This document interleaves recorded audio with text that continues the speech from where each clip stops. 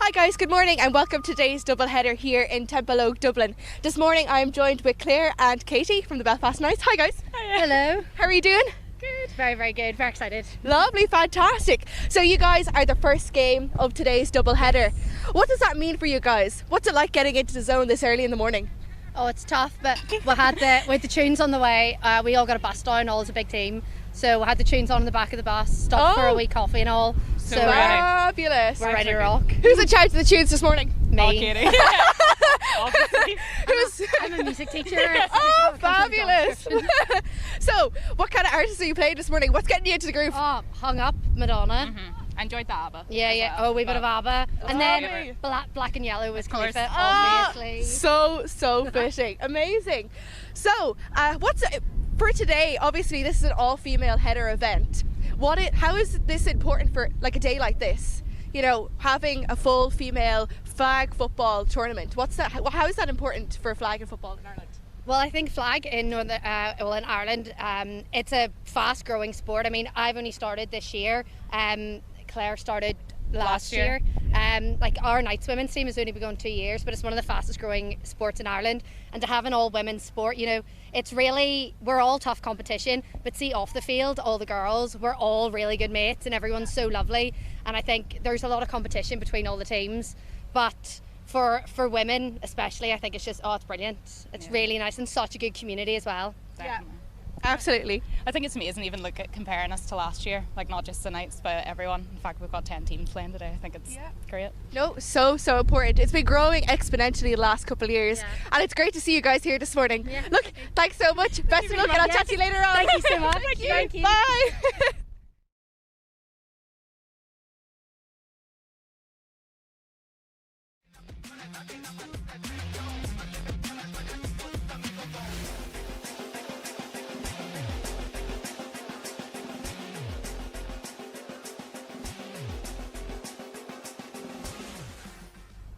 And now I'm joined here with Amy from the Vipers. How are you, Amy? I'm good, how are you? I'm good. I'm excited for this morning. Look, you guys obviously are going against the Knights this morning as the first part of our double header this morning. What's the atmosphere like in the Vipers this morning? We're all quite excited. We're ready to bring our all, and we're just ready to smash it. Lovely. Exactly. I mean, that's what today is going to bring, right? In your training so far in the last couple of months, what have you focused on in your training that's led you to be here today? I feel like a team dynamic, not letting anybody get down and keeping their heads up and just focusing on that, and it's worked. Absolutely. There's nothing better than good morale for a team. Look, what's going to happen in the huddle this morning? What's the message going on? just release the venom and stick together. Oh, release the Anything venom. get in your head. That is amazing. Well, look, thanks so much. Best of luck, and I'll chat to you later on. Thanks, you. Sue. Bye.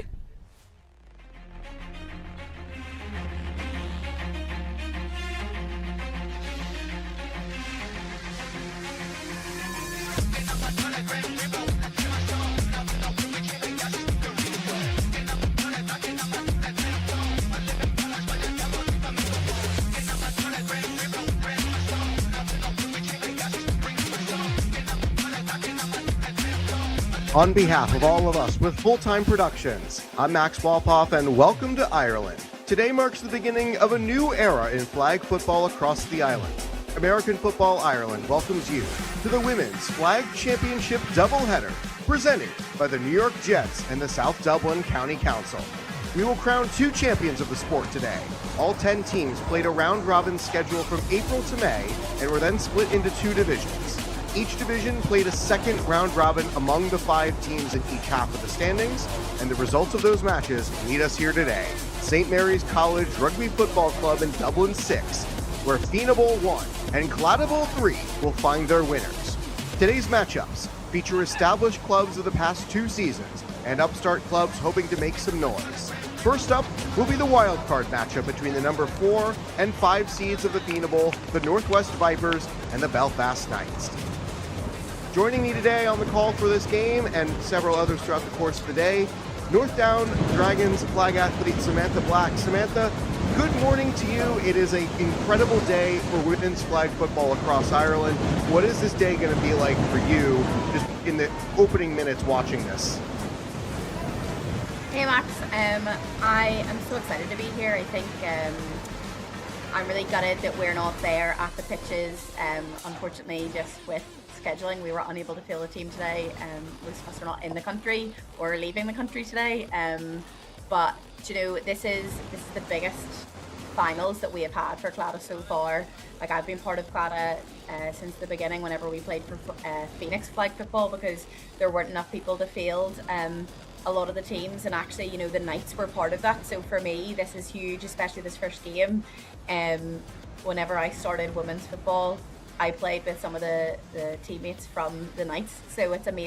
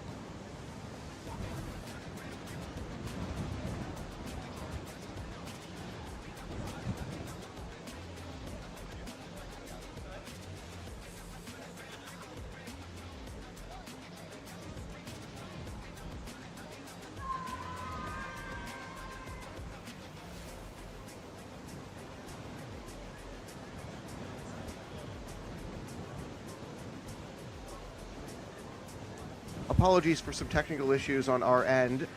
Sam, you were saying about how important today is for women's flag across Ireland. Yeah, I think as somebody who's been part of the Claddagh League for the last 3 years, it's incredible to see the growth that has come. The first year we played as something called Phoenix flag football, which was basically like almost like a mercenary team of a couple of different established flag teams who just didn't have enough women. And so for me to see the Knights with the roster that they have today, knowing that I played with, one person from the Knights a few years ago, because that's all they had women's wise, it's incredible to see, the growth specifically of them, but generally the league. I don't think 3 years ago we could have dreamed of having a scenario where we have this many teams who are to a point where we're having to divide into 2 divisions to be able to play this realistically is incredible. I'm gutted that we're not there as the Dragons today. Unfortunately, just with scheduling, we weren't able to field the team. A lot of us aren't in the country or leaving the country today. But the work that every single team has put in this year has been incredible, and it's been so noticeable on the pitch. So I'm excited to see, what's to come here. This matchup especially, I'm intrigued by. I genuinely could not predict which way this is going to go. I don't know about you and like how you've seen it from the streams, but I don't think the Vipers have had the season they deserve this year. I think they should have been coming out with a lot more wins. They've played as if they've had a lot more wins, which is incredible to see. They've not let that put them down. But I think they're coming in with a chip on their shoulder, ready to show what they've been doing all season. And the Knights, I think you've seen over the last few weeks, things have been working, and I know Becky is back today after a knee injury, and she's an incredible part of their team. So I'm excited to see this matchup, especially how it goes, see what happens. To go to your point about the roster sizes, in the original league of the Claddagh League, there were a grand total of 6 teams, and today we have 10. And for the Knights especially, you mentioned the roster size, 14 players are listed on the roster for today's contest. I'm not sure if all 14 will see action, but it goes to show just the growth within at least one of the clubs that's here today. A lot of clubs are coming in carrying 10 plus players, and that's a huge accomplishment as the captains come to midfield for this wildcard game. Yeah, the rosters are incredible this season. The amount of women who have been involved in this sport across the island, it's unbelievable to see. There's a photo somebody has of our first season of Claddagh, and all the women got involved. And now it's something that we've literally not been able to get this season, because there has never been a point of the season where we've all been together. But the size comparison is crazy, and the rosters are stacked, and I think it comes to show the national team this year has so many different teams on it from across the league. So it shows the work that is being put in. It's no longer, a couple of teams dominating. It's now actually making its way across the league, which is incredible. Captains on the field right now, Becky Wright and Meg Minahan for the Belfast Knights on screen left, and for the Northwest Vipers, Rachel McDade and Cara Phillips for the team in red, who are currently on the right side of the screen.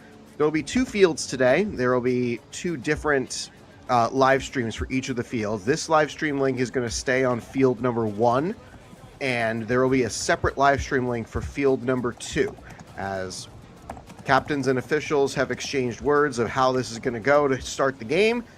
Both of these squads come into today's game in the bottom of the Fianna Bowl standings, but again, don't let that fool you. That means we're probably set up for an exciting match. April 25th was the first match between these 2 teams in the regular season phase. Vipers won that by 1 point, 13-12, and then on June 27th in the playoff seeding phase, 31-0, the Vipers ended up coming out on top. And it looks like it'll be the Vipers first on offense.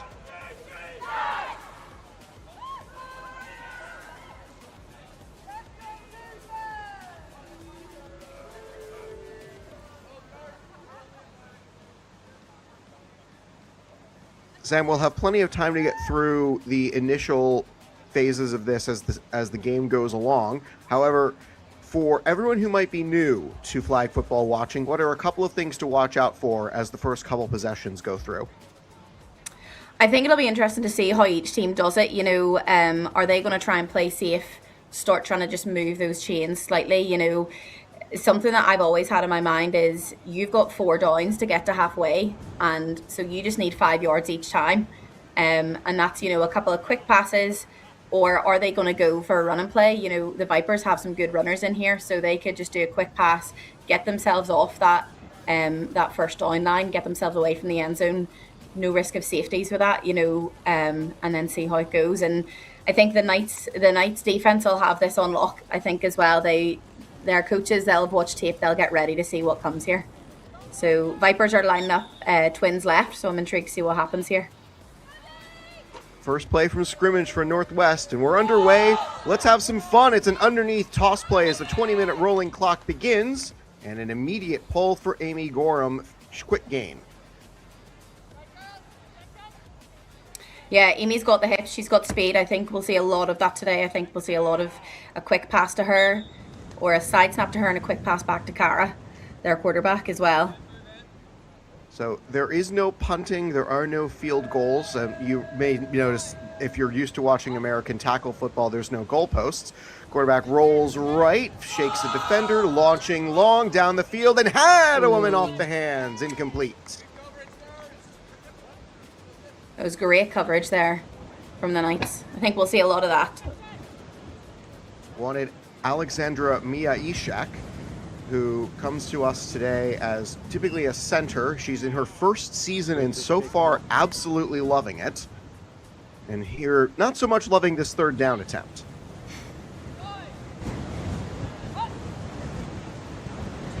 Back to throw, looking long, looking short. Looking has Rachel. Somebody at the first down Lovely. line, McDade, and it's close to the line to gain, not quite, about 4th and 3.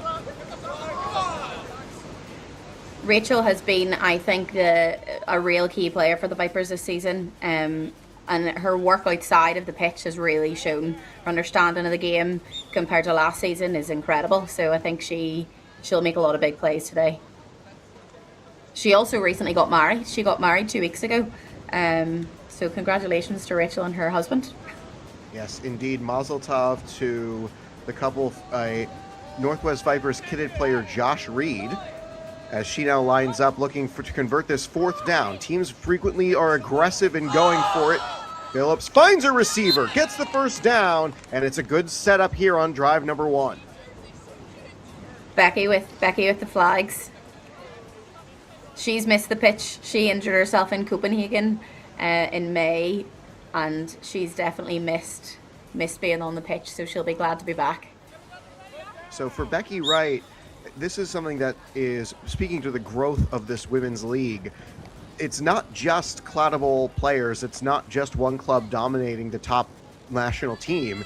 We have a Vina Bowl player on the national team roster, and on a roster of, I think, 12 to 14, that's a lot of people. First down attempt is incomplete.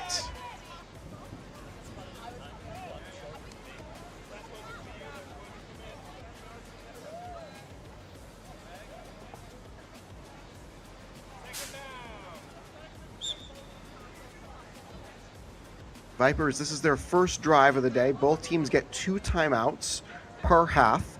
It is 20 minutes for the first 18. The clock will be rolling, so we hope that the clock in the bottom right of the screen is accurate. It might be a couple of seconds off, so don't take it as gospel. Phillips to throw underneath, too short, incomplete. 3rd down.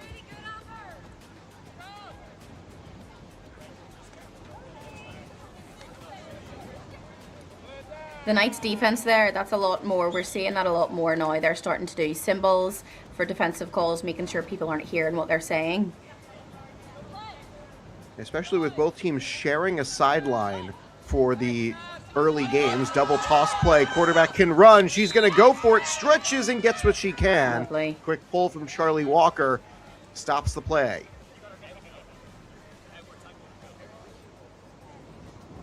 But yeah, as you say, Max, sharing a sideline, coaches and players alike, they're going to need to try and work these things out, make sure the other team aren't hearing what they're planning, you know, and we're seeing a lot more of that. I think that's just another thing that shows the growth of this sport within Ireland. You know, 2 years ago you would have been calling on exactly what you were doing, whereas now teams are knowing what's happening. They're able to make adjustments.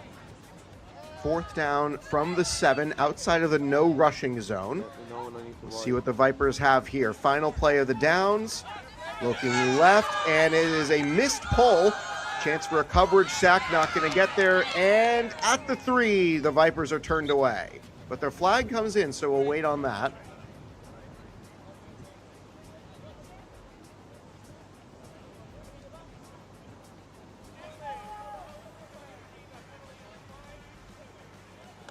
And it is a shielding call on the Vipers, so they'll decline the penalty and get the first turnover on downs. Ball spotted back at the 5 as the Knights take over.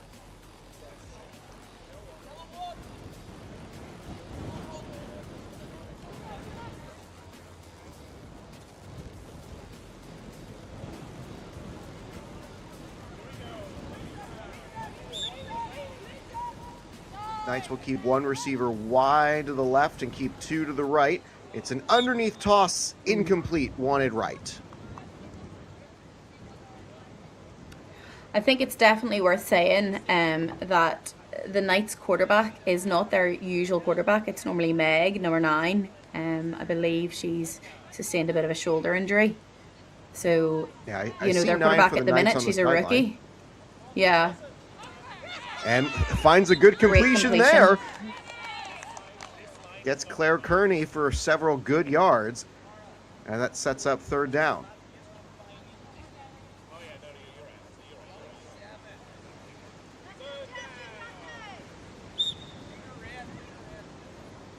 Knights will keep the same formation. Got to get to the midway line to establish the next first down or defensive penalty.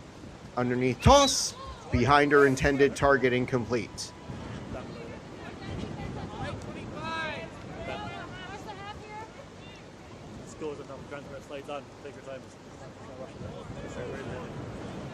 Looks like 10 yards to get for the Knights. 4th down early. All receivers to the right side. Underneath throw, and a lot of distance to run. Not going to get it all. Turnover on downs.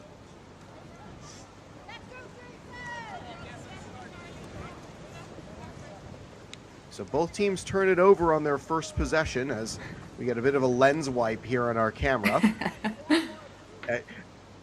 Hey, happens, and again, it's the weather is always going to be an interesting aspect of any outdoor sport. It looks like we do have a little bit of rain and some sustained wind today in Dublin 6. Second time with the ball for the Vipers.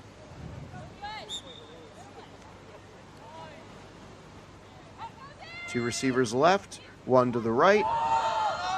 To throw underneath the coverage, and they'll get plenty of yards on a pocket of space for Amy Gorham.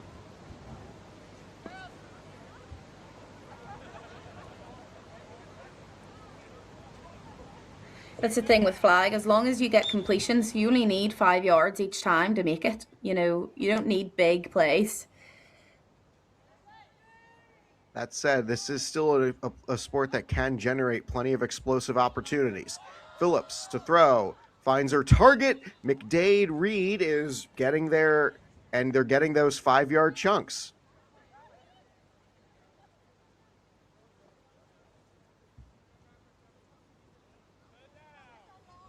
Which one?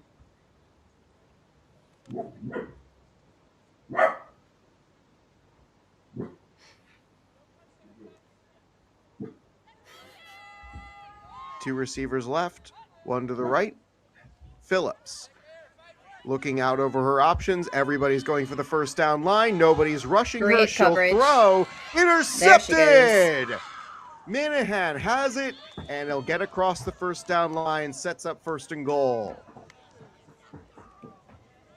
And that's just Meg showing her power. You know, she's so used to playing both sides of the ball. She's normally their quarterback and their safety. She's one of those players, as you were saying, you know, she might be in the lower division, but she's on the national team, and she proves her way every time. So 1st and goal, first time with it for the Knights. They'll throw underneath, and they'll maybe get a few yards down the sideline. Nobody's pulled the flag, and eventually somebody does pull the shorts, and you're not allowed to do that. Holding.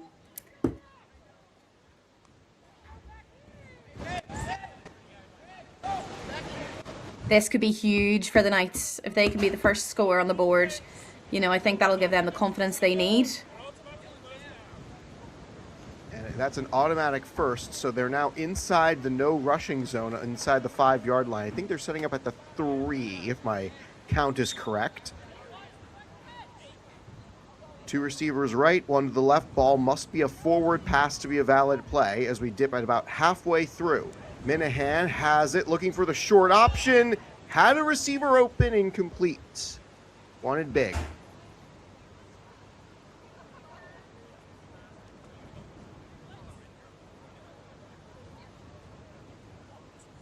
Well, there seems to be a flag on the play. Oh, indeed there is. And another defensive foul. I believe it was contact on the quarterback, possibly. Well, there were defenders close to Minahan right at that line of scrimmage, and again, you can rush the quarterback, but when you have the short toss, when they have the short snap to one of the receivers on the side, it creates an interesting moment. Do you go after them? Do you play the receiver? And it's intercepted in the end zone! A huge break for the Vipers as the teams trade picks.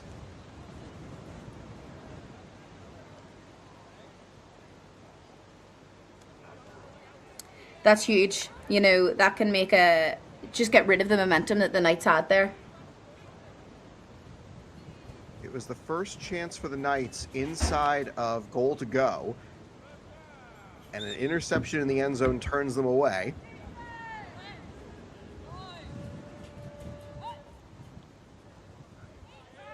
Phillips in her own end zone's got to get out of there. Throws it down the sideline. Incomplete. Way over the head of her intended target.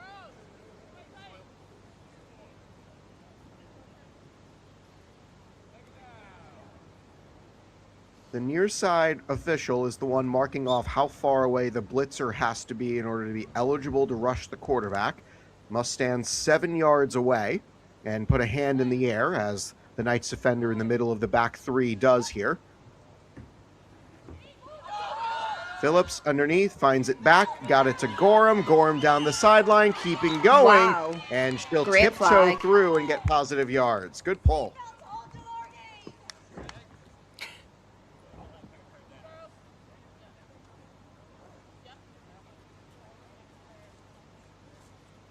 Under 8 to go. Both teams have had the ball for 2 complete drives. Both teams have turned the ball over on downs once. Both teams have thrown 1 interception. 2 receivers to the right, 1 to the left. And Phillips on this 3rd down try, looking for that big blue line for the first. Everybody stays back in coverage, and underneath a flag comes on the coverage. Gorham, as the receiver, appealing for a penalty, and Reed is just saying, hey, just let them do their job. They got it.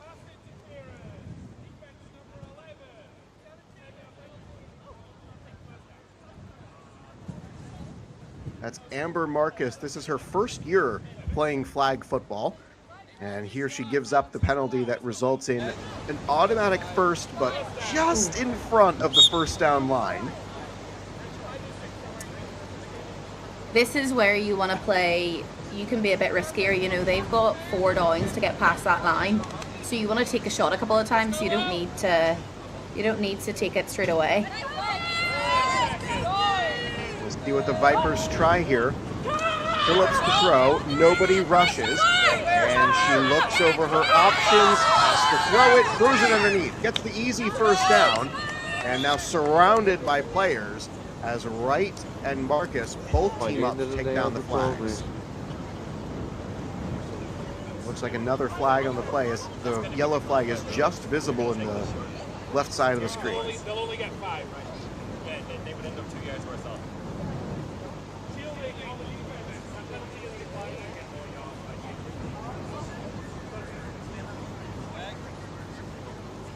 Looks as though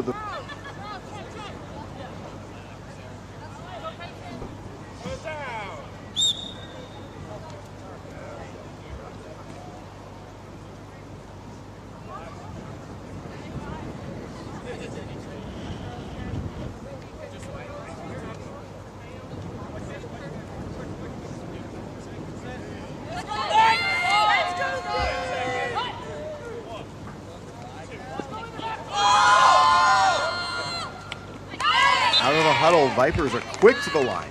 Phillips, with a woman in her face, finds her snapper for the ball. Tia Sadlin gets through for several yards. It's now second down.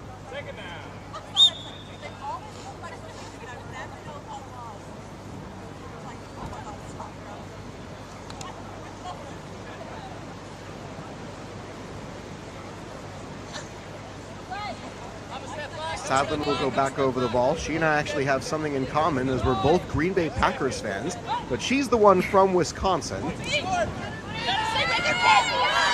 back. Phillips, heavy rush, scrambling in the back, looking down the field, has a woman, gets her, and right at first down line, looking close to the 5, not quite. 6 yards to go.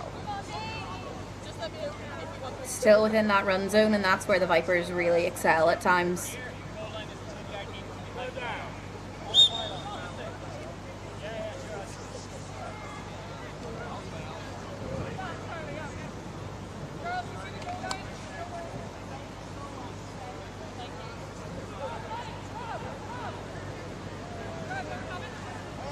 Two receivers right, one to the left. Run play is in play here.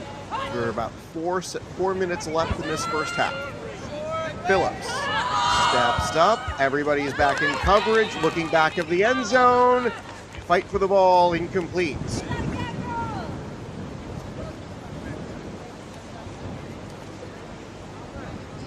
Great coverage from Becky right there on the Knights.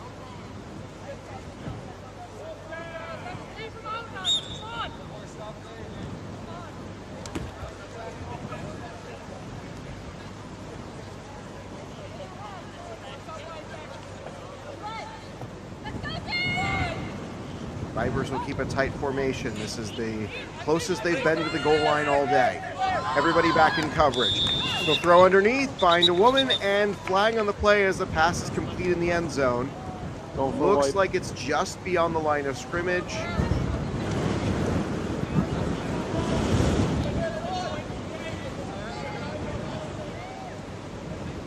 Not by much, but this knocks the Vipers back, as it is a loss of down as well. So the It's a turnover? Turnover on downs again.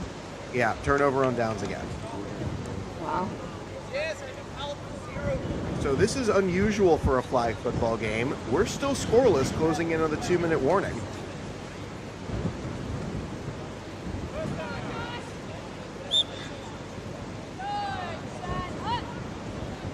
From their own 5, the Knights bobble the snap.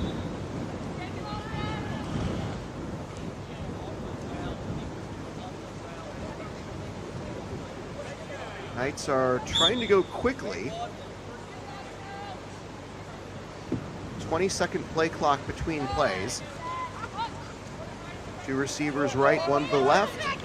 Underneath throw to right, and she'll get what she can, which is not a whole lot, third down. Great flag from Amy. The Vipers have a very similar play. You could see she read that pre-snap. That was her moving. She knew that ball was going to Becky.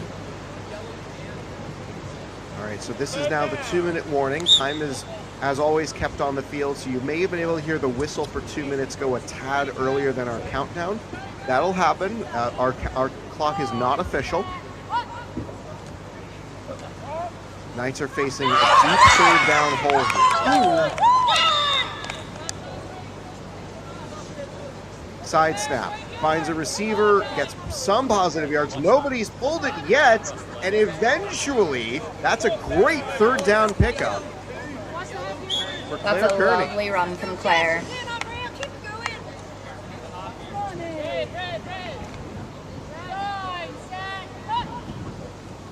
Knights going quick. Got a lot of yards to make up. She gets down the sideline, gets it through. Hannah Big with a big first down pickup. Wow. This is what they need. Momentum, speed. Huge drive so far from the Knights. Neither team has utilized a timeout yet.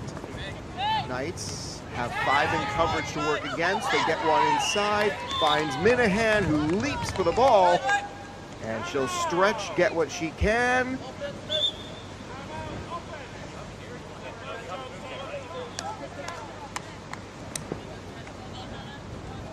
First time Second out of the down. day.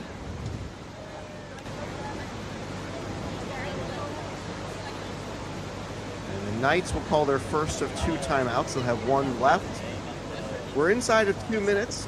Yeah, so there's 3 downs to work with here for the Knights, and how much of this conversation is more just knowing what the right play call is for this particular next couple of plays.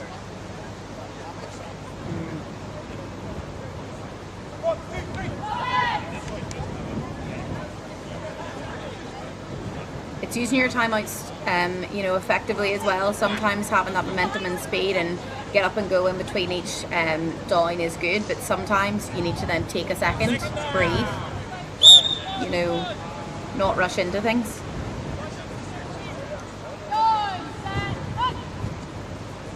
Tight formation around the snapper. It's going to be a shy snap. They got a little bit of space to run. They want to get big in space, and they were unable to get everything there, so this is 3rd down and goal.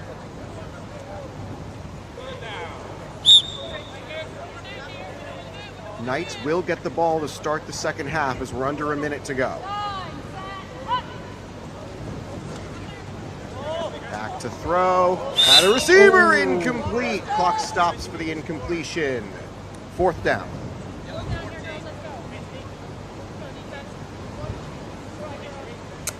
Very close to another interception there.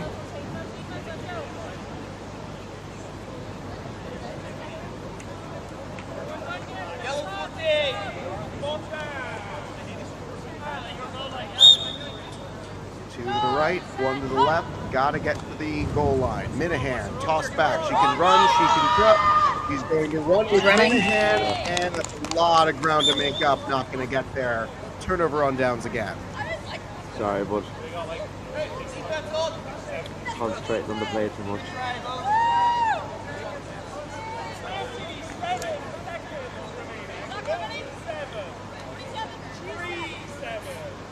Three, 37 seconds left. Vipers have both of their timeouts and a lot of ground to make up.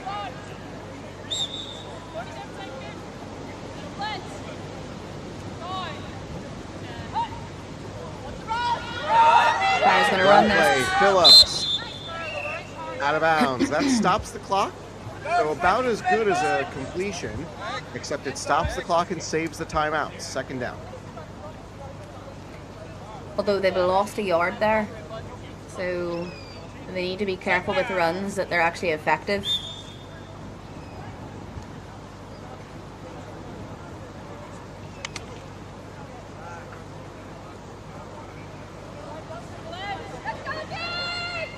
Two quarterbacks set.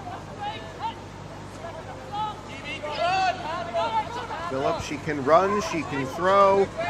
Looking for anybody to get open. She's running out of options. An incredible stop on the play, Amber Marcus.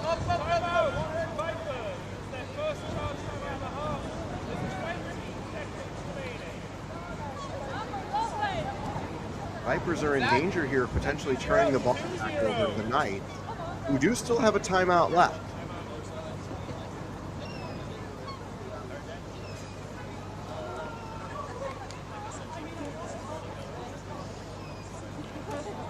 It's interesting, I haven't seen this in a long time in flag, where we're coming up to the half-time here, and both teams are on 0, but they've had very similar games with interceptions, with how they're moving the ball.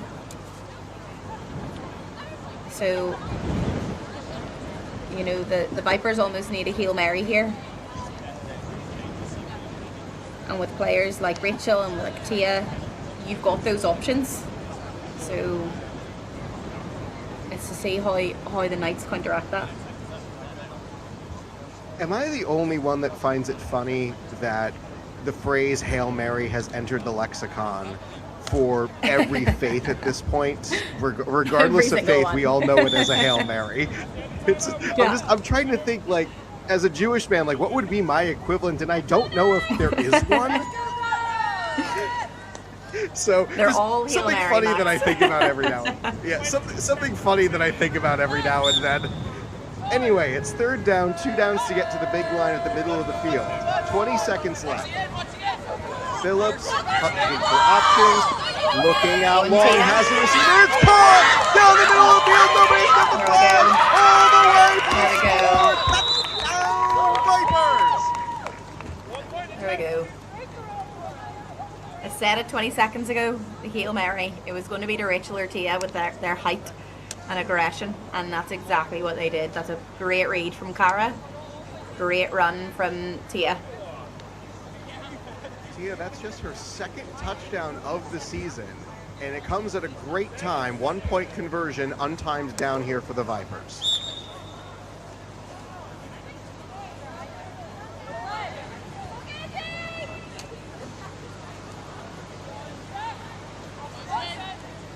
Motion left to right. Phillips to throw, looking for the 1-point try. Broken up. 6-0.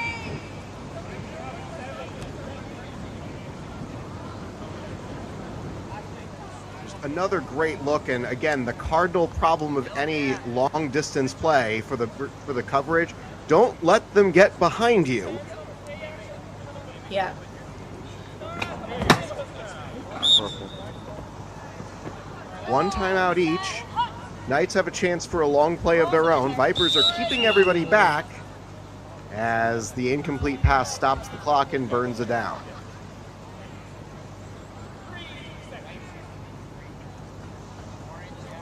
All right, 3 seconds left, so time for 1 play, and barring a foul, this should be the last play of the half.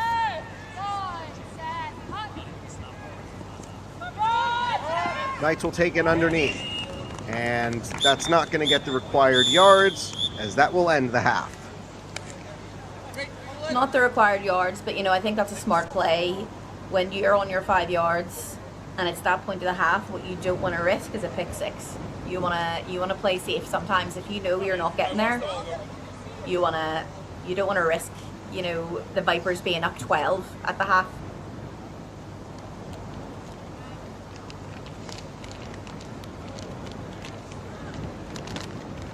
And especially for the Knights, as we'll head to the second half coming up, they get the ball to start the half. So that probably is in the back of at least the coaching staff's decision for John McChrystal and others that, listen, we're about to get the ball right back. We'll have a full clock to work with. Let's play this safe, come out of the next half, and come back for the next play. 100%.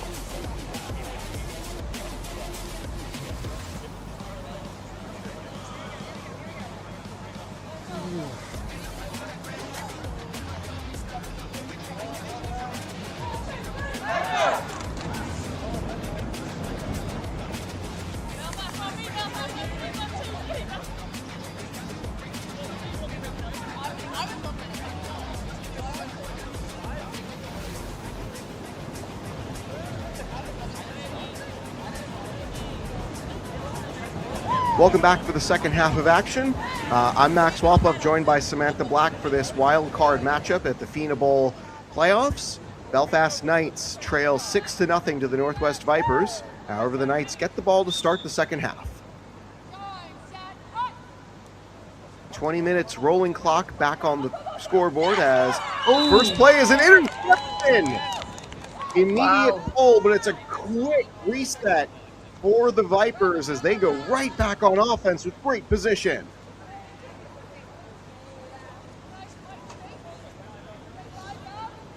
Sam, you said at the end of the first half, the last thing you wanted as an offense on those last second drives when you got the ball way back in your own end is to throw a pick six.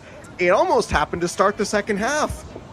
Yeah, I was literally just thinking that myself. At least it wasn't a pick six. To be honest, I've seen the defenses cover shorter than this and make it be a fourth down thing. But this is a difficult position to be in for a defense right now, especially at the start of the half. Phillips will receive the snap. That one goes left. Phillips looking for the pylon, finds a player, and it's right in. Aisling Grieve, touchdown. She did not realize she was in the end zone there. You saw her running to make sure. She wanted to make sure she was in. Yes. You may be able to see it on the replay, but there is a pylon up at the 5-yard line. So I can understand a player maybe not realizing that there's 3 sets of pylons out as she does keep running. That happens. 12-0 Vipers. You'd rather make sure you're in. Oh, I'd rather run through the back of the end zone with the ball than drop it at the 1-yard line. Are you listening to me, 100%. Various college football athletes who continue doing this year after year? 1-point try. Phillips rolls left, fakes, goes underneath, and it's broken up. Great coverage there. Claire Delargy as... Was there a foul, or are they the refs? No, they're just discussing something. Yeah, Right, so that's a second missed it's conversion opportunity. If there's something the Knights don't want, it is Rachel open in the end zone. So they know to cover her well. Back to throw, fire dropped. Incomplete, wanted Hannah Big again.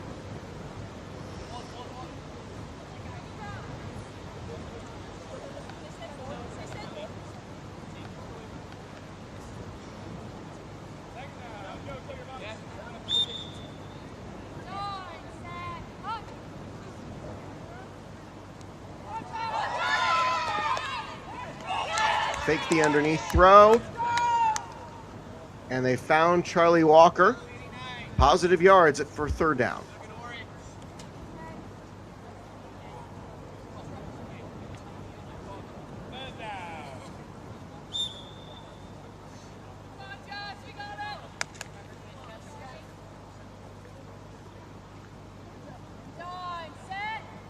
Vipers playing 3 at the back with coverage walked up.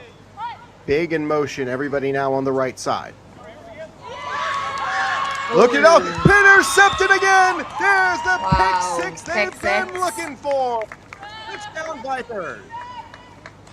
I believe that is Kara's second pick six of the season.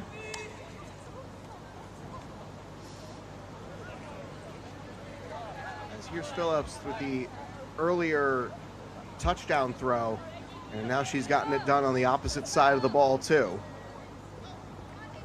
Yes, this is her second pick six of the season, but at least by team provided stats. This is the momentum the Vipers have needed, and to be honest, that they've deserved all season. They've played as if they should have won a lot more games. So, game's not over, but this is what I was expecting from the Vipers this season. Phillips now to throw. Underneath, back of the end zone, too far. Incomplete for Grieve.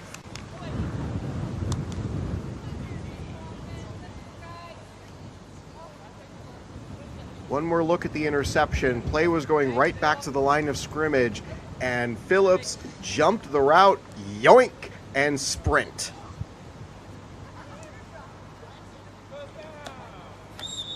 They have struggled on the point after tries. But when you're up by 3 touchdowns, I'm not sure if that really matters.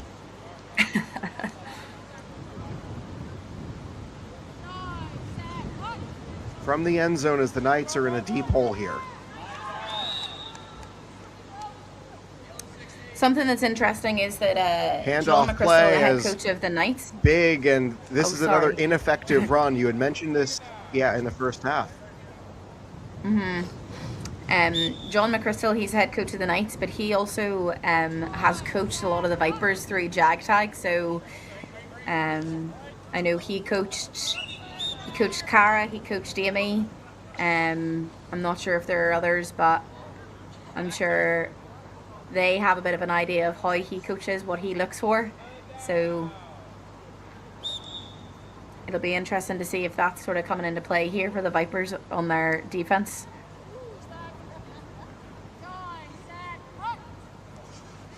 Quick third down here for the Knights. They have not been able to get out of first gear, and they again stall the engine. It's 4th down and forever.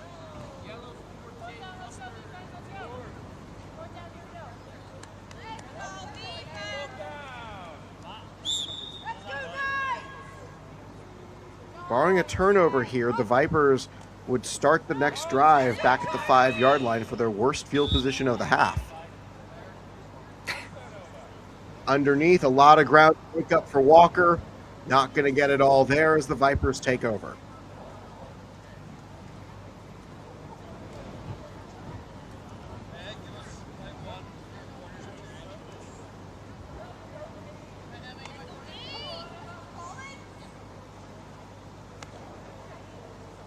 That's something I love about women's sports.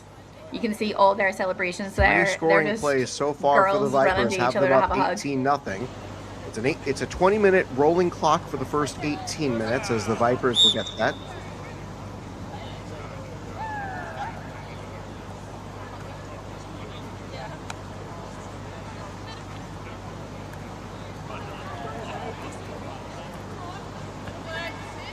And the excitement is genuine for a lot of these players, that this is really a community that has sprouted up around the sport, where the players have largely, from what I've just been able to gather, have become friends by virtue of playing this game together and against each other.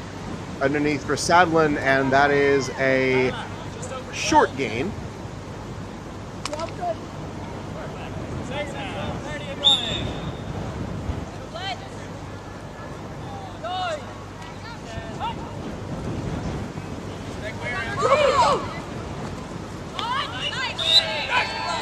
Phillips to throw on 2nd down, and quick play for Gorham, gets positive gain again. Again, tick, tick, tick on the clock as the Knights are running out of time to try to flip them up for this game.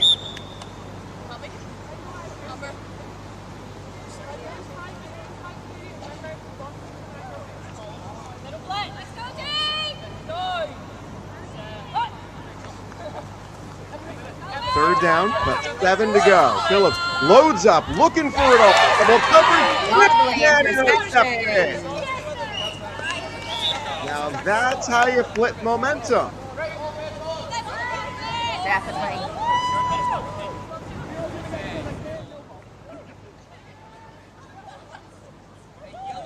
Weirder things have happened than somebody to make a comeback with 11 minutes left in a flag game. You know, it's possible.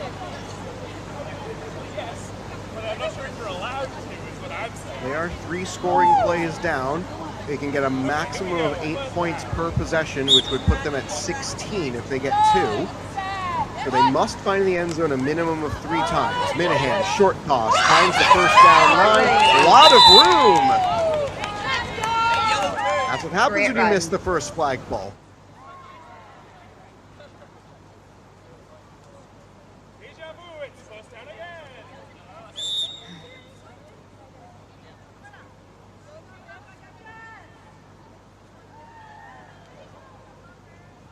Knights set up again, 2 receivers right, 1 to the left. Back to throw, underneath to Big, a little bit of room to run, down the sideline, got through, positive yards, 2nd down.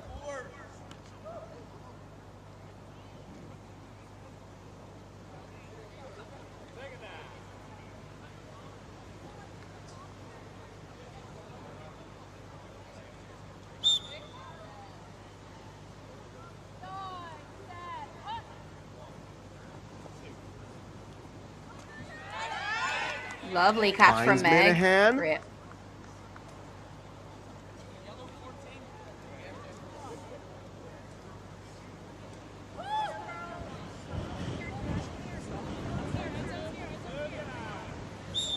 They've still got that run zone here, so I'm intrigued. Will they use it? Yep. Only by 2 yards. Third down, Knights have yet to find the end zone today. Toss, Minahan, fakes the throw, can run, can throw, shakes 1 yard.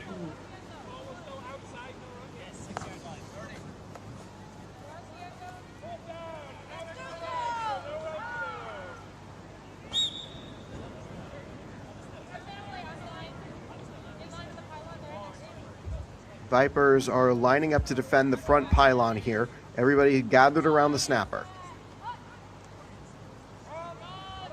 Minahan, it's going to be a run play to Big. Yes, lovely. Oh, what a Fulham play. That was great. Touchdown Knights. They have been building that Had me all fooled game. too. I have seen number 23 standing with their hands behind the back the whole game. Anytime they do that, I knew it was coming. Knew that was going to happen. That's classic John McChrystal. We did something similar back in the Phoenix days, so I saw that coming. That's incredible. I'm so glad they got points on the board. That's great.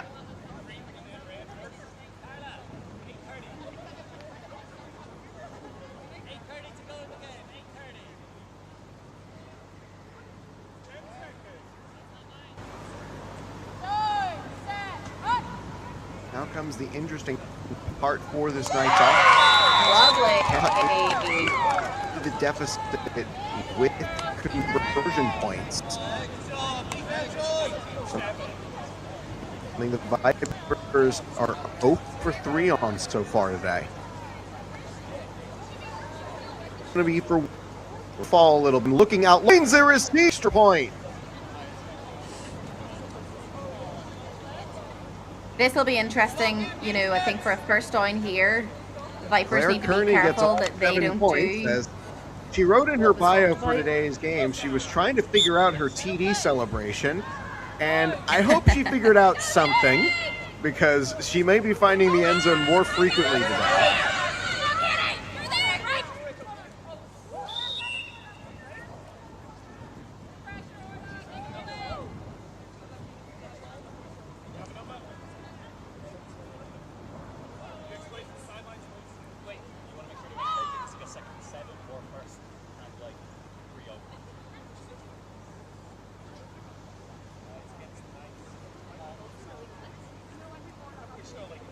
Oh, there's a bit of discussion.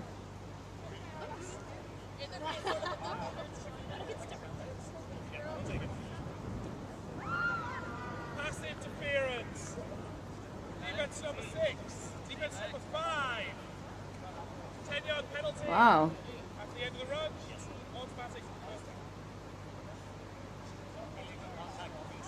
down. Oof. That is not a position that you want to be in at this point of the game. The Vipers are starting first down again. 6:20 left on the clock. This is not somewhere the Knights want to be.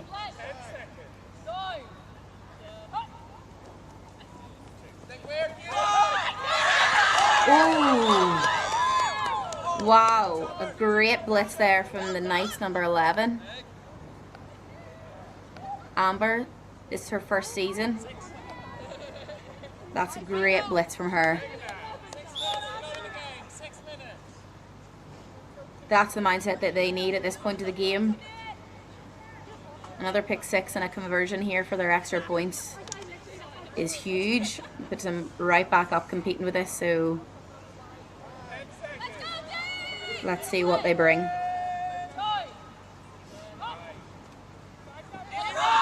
A run from Cara. Ooh, and a couple of missed flags. Ooh, and it looks like she's stood on Meg, possibly. Yeah, a bit of a collision down the left sideline.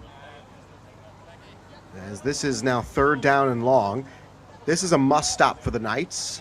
As is that a Definitely. flag on the field? Yes, flag on the field. Yeah.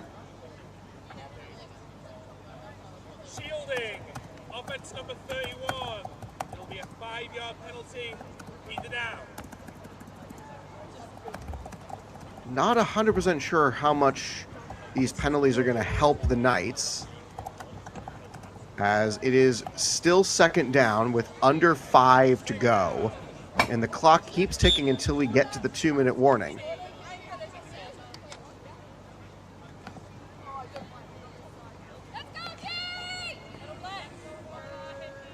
Clock management here from the Knights will be huge whenever it gets to their turnover. Phillips finds a receiver underneath, a lot of room to cover, and this is going to be a long third down play.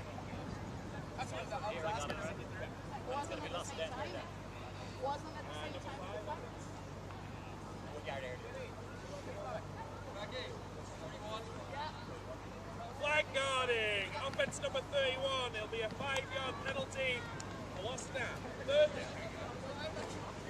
I think the benefit here for the Knights for that is that they do lose the down with the penalty, 100%. as this gets them closer to fourth down. Also brings them There closer is- to their end zone. A pick here, you know, an Yep. interception here would be an easier pick 6. Yeah, it would, and there's no onside play here, so if the Knights even do score on their next possession, they have to go back out on defense. Double quarterback set, finds Gorham, has a lot of ground to cover, middle of the field, eventually pulled its fourth down, 3.5 and counting.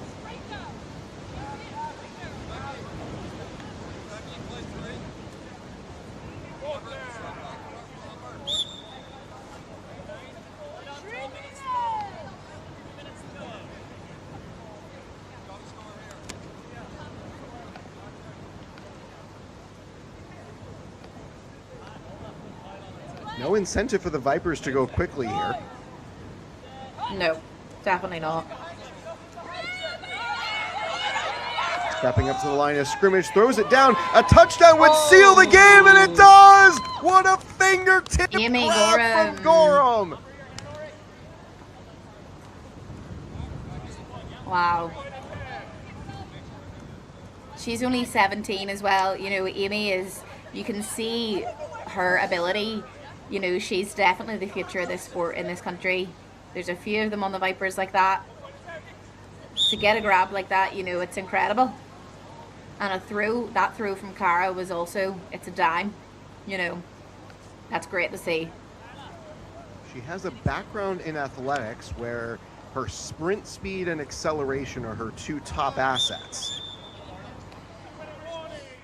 And this is now the 2-minute warning, so the Knights especially have a zero incentive. No, sorry, the Vipers have no incentive to go quickly, but this is an untimed down. Front pylon got the conversion this time, first of the day.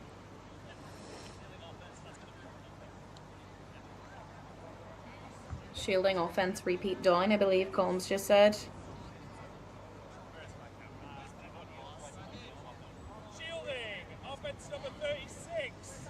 Be a 5-yard penalty. Either try.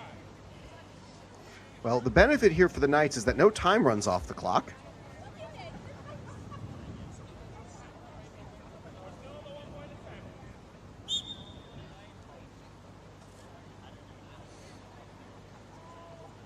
Yeah, I think the conversion would have counted, but for the penalty, so it should be 24-7.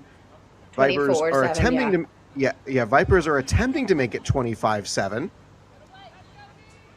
As it is a 1-point try from the 10 as a result of the penalty.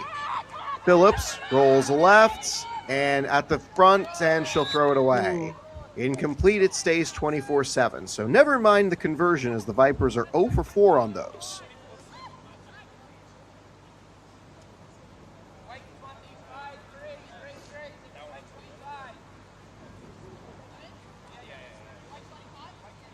I misunderstood this for this.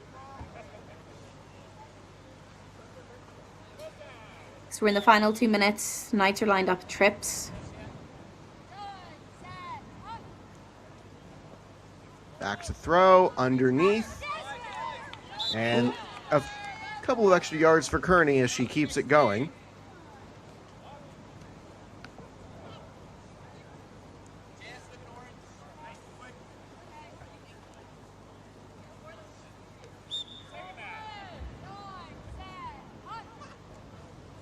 Vipers back on defense, finds Hannah big.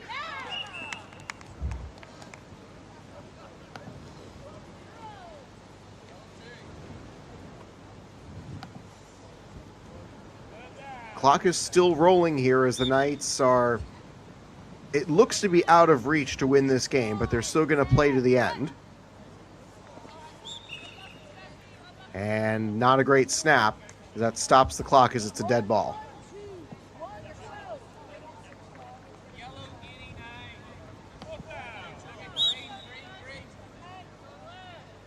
Fourth down opportunity here. Got to get to that big blue line. Winner of this game will face the Louth Mavericks in the next round in the Fianna Bowl semifinals. That game will be right here on this field and on this link. Thrown away, incomplete. And the Vipers will take command of the ball and have command of the score, as all they have to do is just have positive plays to keep the clock moving.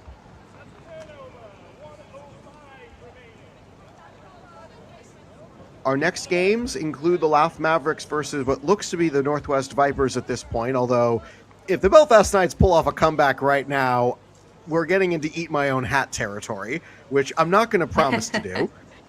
And on the second link that we'll set up, it should be right here on AFI's YouTube channel, the Dublin City Wolves will face South Dublin Panthers White in the Fianna Bowl 1 semifinals.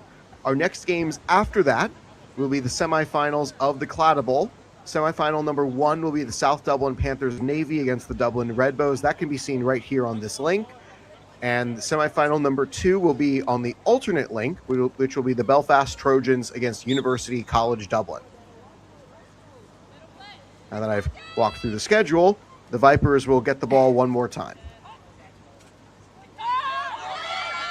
Toss play, and the Vipers, they're going to keep going. Wow. Down the sideline she goes. Clock will stop as they reset for first down. Never mind just playing for the end of the game. Well, I was about to say, I feel like, that first down, this is where you want to see those smart plays, those easy plays, those we're not throwing a pick six. And normally you get maybe a couple of yards with a run like that at this point of the game, but that was incredible for Amy. Straight down the sideline.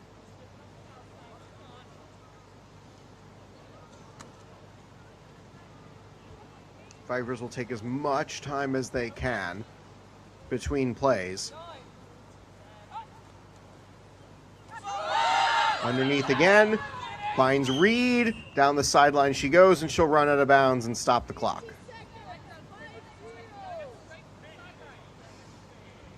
$50 seconds left. It's plenty of time for another touchdown.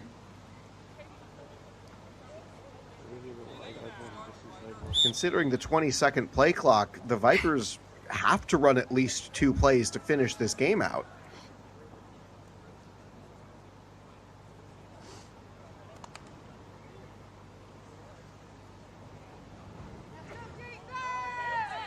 We'll keep 2 receivers right, 1 to the left.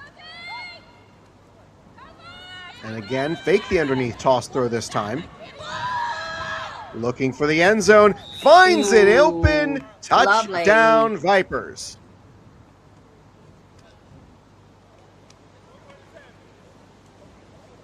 Three touchdowns this half.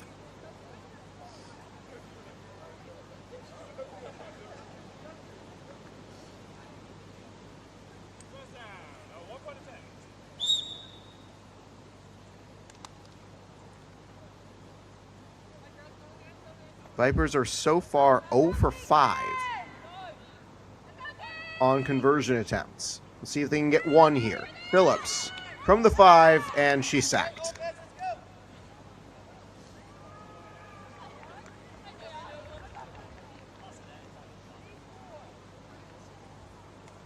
(30-7). Knights back on offense for what is likely the final time in this game, as the Vipers setting up themselves to play the Louth Mavericks in the next semifinal matchup.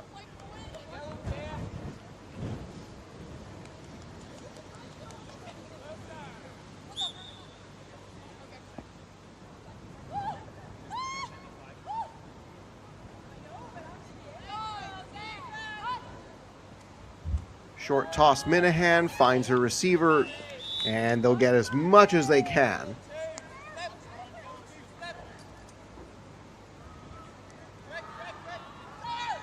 Clock is rolling. Becky wants off the pitch. For whatever reason that is. Flag's not in yet, maybe. Underneath Minahan, she can run, she can throw, she's going to throw it, and unable to scoop it off the ground. Incomplete.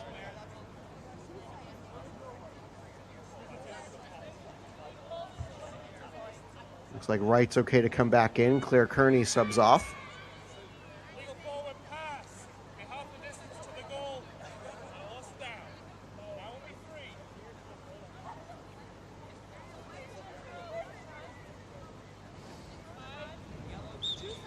The Knights have barely been able to get out of first gear today as the Vipers just trying to bring this plane in for a safe landing.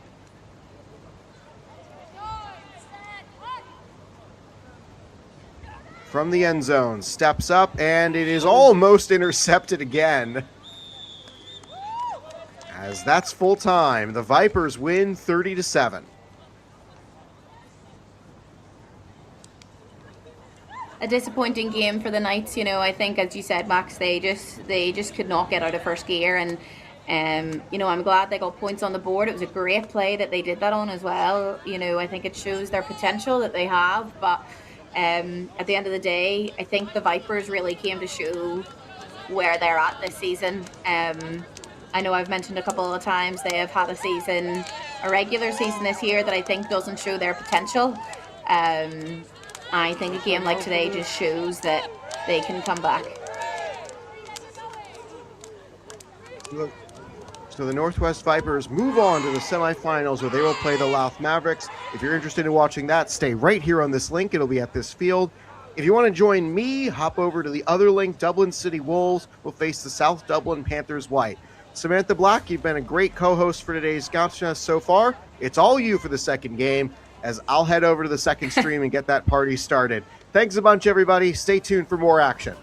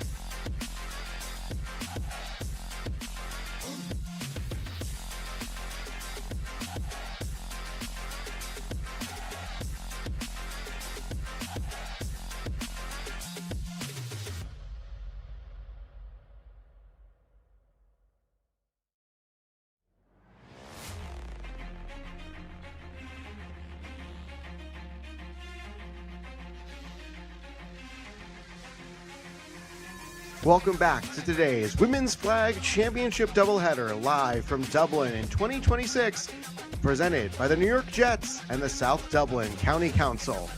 Today's second game of the day is going to be a semifinal matchup between two expansion teams. The South Dublin Panthers White is the second team of the South Dublin Panthers and finished their season 4-9, but lost both games to Dublin City. South Dublin Panthers White started the season with 5 straight losses, meaning they ended the year at 4-4. Many of the Panthers White players were part of the Panthers Claddagh Bowl winning team the last 2 seasons. Could South Dublin add both trophies to their case? In their way are the league's newest team, the Dublin City Wolves. For being the newest team, the Wolves still finished the year with a winning record of 7-6, with all 5 of their Phase 1 losses coming against the top half of the league table. Only a head-to-head loss against the Louth Mavericks and a net -3 point differential in their 2 matchups separated the top finishers in the Fianna Bowl standings. Led by quarterback and team captain Dolores Montserrat Sanchez Sotelo, this group of pioneers is ready for the challenge. Regular season matchups this year: April 25th, the Wolves won 20-0, and on June 13th, the Wolves won 19-7, as the teams are going to come to halfway and will be set to go. There will be 2 semifinals going on at the same time. Semifinal 1 will be on the other link, and that will include the Louth Mavericks versus the winners of the Wildcard game, the Northwest Vipers. Or you can stick with me right here for field number 2, as this is going to be Dublin City Wolves versus South Dublin Panthers White. The Wolves are on the right side of the screen. They're dressed in black with gray striping. As here comes the coin toss to determine who gets to choose the ball first. And South Dublin Panthers White will be on the left, as it is right now, in white and gold.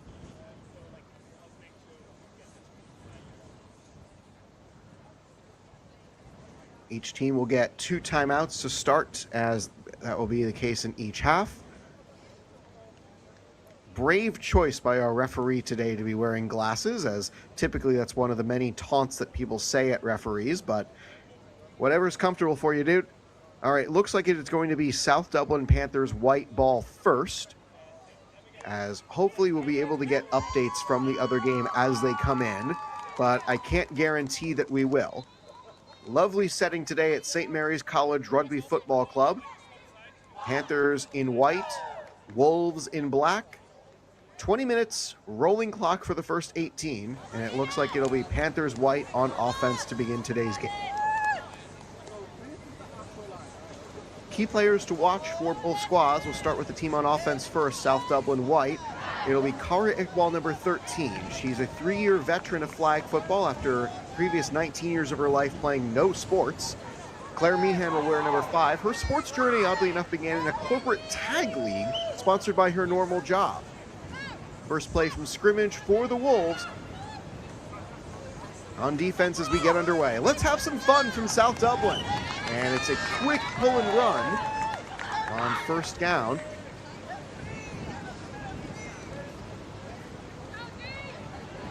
Claddagh right, the first one to it. The clock on the bottom right side of the score graphic is not 100% accurate. It is meant to be as a guide. Time is kept by the officials on the field. As dead ball, snap was unable to be handled.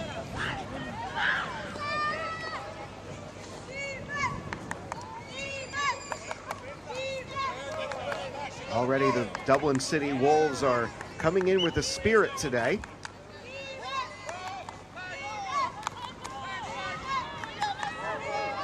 Two receivers left, one to the right. And they're not quite going to get there. Iqbal unable to get much. As a defender for the Wolves has to tie her shoes. We're grateful and thankful for all of you who have decided to join us today. As that it was Madel Partida on the stop. She's in her first season playing in the Women's League. She had 2 interceptions against the Panthers in their first matchup. High snap, and it's off the fingertips. Incomplete. As that was fourth down, and that turns the ball over. Back.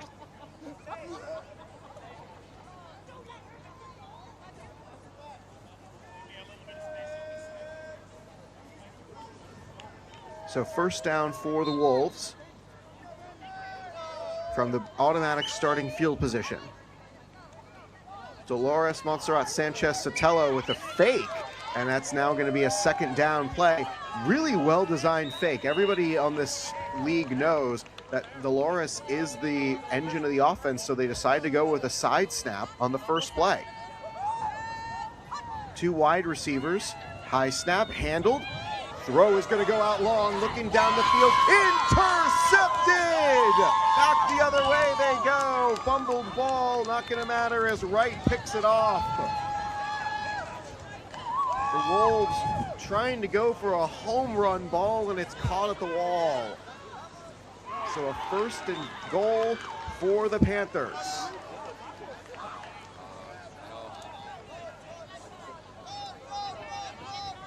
Claddagh right, backhand on the ball, as she'll be the one snapping it back. Bullet snap. Looking back over for Wright. Well done hands, and it's complete.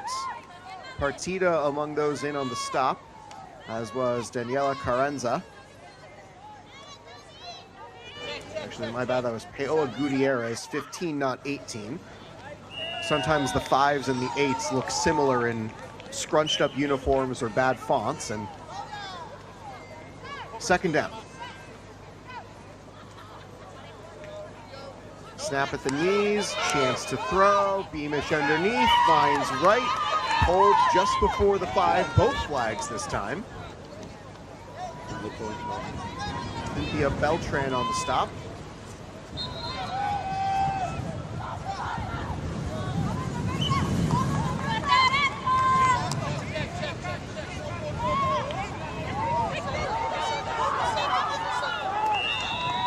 Ball, that's Leisha Ganesh in motion.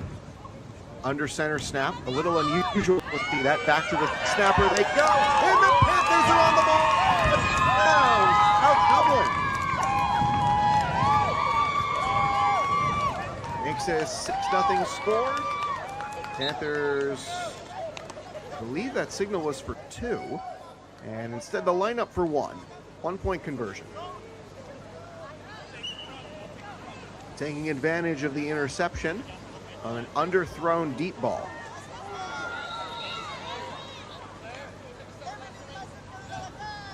Two receivers right, one to the left.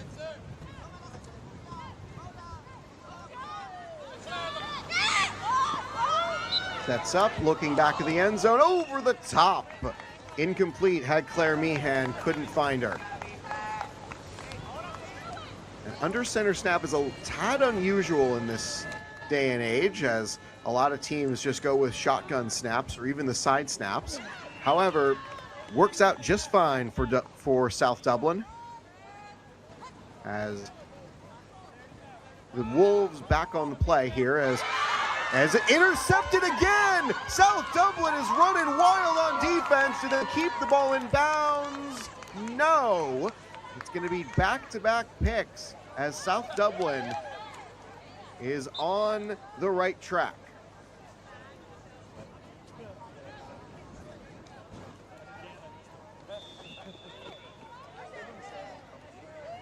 So, if I may tell the production truck, the South Dublin Panthers are the team on the right side. Dublin City are the team on the left side with the logos. So, apologies for the confusion, everybody.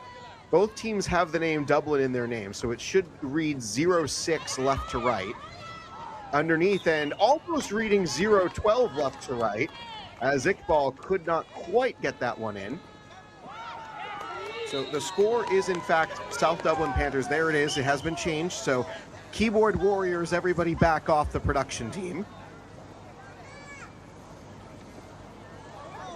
From 7 yards away, as the Wolves, 2 uncharacteristic interceptions on back-to-back plays. Underneath, Iqbal stretching for the line. Does she get there? No! Here comes third down right outside the goal line.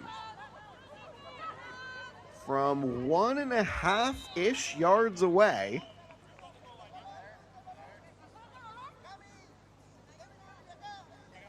This must be a forward pass play.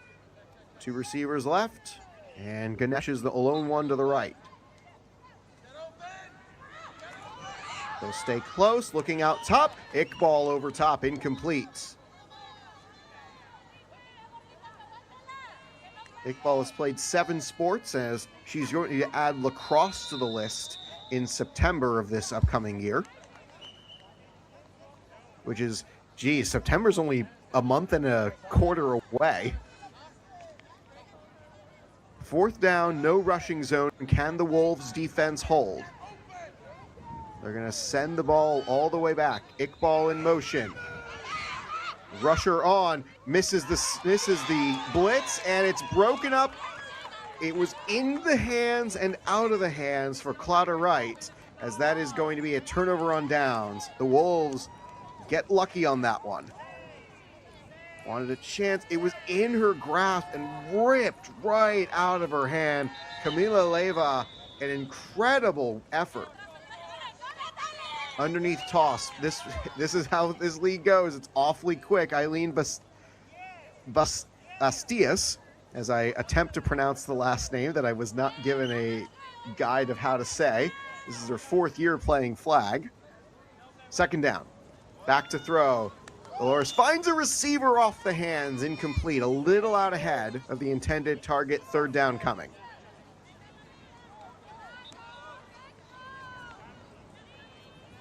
Carranza rushes the ball back.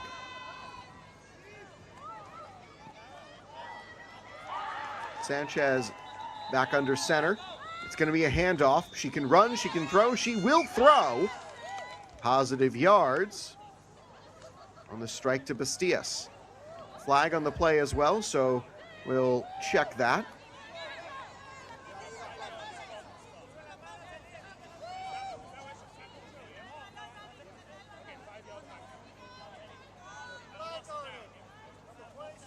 Indeed, it is a flag guarding call on the offense. So it is still going to be fourth down. The down counts against the offense. And now fourth down is going to be a long conversion attempt here for Dublin City.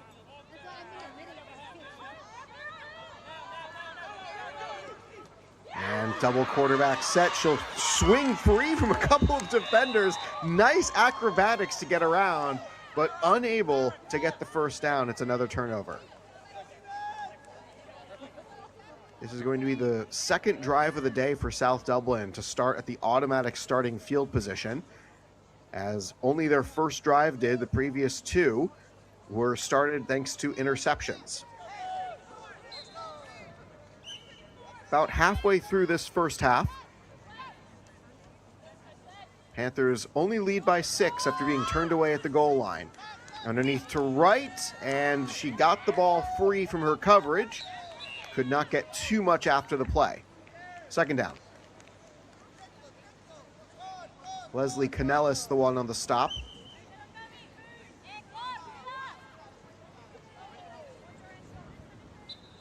On this second down play, camera zooms out to potentially get the first down line they're hangering for. Iqbal running left side. Iqbal down the sideline. She's going to stretch. Down the sideline she goes. Both flags on. Into the end zone. Touchdown, Panthers.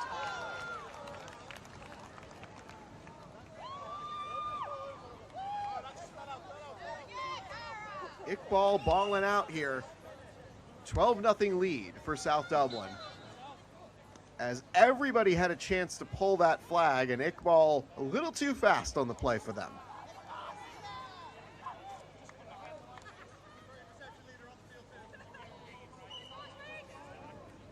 South Dublin will again go for one.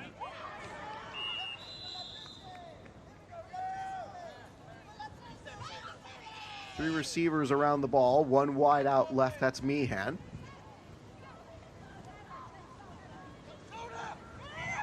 Rusher runs into a player underneath and got it through. Incomplete though. Meehan could not handle the ball. As again, teams fail to scoring on the conversion downs. Dublin City, fourth time with the ball. Interception, interception, turnover on downs go their previous 3 drives. As we are once again back at it from the automatic field position. And ball came out of her hand kind of awkward there.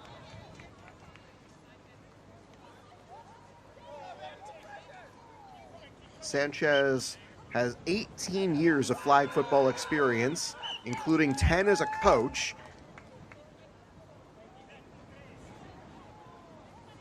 Hails from Mexico, as her team now faces a long third down after only gaining 1 positive yard the last 2 plays. Quick snap, handoff, can throw, can run, she's gonna run, stretching for what she can. Carranza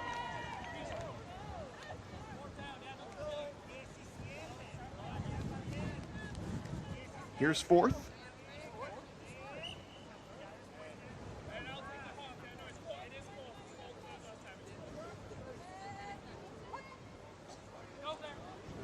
Fake the handoff. Looking for that blue line at the middle of the field. She'll throw backwards. This can be a forward pass again. They'll throw it to Dolores and unable to complete the play.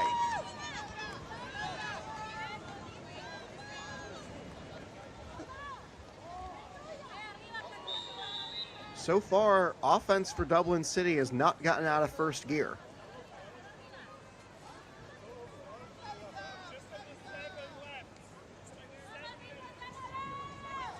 So we dip under 7 minutes to go.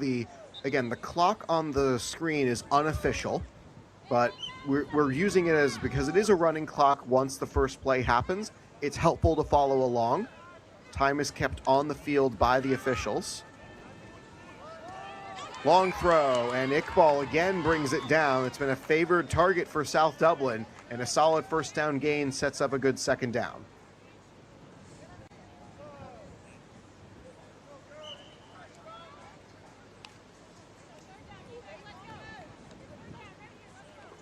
Panthers leading by 2 possessions. The far side judge is the one marking off 7 yards from the ball, where the blitzer for the defense must stand with an arm in the air to be an eligible rusher. In this case, that's Paola Gutierrez, as she'll rush the quarterback. And has a woman in her face, handed off to Ganesh, and are they going to give her the reception? Yes, they are. This will be third down following the catch and fumble.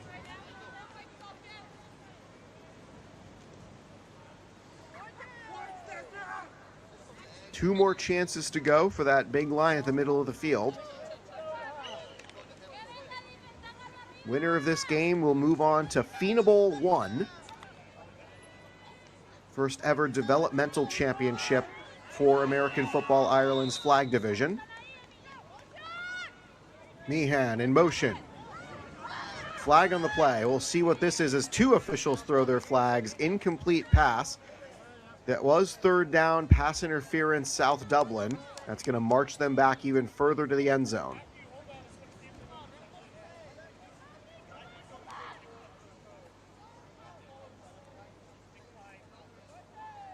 And they'll take the incompletion, so they'll decline the penalty, and it results in a fourth down.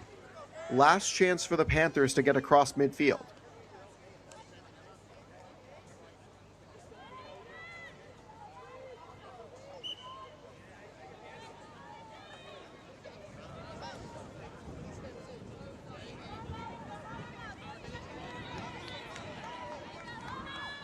Beamish steps back.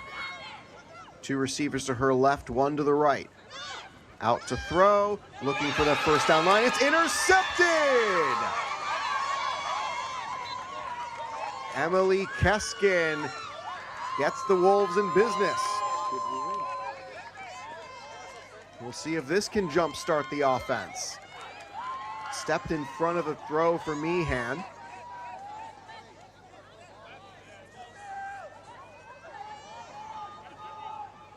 First time beyond the halfway line for Dublin City.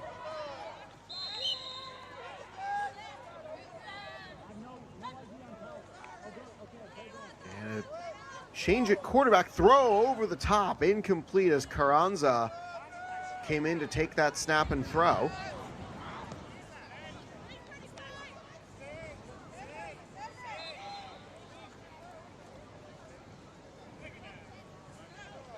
Carranza looks like she's going to stay in at QB here.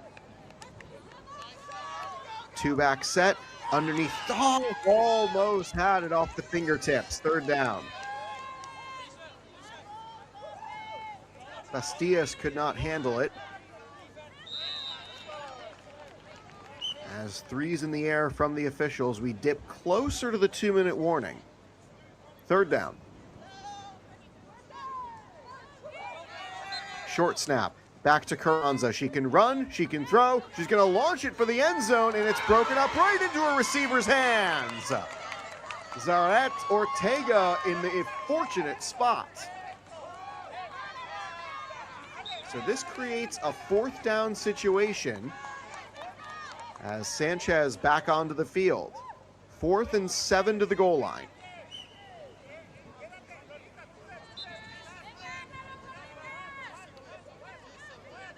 Sanchez and Carranza are both going to be in the backfield here. And it's going to be a handoff. Carranza can run, can throw. She will throw, has a receiver open at the back. Incomplete. Wanted Roa and could not get there. The Wolves are again turned away as it is the 2-minute warning.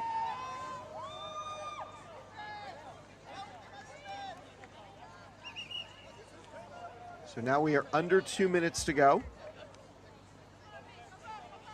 2-minute timing rules are in effect here. Incompletions, changes of possession, scoring plays, changes of first down, penalty adjudications, those will all stop the clock. As South Dublin, they're getting set to go to work for their 6th possession of this half.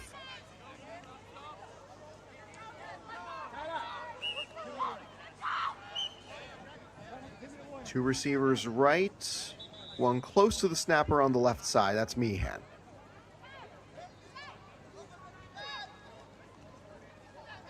Underneath to Iqbal. She's got room to roam. Not a lot, as the clock will move as they got the pull. Dublin City will start the next half with the ball. It is imperative for them to stop this drive from being a scoring drive and keep this within at least 2 possessions. Any margin beyond 2 possessions is incredibly difficult to come back from in a rolling clock situation like in flag football.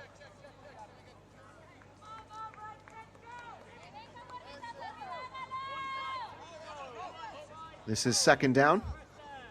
2 receivers left, 1 to the right, and timeout Panthers. Didn't like something there.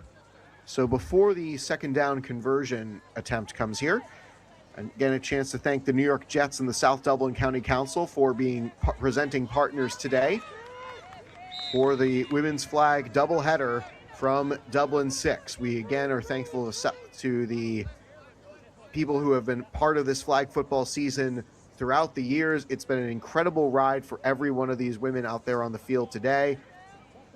And it's been a great season so far for American Football Ireland. Largest league that they've had since their founding. It started with 6 teams, moved to 8 last season, and here we are with 10. Granted, 2 of those teams are technically one club, as here the South Dublin Panthers, the team with the lead, are the second branch of the 2-time Claddagh Bowl champion South Dublin Panthers. 2 touchdowns are all the Panthers have to show for it. Both of them came very close, but that one was a breakup. Here's the touchdown for Iqbal, just blazing speed down the sideline.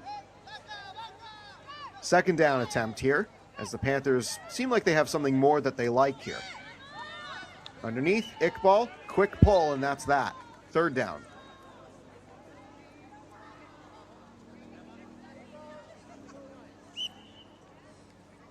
Clock is still rolling after the completion in the field of play. Dublin City's got 2 timeouts. Panthers have 1. Iqbal in motion again. They look that direction first. They'll find it back cutting across the other direction and out of bounds at the sideline. Fourth down. As Dublin City, not sure if they want a timeout now, but they're going to have it anyway. The clock did stop as the play went out of bounds, but coaching staff for Dublin City called a timeout quickly as they trail 2 possessions. There's probably the best play of the day so far was that interception by Emily Keskin. Keskin, this is her first year playing flag football. She's learned quickly and has developed a lot of playing time at rush and corner.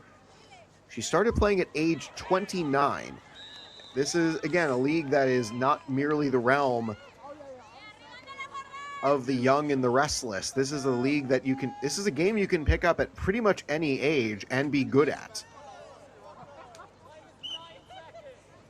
Just have to be willing to put in the work to learn the systems and learn the game. 2 receivers left, 1 to the right.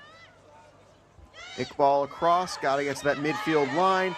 Iqbal the catch, and it's going to be close. It's not quite. Fourth down. Offense hurrying back onto the field for their chance at the next ball.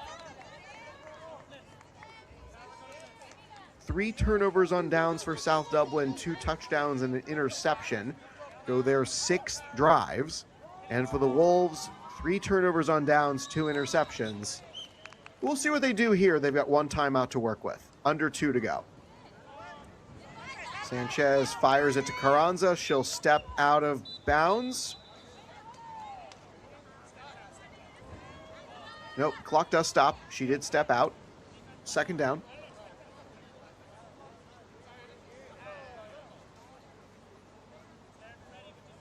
Three receivers around the ball. Sanchez steps up to throw, off the hands, incomplete. Ortega couldn't handle it. That's now going to be third down.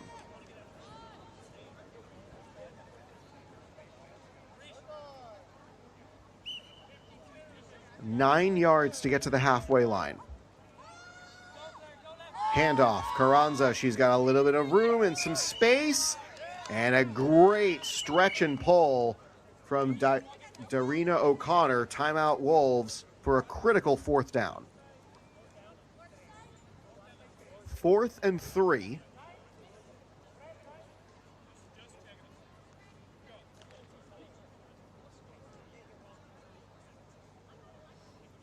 Wolves are now out of timeouts, so even if they do get this, they have to hurry. Once the ball is ready for play and the officials whistle in the play clock, assuming a 4th down conversion, then it will immediately restart the running clock for the downs, unless they get out of bounds.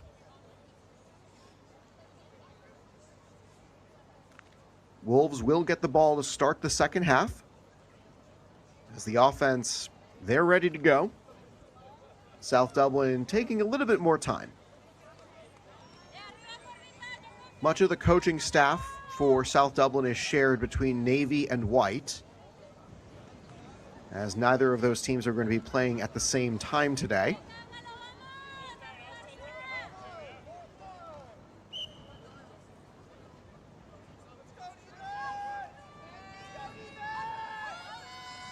Sanchez fakes the handoff, shovel pass, it's caught, fingertips catch.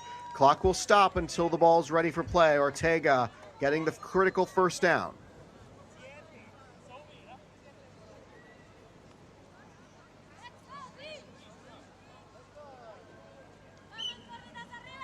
Clock is running now after the whistle. 1st down and goal. High snap, handled, step up. Bullet pass for Carranza. Did she get it in bounds? Yes. Knees were down. The clock's going to roll. They're out of timeouts. Wolves are getting set. They got to go quickly. Ortega back to snap it. 2 receivers left, 1 to the right. 2nd down. Sanchez steps up, fakes him out, and it's incomplete. Overthrew Ortega. It was knocked down. Ganesh could not find it. It does stop the clock. It's 3rd down.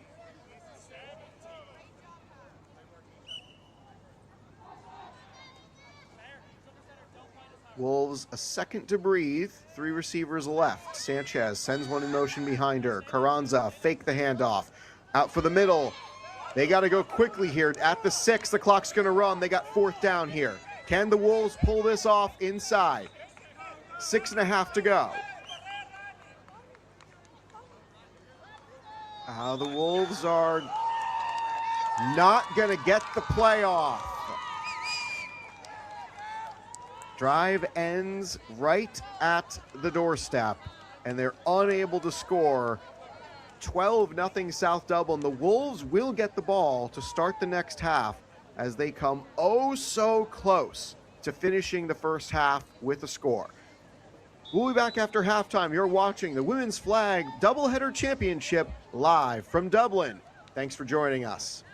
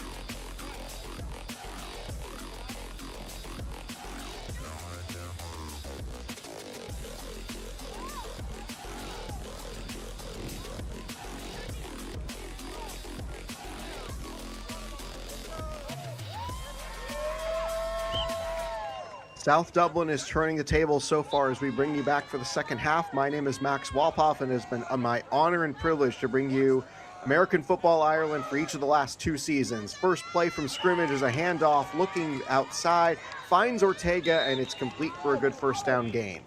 20 minutes rolling clock as Dublin City opens the second half with the ball. 3 turnovers on downs, 2 interceptions, and a drive that ended right at halftime on the doorstep.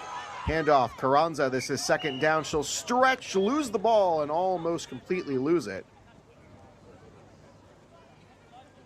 Score from the other game in the other semifinals, if you're interested in seeing who these teams might match up against in the finals.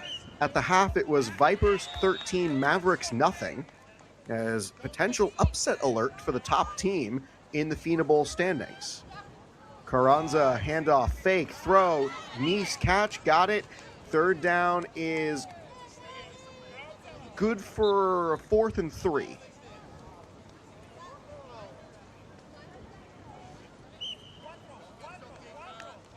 Got to get to that big blue line at midfield to reset the downs. Panthers are playing off coverage here. They will fake the handoff. Sanchez shovels it to Ortega, get the first down, and not much more.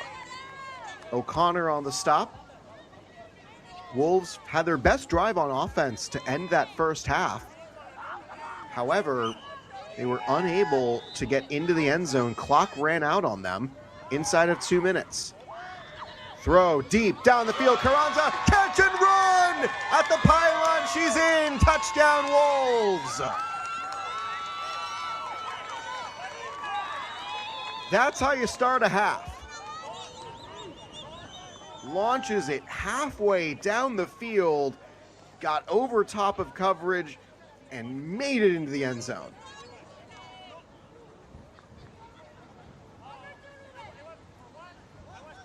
Wolves will line up for the conversion try. Panthers were 0 for 2 on these, as the Wolves are going to go for 1. Try to go down by 5. Sanchez back to receive. Has it. Steps up quickly. Throws it to the front pylon. Incomplete.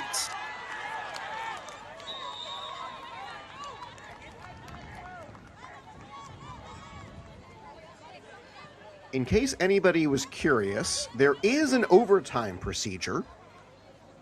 If the score is tied late, I'll walk through how that's going to go. But until then, it's still just a 6-point game. The clock on the score bug is unofficial. Throw to Iqbal as she splits out for extra yards. Second down coming up.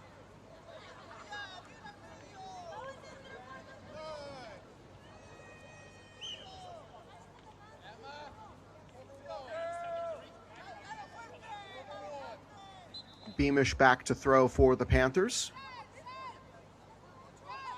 Meehan in motion. Beamish from her goal line. Steps up for the throw. At the shoe tops. Incomplete. Third down.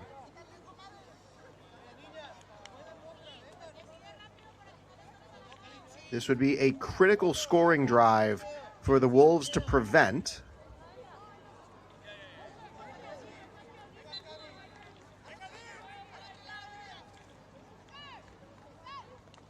Iqbal is close to the snapper. She's going to fan out for a pass.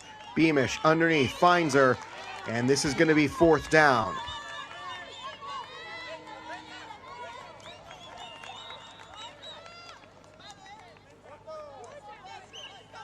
It was a fast-moving first half. 6 chances at the ball for both teams in 20 minutes of play. Panthers were able to score twice. Wolves were not, but they get on the board first after their first offensive drive of this second half. Back to Beamish, 4th down. Rush is heavy, out for Meehan, and it's going to be 7 yards short. A good start for Dublin City.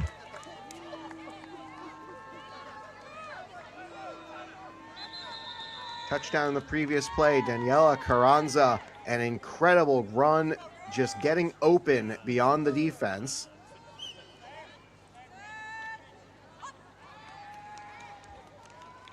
First play for them is a Carranza shovel, and he gets positive yards. Bastias, the one on the catch there. It's second down. Sanchez, offense playing quickly back to Carranza. Keeps both feet in, toe tap catch. Third down upcoming. Referee unable to handle the bullet pass back to him to spot the ball. 6 yards to the first down line. Up top, Sanchez handles the high snap. Back to Ortega, and she'll move and shuffle for a first down of 2 yards. First and goal. Panthers get their 5 on the field. All receivers left side as the Wolves work quickly. Bullet pass back over the middle of the field, and nicely done, Bastias, as the Wolves continue to march their way down the field. 5 minutes plus have gone by here in this first half.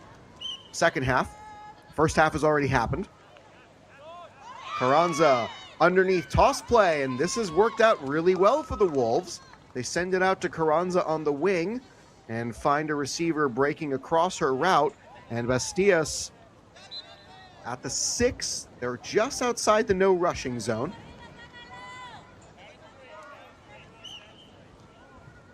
Two downs to get to the end zone. Iqbal is going to be the rusher. Sanchez cannot handle.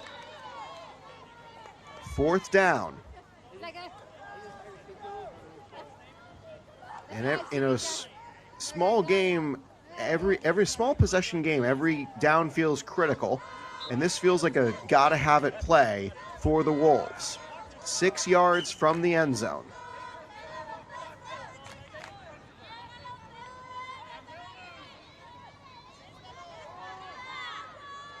All receivers are going to line up around the ball. Sanchez handles it. They're going to run with Carranza. She'll throw to the end zone. Back in the end zone, finds a receiver. She stepped right back in to make sure it's a touchdown, Wolves. Tie game.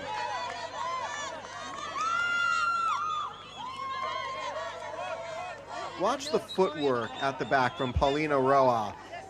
Just able to stay in bounds.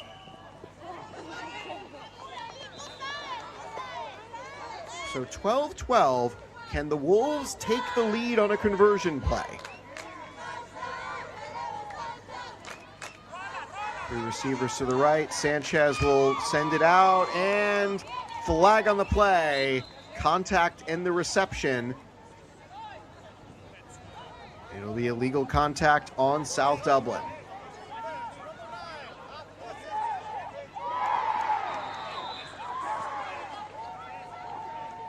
So from half the distance away, it's still the no rushing zone. Can the Wolves take a 1-point lead? As Claddagh Bowl participants are getting set, the next semifinals, South Dublin Panthers Navy will take on the Dublin Redbows, and then Belfast Trojans will also be taking on UCD in the next semifinals matchups coming up later on this channel. Sanchez fakes the handoff, shovel toss over the top, got a receiver. Ortega has the conversion, and the Wolves lead for the first time today.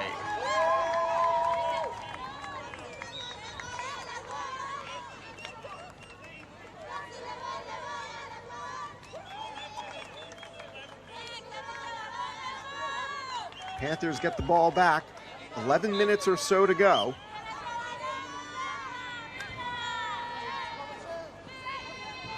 It's a great play for the conversion as we take you back to live action.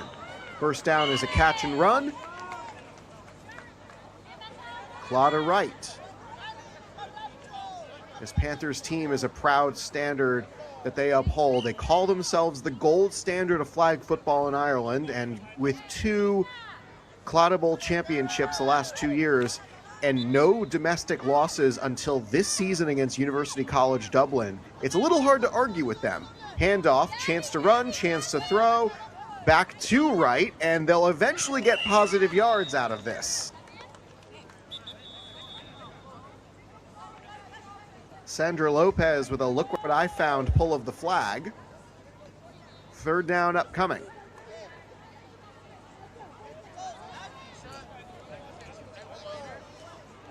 Roughly halfway to the end of the half. And it looks like our clock is just about on the nose, maybe 1 or 2 seconds difference. Beamish underneath to Iqbal, quick pull. It is a positive gain to set up fourth down.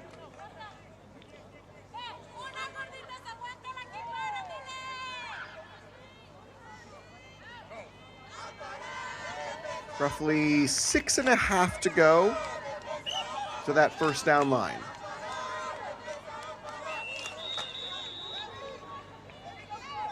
Two receivers left, one to the right. Panthers trail for the first time today. Beamish looks for a receiver, had Meehan over top, incomplete. Turnover on downs. As the Wolves now with a 1-point advantage take the ball back.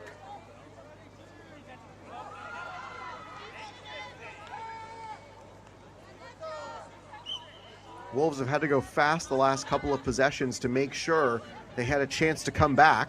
And now that they have the lead, we'll see what they pull off. Alejandra Orozco on the catch and run. Second down.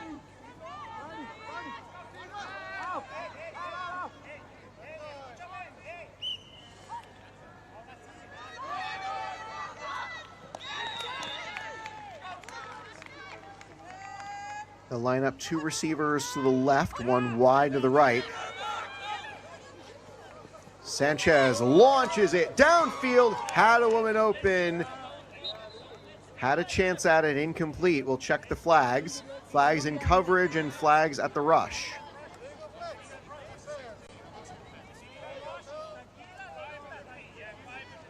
An illegal blitz call, as with the snap cadence, they were able to draw Iqbal off of the 7-yard line and then snap the ball with her underneath that 7 yards. Part of the game. 13-12, it stays second down. Sanchez underneath, finds a receiver, incomplete. Couldn't handle the bullet pass, it's third down.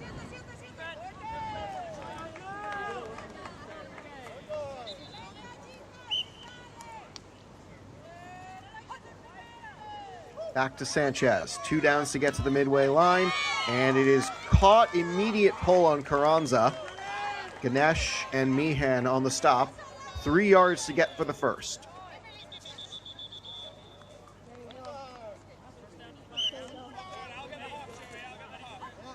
Sanchez has it. Handoff faked. Throw up top, and she's going to shake and move. Ortega has the moves for the first down.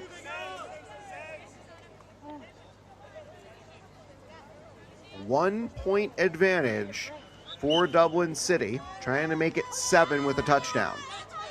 Side snap, Carranza, they've loved running that shovel play, and it's worked out well for them so far. Bastias gets more yards, it's second down.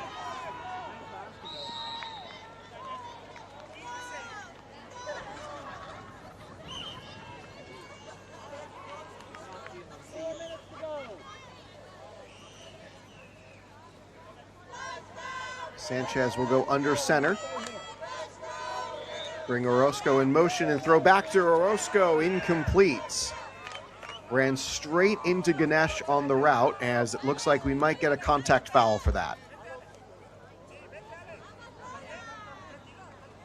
And the officials are going to discuss.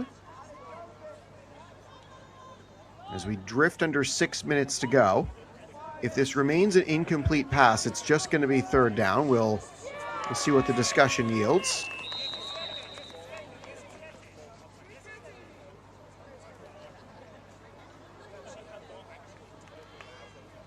Clock does not stop for this. And they'll wave off the flag, so whatever it was, they're not going to call it. Just an incomplete pass. It stays third down, but about half a minute ran off the clock, which might prove to be valuable to South Dublin later in this game, as the ball was spotted incorrectly. So they put the ball back where it should be, as Carranza is going to have to go back to her regular position to start the play, to run back to where she was now. Fakes the handoff. Sanchez. Ortega has a clear shot to the end zone. A pull inside the 5. It's 4th down. Feels like a critical stop here for South Dublin. 2 yards to get.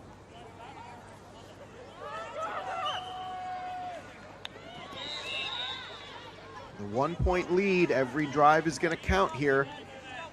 2 receivers left. 1 to the right. No rushing zone. Fake the handoff.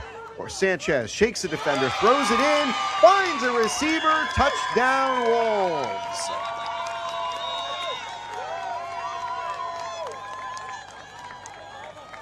They go up by 7 with 4 to go. Roa, watch her on this route, break out, break back in, and find a soft pocket of coverage among the 5 on defense. This one a lot easier at the line than last one. And another catch not made. So it stays a 7-point advantage as South Dublin was going for 1 to make it a full 8 points. Under 4 minutes to go, South Dublin gets the ball back, down by 7. Buckle your seatbelts, folks. Should be a fun ride to the finish.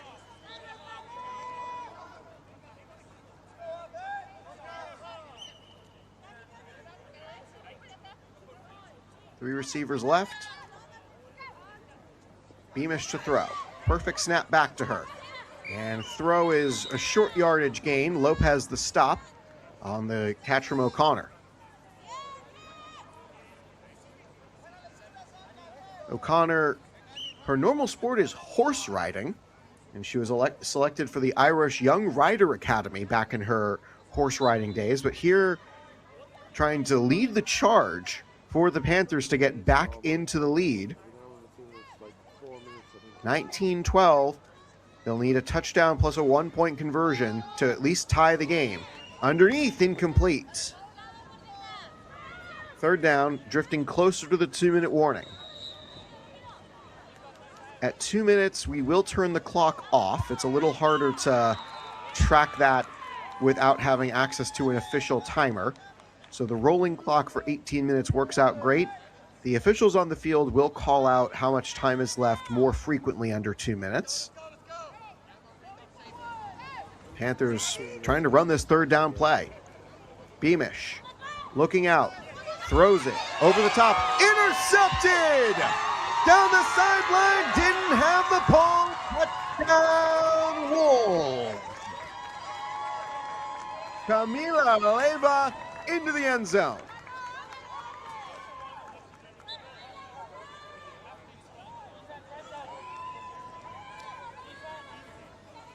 This will be the 2-minute warning, as now South Dublin, they are in a deep hole.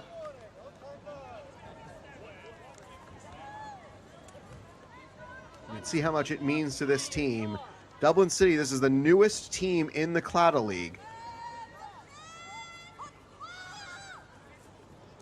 From the line of scrimmage, looking for the 1-point conversion, broken up. It remains a 13-point advantage. South Dublin's got to score twice, and they've got to score twice quickly. Both teams have both of their timeouts, as we are under 2 minutes to go.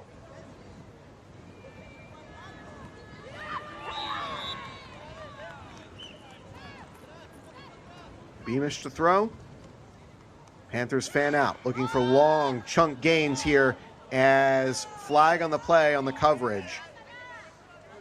Leyva, who just had the interception, got a little too close to Iqbal on that one, as City Wolves are trying to argue the pass was uncatchable. They're not going to win that argument.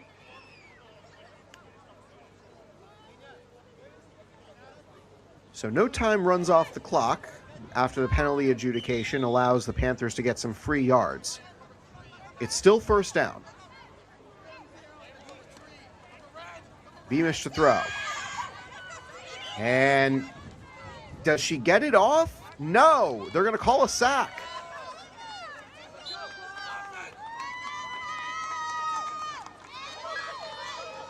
Critical sack for the Wolves, knocks the Panthers back. Not exactly an emphatic signal to give away that it was a sack. However, it's second down. Iqbal, short toss underneath. She's got a lot of speed in those legs. Can she get to the first down line? No. Clock is going to run. It's third down. Panthers trying to save both of their timeouts for a potential second drive or a defensive stop. Beamish looking out long, finds a receiver, broken up. Leslie Canellis stops the play. It's fourth down.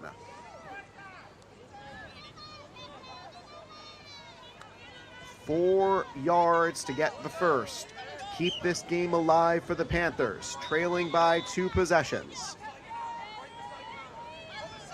Beltran is very close to that snapper. She's unable to rush, but it looks like she's going to be there for the underneath coverage throw. Beamish for Iqbal, incomplete. Turnover on downs, and the Wolves take over.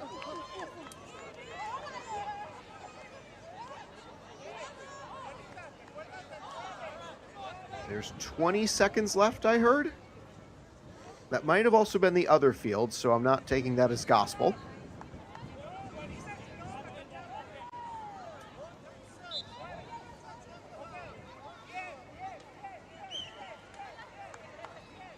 Now the Wolves have no incentive to go quickly.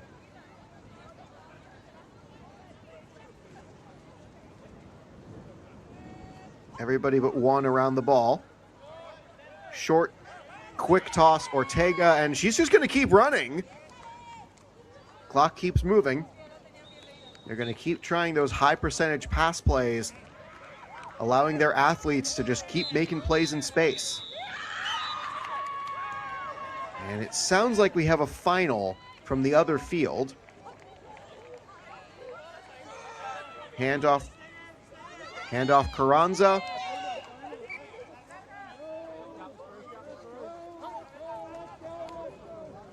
As I'm just getting word in my ear, the Northwest Vipers pulled off an upset of the Louth Mavericks. Clock stopped as the play went out of bounds here. We'll see who the Vipers will face in the finals, as it looks like it's going to be Dublin City.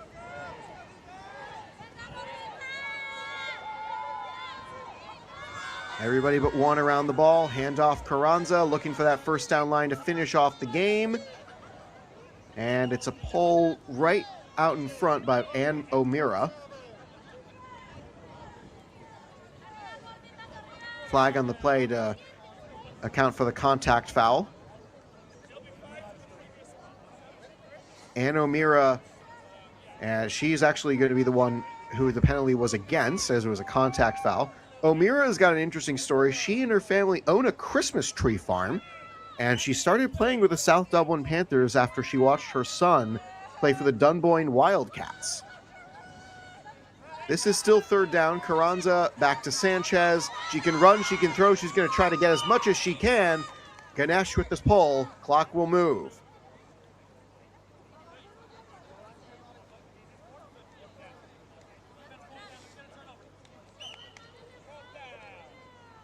This is fourth down. Panthers still a chance to stop the Wolves from making this look even worse.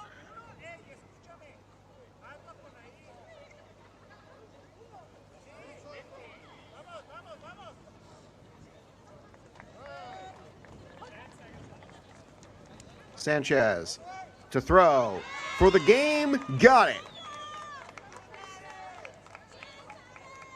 Clock will stop as the chains get reset.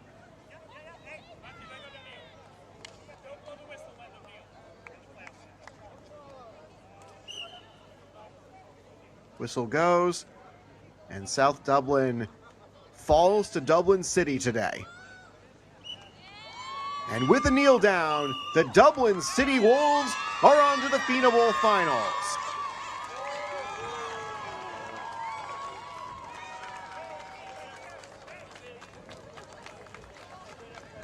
Final score 25-12, all 25 points for the Wolves coming in that second half.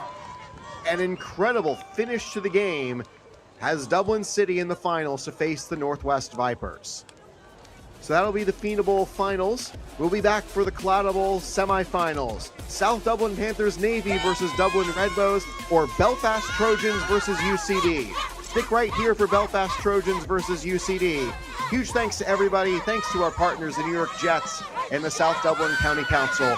We'll be right back on the Women's Flag Championship doubleheader.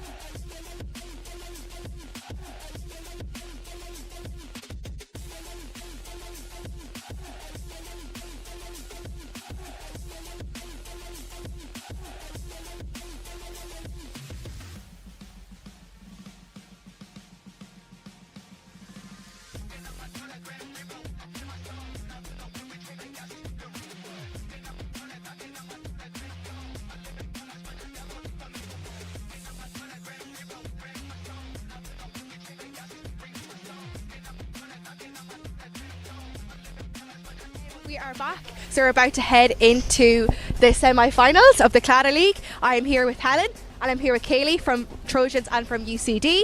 Hi guys, how are we? Hello, I'm good. How are you? Good. I'm good, feeling good. Good, excited. What's the atmosphere like heading into the semi-finals this morning? I'll start with you. It's really good. I'm surprised at the number of people here. It's great to have an audience. I think everyone always performs better, but yeah, it seems like everyone's excited and up for a good game.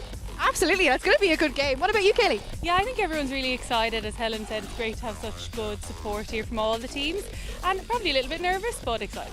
Yeah. Absolutely. Well, I suppose nervousness comes with it, but it's turning into excitement. That's the main thing. Look, we're talking here about the double header. We've got the Fianna, we've got the Claddagh. How important is it to have such a good advocacy for women in sport here in Ireland? Oh, it's great. I think it is really important to have our own day where the focus is just on us, and I love that both the playoffs are on the same day, so we can support everybody, because everyone's put in so much work this year, so it's nice to be able to see everyone do really well, and hopefully it turns out well for everybody. Absolutely, and the game has grown so much in the last couple of years. Like I'd say, about 2 years ago we had 5 teams for the Claddagh League. We only had Claddagh League, and now we have the Fianna League. What about you, Kaylee? How is this important for women in flag? Yeah, I think it's so important to even have the 2 different divisions. I think, not having really big squads and everybody be able to get more reps, and again, as Helen said, being able to have your own day, I think it's really important, so that the focus can be on women in sport rather than kind of being mixed in with other sports, so it's really important. Absolutely. Well, look, girls, thanks so much. Chat to you, best of luck. Chat to you later. Bye. See you later. Bye.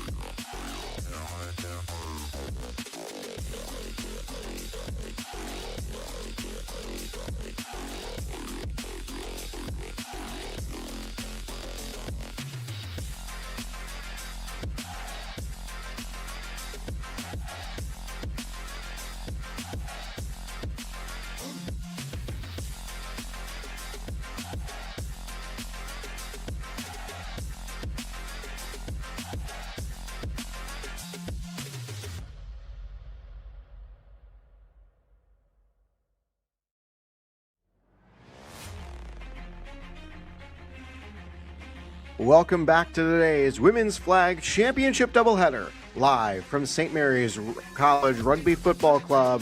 You're watching the American Football Ireland YouTube channel. Today's presented by the New York Jets and the South Dublin County Council. Today's game is a rematch of old rivals. Both squads are right back where they were in 2025, the semifinals of the Claddagh Bowl.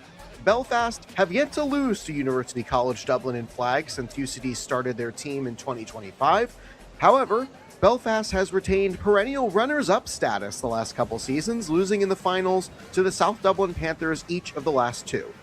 Of University College Dublin's 4 losses this season, 2 of them came to the Trojans, and both were by blowout margins. A 32-14 loss on May 16th, and the Trojans walloped UCD 27-0 on June 27th. However, each time UCD was beset by player availability issues, and for the second time in 2 seasons, the students and the Trojans meet for a spot in the Claddagh Bowl Finals. A huge thank you to everybody for joining us. My name is Max Walpoff. It is a pleasure and an honor to bring you these flag football championships. We've already had an incredible day of action so far, as the Northwest Vipers have pulled themselves from the Wildcard game all the way to the Fianna Bowl championship with a 30-7 win over the Belfast Knights in the Wildcard game and a 20-0 upset of the Louth Mavericks in semifinal number 1. Meanwhile, if you've been watching this link with me, you were able to witness the 25-point comeback by Dublin City Wolves to take down South Dublin Panthers White. They won that game 25-12. Panthers led 12-0 at the half. It was going to be an amazing Fianna Bowl 1 final between Dublin City and Northwest. But here in the Claddagh Bowl, we'll walk you through just how this is going to go. Belfast and UCD will be taking on each other in this game. On the other link on this channel, it'll be South Dublin Panthers Navy versus the Dublin Red Bows. If you've been tuned in for the duration of today, thank you so much, first off. Second, you may have heard Samantha Black, my co-commentator, mention that the Northdown Dragons were unable to put a team together for today. A lot of player availability issues this late in the summer.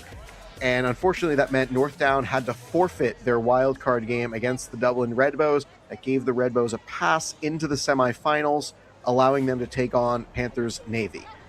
This University College Dublin team, as you see them going through their last phases of their warm-ups here on the field, this is a team that is still relatively new in the case of flag football throughout the island. They've put together a great squad the last couple of years, last year finishing 3rd in the 3rd place game after losing to the Trojans in the semifinals. Meanwhile, for Belfast, they lost a heartbreaker to the South Dublin Panthers on the championship triple header last year in Dewberry Park, losing 7-2 with a late sack to seal the game. So for both of these squads, they're going to rely on their gunslingers. Sam Smith is the one lining up at quarterback. She's been the one at QB for much of this season. When she had to attend a wedding in the United States in her native New Jersey, Mackenzie Pliskett was the one who stepped in and ably did so for several games. Meanwhile, for the Trojans, Helen Smith, Ruby Elliott, and Hannah King have all thrown passes for them this season, with Elliott and Smith being the ones who have thrown the most. Trojans will be in their normal greens, and the students will be in their sky blue. We're again grateful for all of you who have joined us for today's games. UCD enters today 9-4 through the course of their both phases of the season. The Trojans 10-3. And for UCD, probably their biggest win of the season came against the South Dublin Panthers Navy team, handing them their first ever domestic loss. If we count South Dublin Panthers Navy as the previous 2 seasons of the South Dublin Panthers, which I do. I'm not sure if record-keeping wise that's how it's officially done, but it was still their first loss of the season either way. The Trojans now exiting the room here at St. Mary's College. Looks like the worst of the rain has at least somewhat held off here. UCD and the Trojans will be sharing a sideline for today's game, as because of the cameras being in the middle of the field and them running 2 games simultaneously, the teams have to share a sideline for at least the first portion of the game. Once the championship games come around and we're able to put both teams on one field, I'm not 100% sure if the coaching staffs will then be on opposite sides like it is normally, but we'll see it when we get there. So after this semifinals action, it is going to be back to the main channel, where the main link will be the Fianna 1 finals first, and then it will be followed by Claddagh 3.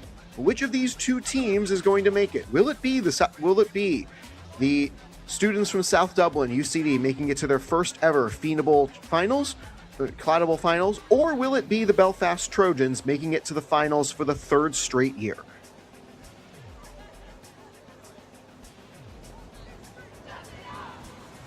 So if you want to watch the Fianna and Claddagh finals, stay right here on this link. So Fianna 1 will be following us. Claddagh 3 will follow that.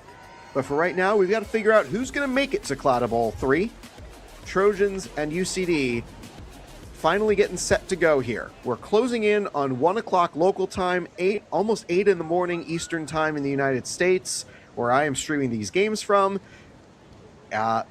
Please drop a comment in the chat. Let me see how far away everybody is tuning in from. This is a feature I like to do when I'm broadcasting club games. I love seeing how far away people are tuning in from. I love seeing the diverse perspective of hometowns, and whether you're tuning in from vacation spots. My parents frequently have been tuning in from wherever they are in a given day. So for UCD, looking to have their first competitive win over the Belfast Trojans in flag action, and for the Trojans trying to continue their run of success against University College Dublin. Teams will send out their captains for the coin toss. Teams have a choice of offense, defense, or end of the field they wish to start on.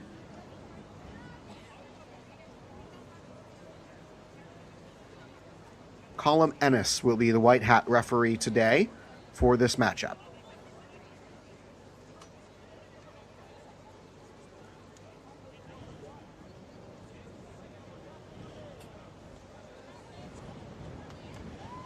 Both teams have been told to send 2 captains up.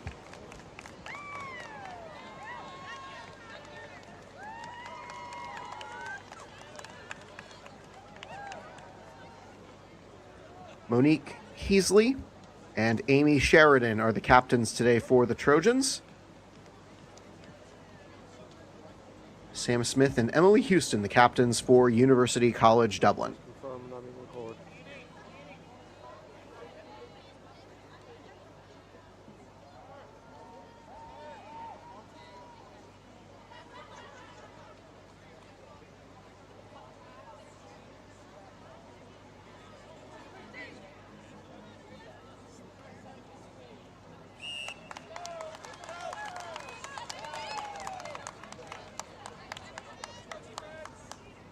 Handshakes have been exchanged. It looks like we're going to roll from right to left to start the game. And UCD will indeed start on offense.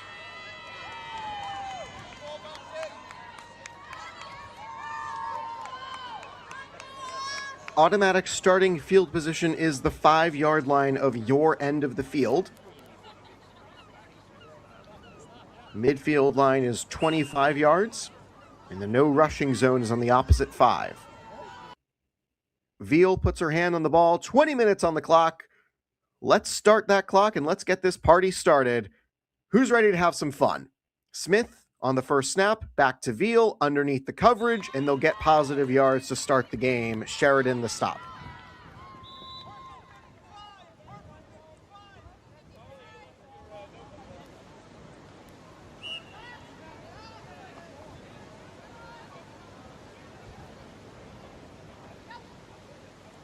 Smith with Fonko at the slot left and finds Shore.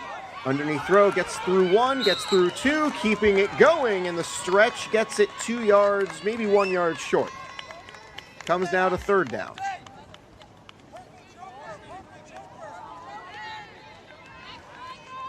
3rd and 1. Belfast going to play off coverage here.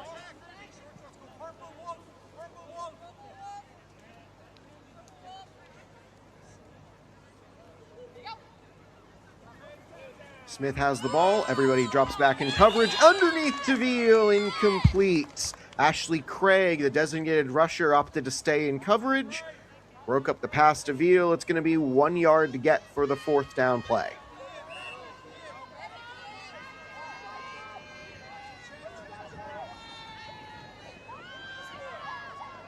Shore, Fonco, Veal, and Houston are the receivers across for UCD, as Fonco moves from right to left for Smith to see.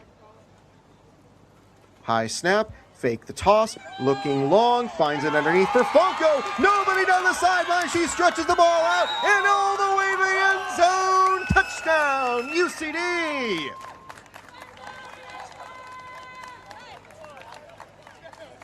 Everybody forgot about Fonco. A blessed run for blessed Fonco. Coverage went left, and who's covering her? UCD will line up for the point after conversion. And they line up for 1. Smith has a woman in her face, launches it back of the end zone. Too far for Shore, incomplete.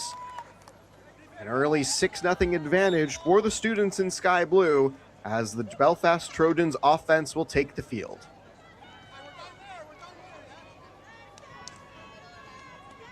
Head coach Patty Sweeney reminding his team that we're down there.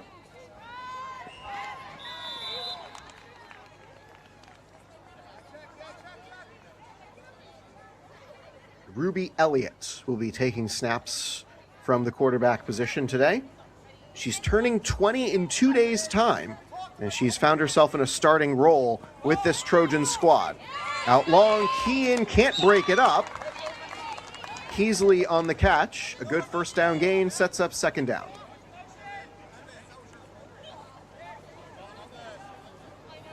Rasheen Kean just graduated from UCD with a zoology degree. However, knowing University College Dublin, the graduations aren't going to be until late this year. Underneath, it's a handoff down the right side, and they'll stop right before the 1st down line.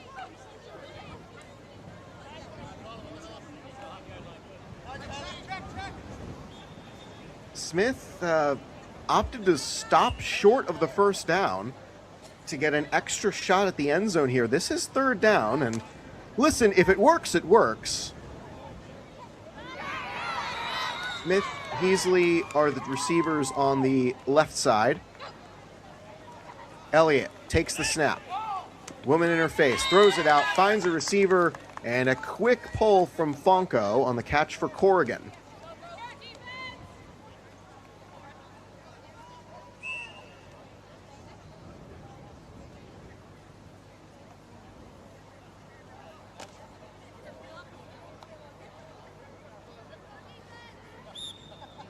Played close to 5 minutes now as UCD, an early start, gets on offense and gets the score.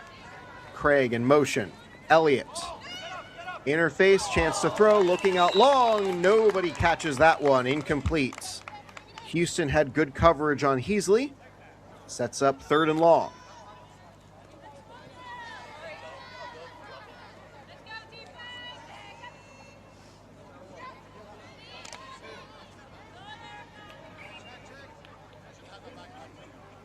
About 19 or so yards to get for the end zone. Elliott, 2 receivers to her right, tried the snap cadence. Didn't quite work out in her favor. Toe tap catch. Did Corrigan keep it? Yes, she did. Emer Corrigan previously played camogie for most of her life until she moved to Belfast and found the Trojans. And she's also been a pick for the Irish Wolfhound squad, playing in Euroflag in September of 25.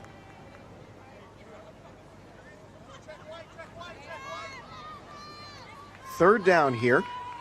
3 receivers to the right. Elliott to throw from halfway. She'll step up, has a little bit of room, and right at the front pylon at 5 yards, incomplete. Wanted Smith again, could not get her. 9 years of experience in flag football for Helen Smith. Began playing in university when she attended Ulster for the Ulster Elks.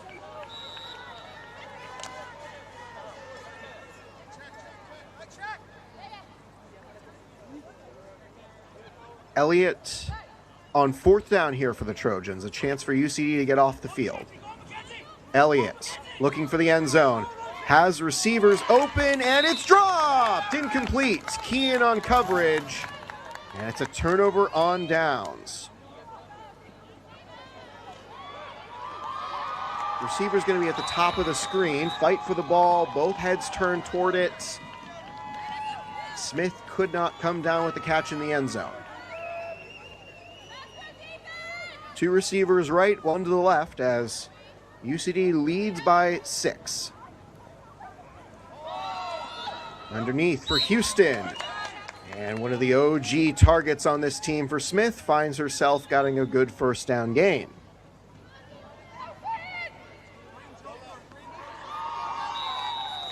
Houston played basketball growing up as she moved to Ireland from California and is doing a master's in wildlife conservation. Shore in motion. Smith looks for her. Incomplete off the hands. Sheridan a chance for an early turnover. This is now just going to be 3rd down.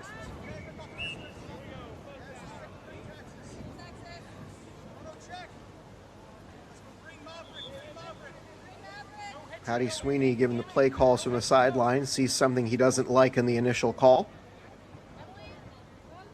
2 receivers left, Houston in motion, and off the hands of Veal. She can't believe she missed that one, incomplete. Long distance to get for 4th down. Ennis with a nice catch, spots the ball well. 4th and a long way to go.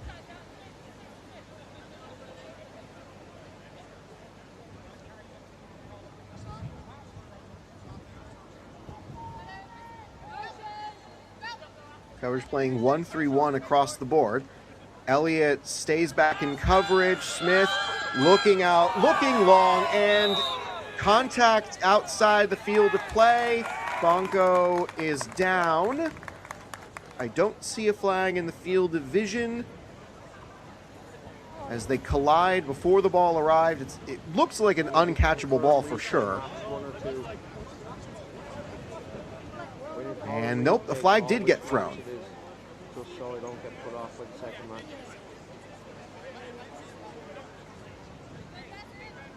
No, I can't. But so the officials are just solely do my. So officials are going to discuss what to call here, as they will wave off the flag. It is a 4th down failure, and UCD's offense will leave the field, allowing the Trojans to take control. Again, ball was uncatchable, so it's not like they can call pass interference on an uncatchable ball.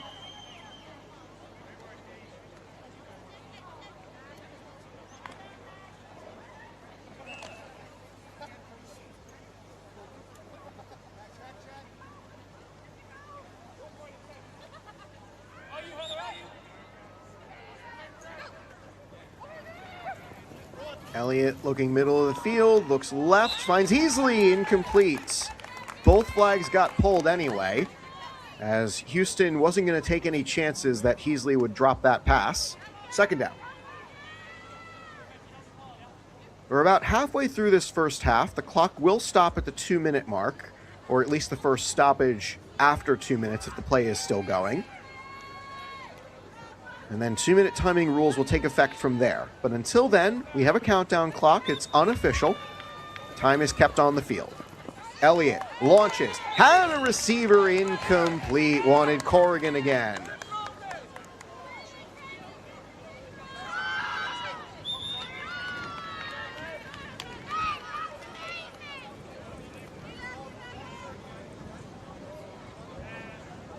And That's not a great toss back to the referee. Ennis had to go into the end zone to retrieve that one. Still from the 5-yard line. Got to get to midfield to reset the downs. 2 left, 1 right. Craig in motion. Elliott to throw, has a receiver off the hands again. Heasley incomplete. Comes down to now 4th down and a long way.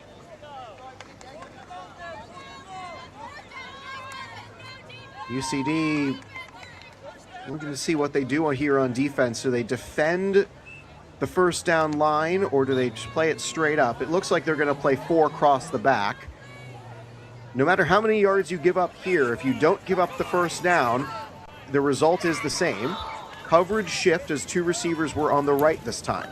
Elliott launches, finds Heasley at the sideline, out of bounds. Shore there to make sure of it. As second straight turnover on downs for the second-seeded Belfast Trojans. A beautiful day at St. Mary's College in Dublin 6.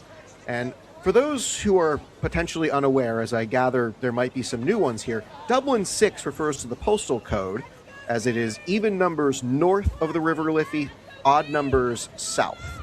Actually, no, opposite way. Odd numbers north, even numbers south. Even though I lived there, I sometimes get that confused. Fake the toss. Back to Fonko. From the sideline, this time the Trojans cover her. It's a short gain. Second down UCD as we dip closer to 7 minutes to go.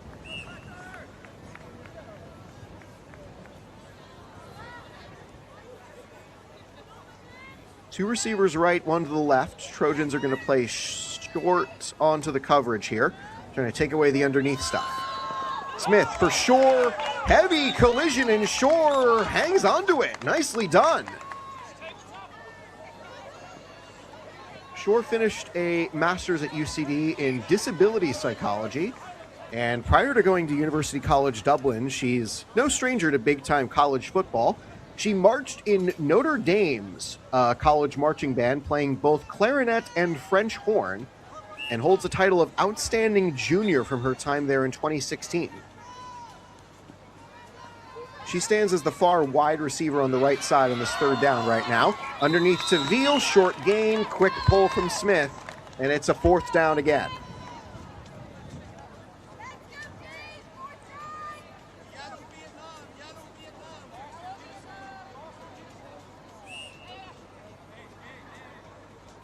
Not a clue what yellow Vietnam means, but I heard that play call. All right, let's see what this one does for the Trojans.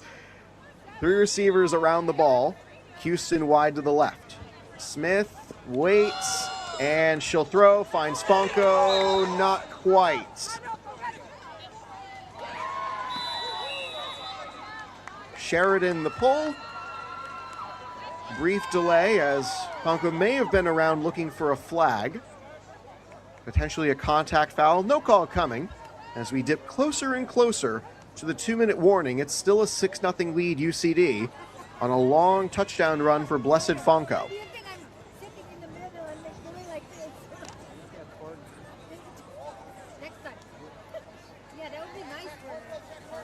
Corrigan back over the ball. Will send it back to Elliott. Heasley in motion. Here's the first down play from the end zone. Elliott throws underneath, finds her target, back outside, going inside, finds a receiver, and right at the first down line, Smith gets the first down. By the length of a football, it's first down Trojans again.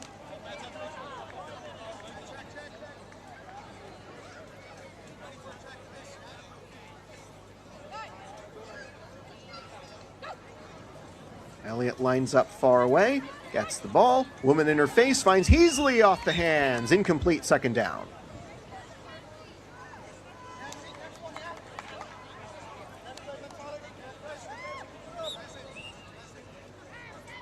Heasley played netball for 15 years, which, for everybody who's uninitiated, netball is essentially basketball without the backboard. Hence it's net, and there's no backboard to it.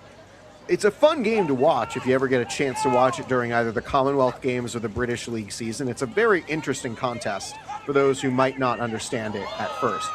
Shore and Smith come together at the sideline. That's going to be a flag on Shore for the contact, as this second down might turn into yet another first. Indeed it will. Automatic first.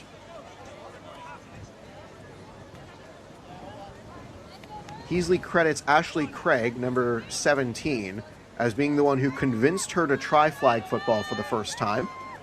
Craig is also a veteran of netball, as here at first down and close to the goal line, looking like about the 9.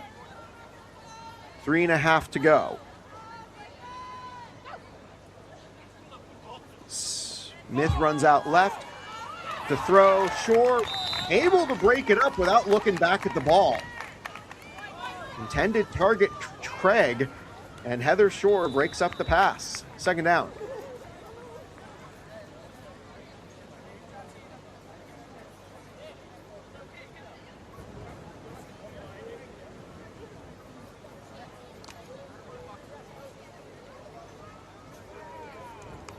Closest the Trojans have been to the goal line so far today.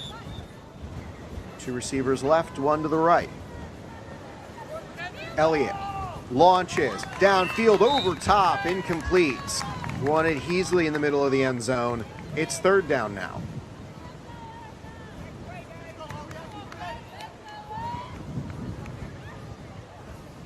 Looking at potentially the last play before the 2-minute warning, as the pass went errant and long, so Heasley had to go a long way to retrieve it.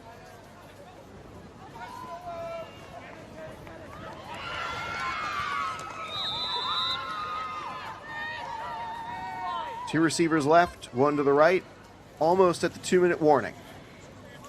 Elliott to throw, finds Craig in the end zone. Touchdown, Trojans! Tie game right at the 2-minute warning.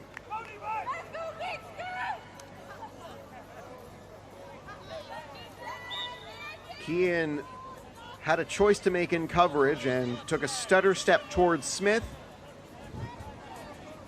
Craig was a little bit more open after that.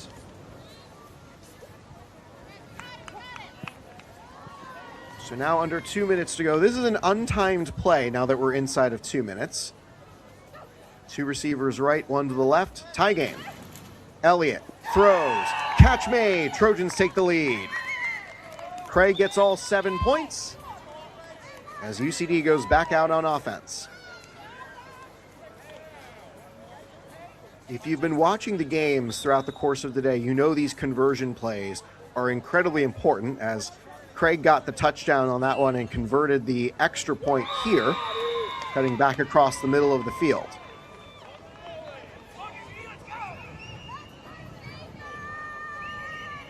Smith and the UCD offense have about 2 minutes left, both of their timeouts left. And the handoff play didn't quite work out there, as Smith and Houston, maybe a miscommunication there.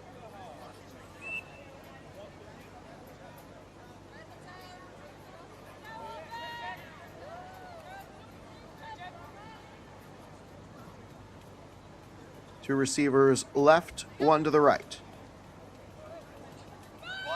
Smith looking long, finds Fonko, had it open, incomplete. She was likely heading for 6 if she kept on to that one. Third down. And only 8 seconds have run off the clock with the 2 incompletions. So UCD's got 2 chances to get this to a first down. Otherwise, they're giving the ball back to the Trojans with a chance to add to this advantage. Tried the snap cadence. They couldn't pull Craig off the line. Launches a pass, finds Veal. Positive yards, eventually pulled. It's 4th down. Clock is moving.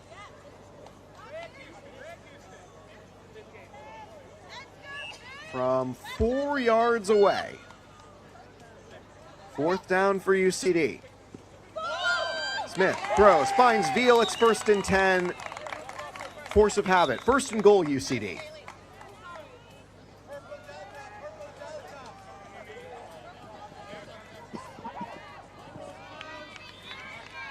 UCD and the Trojans matching wits again. Trojans will open the second half with the ball. Two receivers right, one to the left. Shore in motion. Rush comes from Craig. Out long, Veal upper hands. Incompletion will stop the clock. It's now second down. Smith was in coverage. It was likely going to be a minimal yard after catch if she did hang on to it. 1 minute and 20 seconds left. Smith to throw. Craig in her face, throws it underneath. Had to just get rid of it as Craig was going for the flag. Third down, UCD.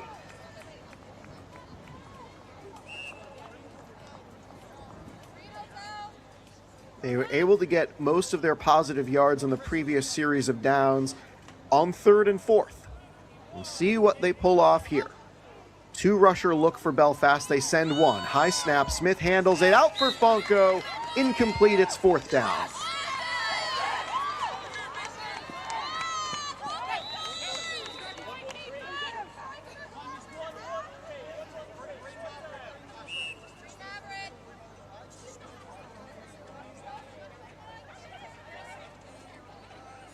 Fourth down, and the Trojans are going to defend the goal line. Houston in motion. High snap. Rushes on.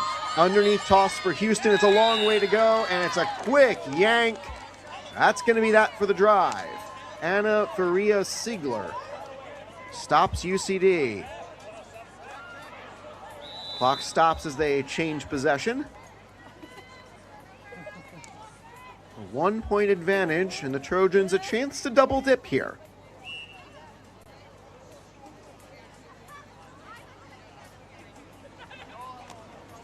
One-point advantage. Both teams have both of their timeouts. Wonder how aggressive Belfast gets here. Two receivers left, one to the right for Elliott. Smith in motion. Underneath toss, Heasley, it's short. Clock will run.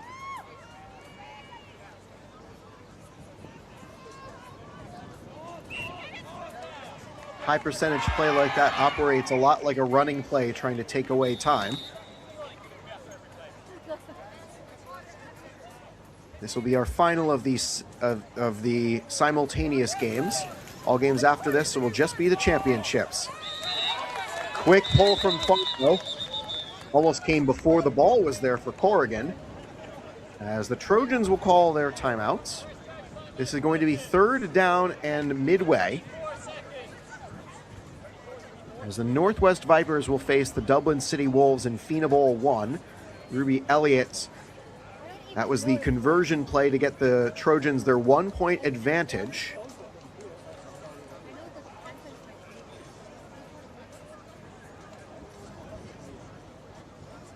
As here, a critical chance for UCD to just keep Belfast off the board and prevent this deficit from getting any worse than 1 point.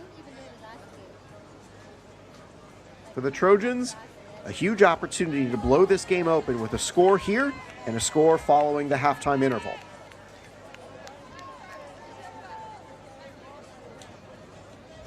One timeout left for Belfast. They have the ball. UCD's got both of their timeouts left.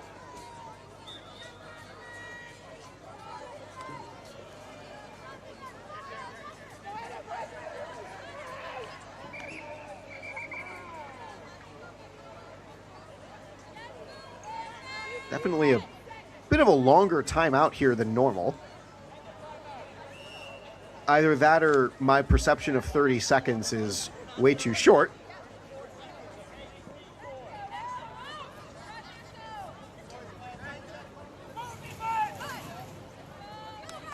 Two receivers right, one to the left. 3rd down. Looking long, finds Corrigan out of bounds. It's going to be 4th and about 3. UCD prevents the first down. Still a chance to get off the field. Clock stops as the ball went out of bounds.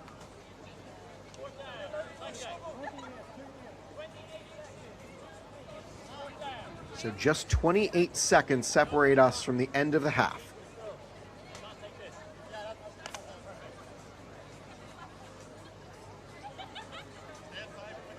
Four yards to get for the first.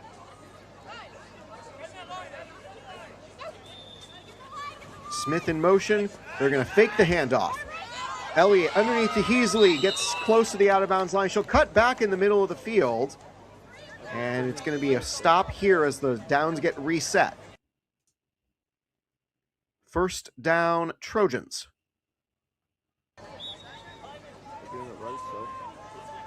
A chance here, 1st and goal. Trojans opting not to call one of their timeouts now that the play's been whistled in. They'll send 2 left and 1 right.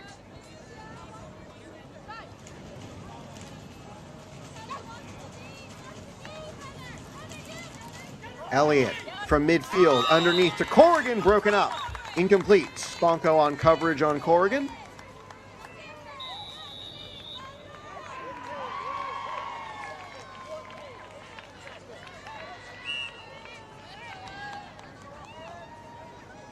Second and goal.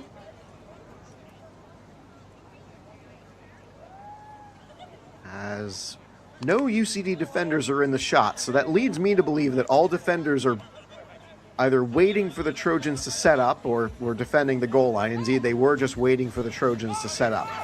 Elliott is off frame. She'll receive the ball.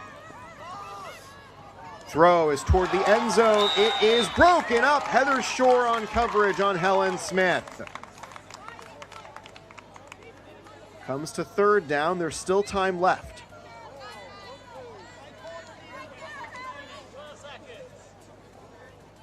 $12 seconds, so still time for both plays here of this series. UCD is lined up deep. And they'll now set up in formation, 3 receivers to the right.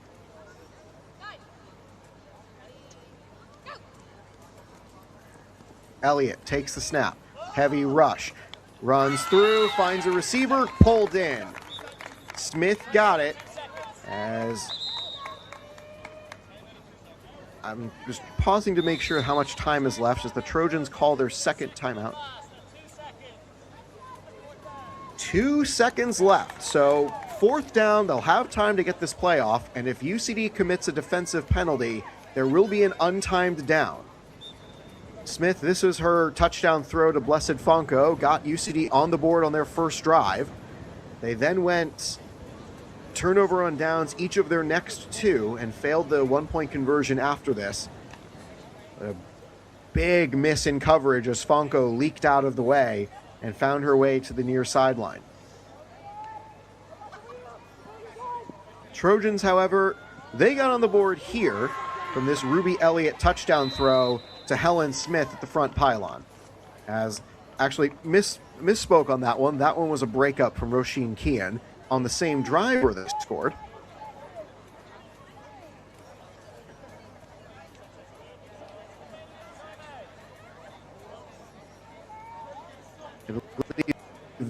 This is the touchdown here to Craig.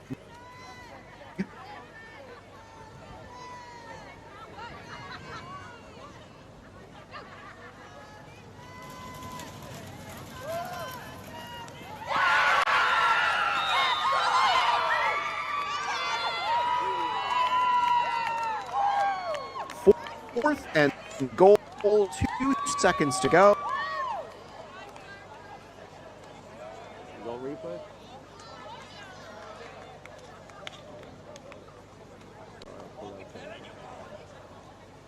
And I did not happen, but the board, so it's 36.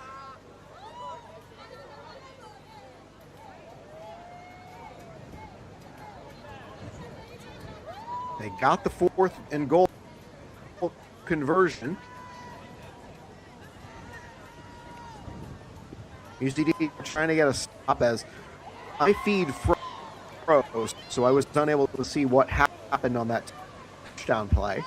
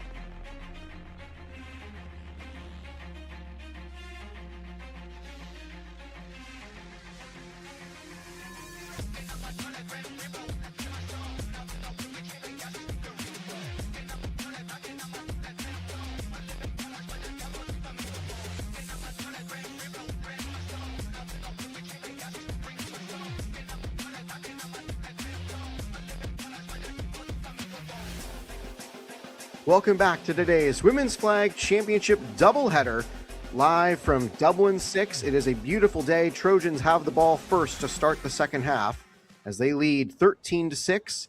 Ruby Elliott to throw, and it's a catch and run for Ashley Craig. Fonko has it on the sideline to get it out of bounds. The game in the other side of this bracket in the semifinals, South Dublin Panthers Navy are up 27-6 on the Dublin Redbows, as all four of these teams fighting for a spot in Claddagh Bowl 3 on today's Women's Flag Championship doubleheader, presented by the South Dublin County Council and by the New York Jets. UCD opened the half with the ball on the first half. They went down and scored a touchdown. That was their only scoring of the half. Trojans went turnover on downs each of their first two. Elliott on second down to throw finds Craig again, favored target as she steps out of bounds. Makes it a nice first down and goal from here. Trojans went back-to-back touchdowns to finish the half, including one at the end of the half that I unfortunately was unable to see as my feed froze on my end. It is a remote feed. I am calling these games from the United States, so sometimes we have a technical issue, and I was able to watch it back on replay. Another throw to Helen Smith for the score. Conversion play did not work out. Elliott, first and goal. Throw and incomplete. Corrigan and Smith were both there, and neither ended up with the ball. Second down.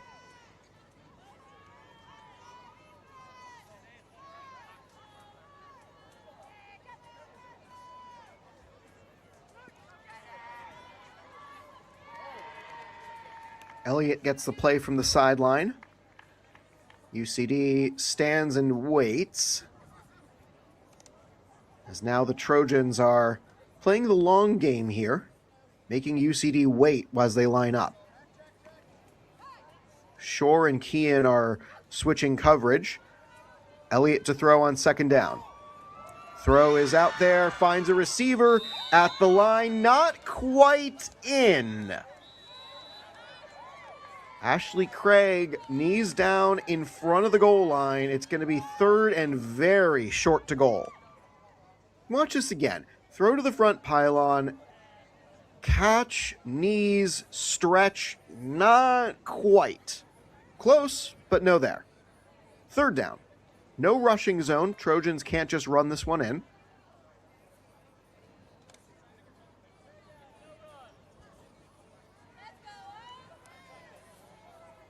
Elliott lines up 10 yards or so, 8 yards or so away from the ball. Everybody back in coverage. Elliott, a lot of room to run. Back pylon. Was she in? Yes! Touchdown, Ashley Craig. And the Trojans do double dip, scoring at the end of the first and beginning of the second halves.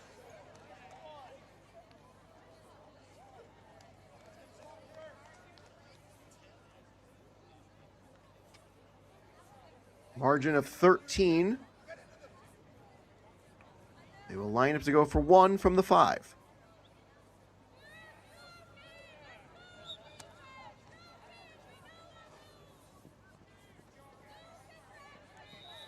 Smith and Heasley will line up on the left as they've kept this fearsome fivesome on the field for much of this half and for much of this game. Elliott, front pylon, way out of bounds, incomplete for Smith, as that drive took off 4 minutes and change, and UCD goes back onto the field with some work to do, down by 13.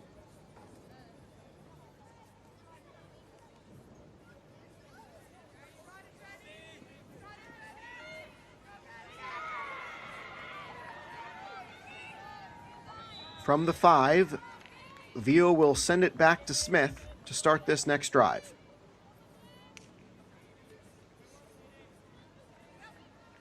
In contrast to our earlier games today, few possession teams. Veal with the catch, Veal with the stretch, and she'll get what she can. It's now second down.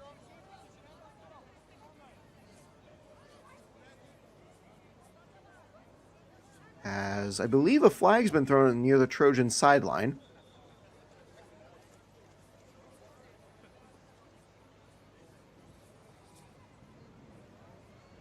UCD will not get the time back that it takes to discuss these penalties.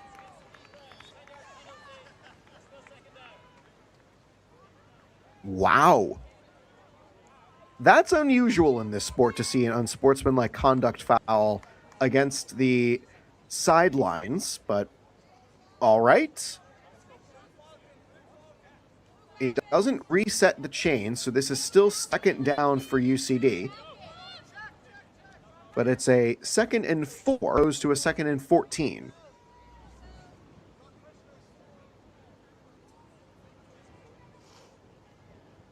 Two receivers right, one to the left.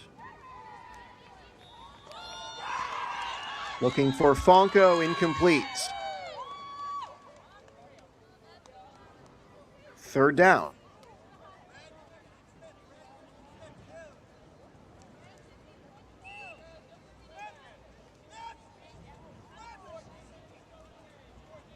Shore will switch with Houston.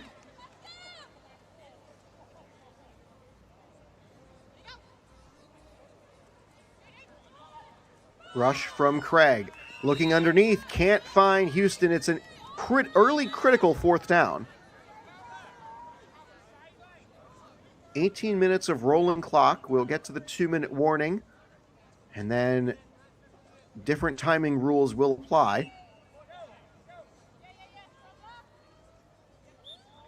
Trojans' drive took off a quarter of this half. Smith. For Veal, catch made, 1st down. Not much more than that, but all they needed was to get the ball over that big blue line.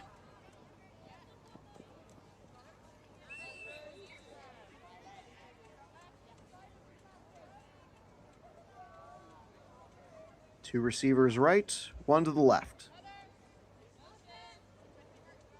Shore will motion left.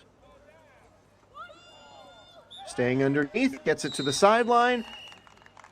And stop made by Sheridan as UCD gets good yards.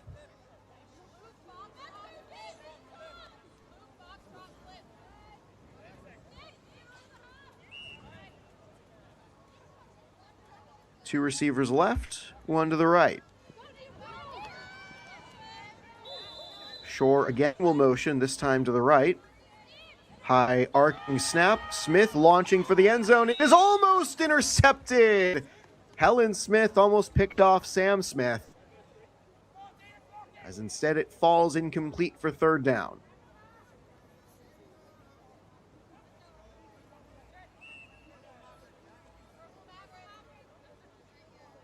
About 12 minutes to go here in this 2nd half. As UCD, every drive feels critical when you're down by 13. 2 plays to the end zone. Looking out long, finds Houston, and it is a from the play. 2 flags, actually, so we're going to check on this one first before I say anything about points. Houston and her cover collide. It looks like they're walking UCD back.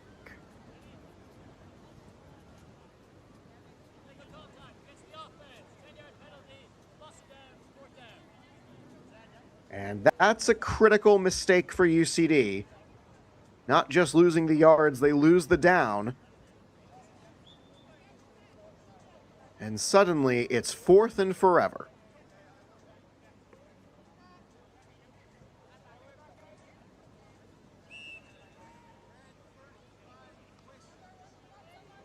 How many plays does UCD head coach Patty Sweeney have in his book to get at least 22 yards?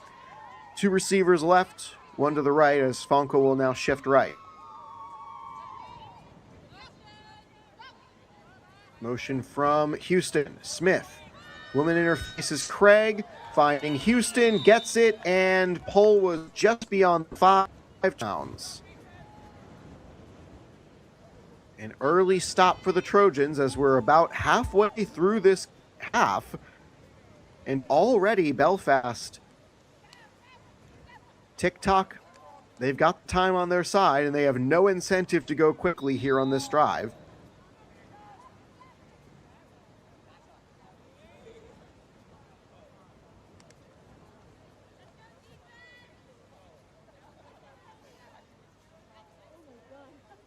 Mackenzie Pliskett is now going to be the designated rusher. Fonko will come up as Elliott waits for the snap from Corrigan. Heasley and takes the throw, and Smith, they're going to whistle contact on that one. Contact came before the ball.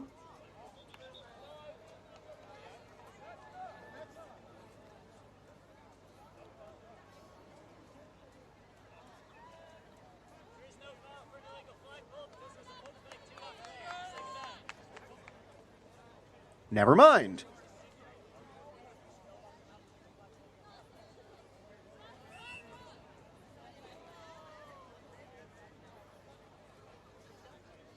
Again, Elliott taking her time getting the instructions from coach.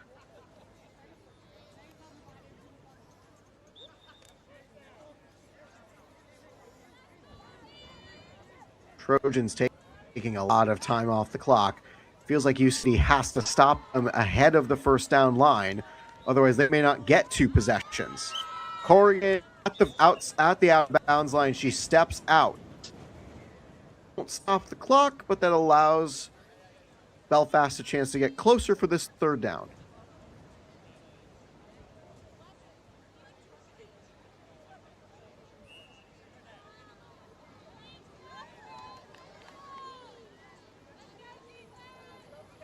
Nick Fittins is the head coach for Belfast, as he and this established team for the Trojans are trying to get back to the Claddagh Bowl for the 3rd time in 3 years. They're hoping to win it. As whistle to stop play, something on off camera.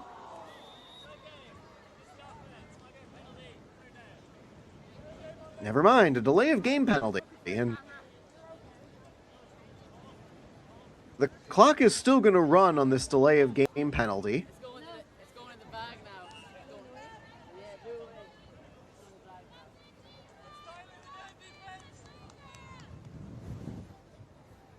It's like one of those moments a rules-bound head coach like Bill Belichick might say, there's no rule against me taking multiple delay of game penalties while the clock is rolling. In a sport ruled by lawyers, don't be surprised if somebody starts exploiting loopholes. Heasley on the run, Fonko the stop, it's now 4th down.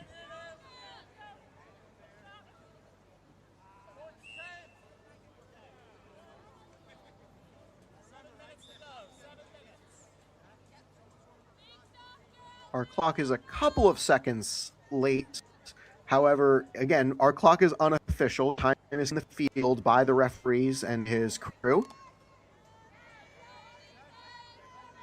4th down, big blue line waits. Elliott takes the snap. Heavy rush. Oregon Kent. Another pass. Incomplete. And that's a minor victory for the team so far. About 6.5 minutes to go, and he is down 2 possessions.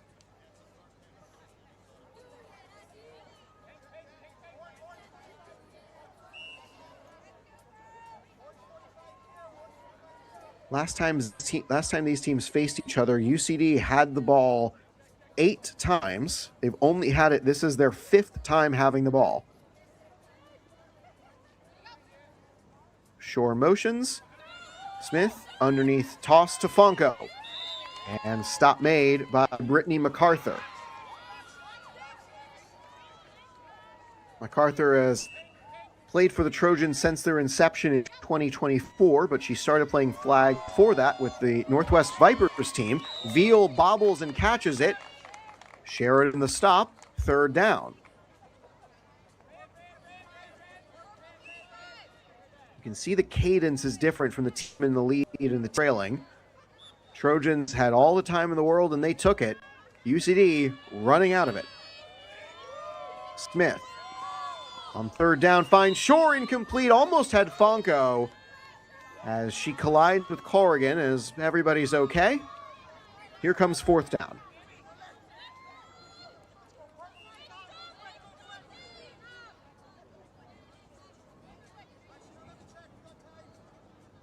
Fonko is close to Veal.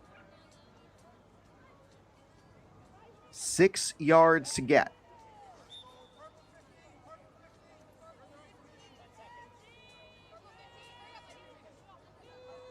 Aisling Miller is the one with a hand up, and she's going to rush the QB. Smith backs up, finds Houston, and a pull. The ball was beyond the blue line. First down, UCD. Not by much, but they're just able to get over the first down line.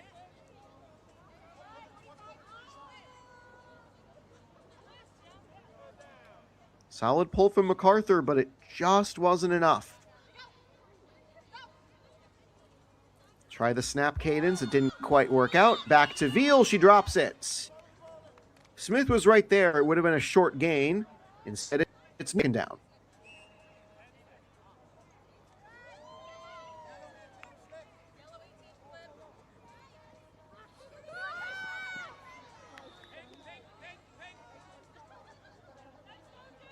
Shore is the far left receiver. Fonko and Houston are the far right.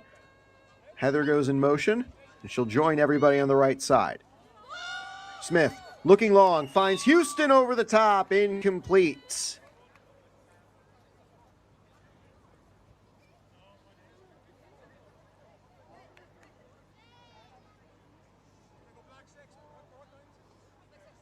Down by 13, with the clock ticking closer and closer to that 2-minute warning. UCD has 2 downs to get to the end zone. And if they don't get it here, it's going to be awfully hard to mount the comeback. Up top for Smith. Avoids pressure, looking long, too far for Houston, incomplete.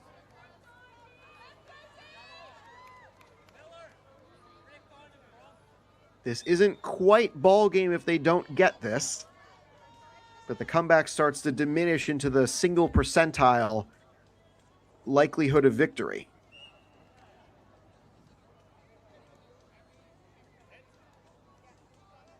Three receivers left. Trojans backing off. They will send a rusher after Smith. Forces a decision, finds Shore, adds a lot of ground to make up, and 4 Trojans surround her. Turnover on downs. It appears as though the point of today's game for both coaches is to play keep away from both quarterbacks, and it has worked for the Trojans so far. We will hit the 2-minute warning before the next snap, and here it is.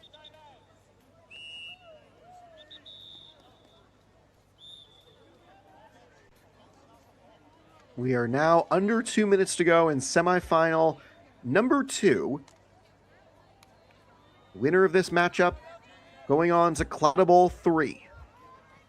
Fianna Bowl 1 will be following this game right here on this channel, so don't go too far. We'll have more championship action from today's championship doubleheader underneath to Smith.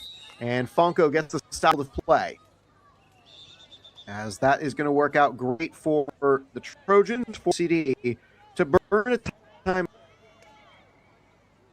Nick Fitzsimmons will run over and talk with his offensive staff of 5 that has been mostly the same throughout the course of this game, although Hannah King has come on.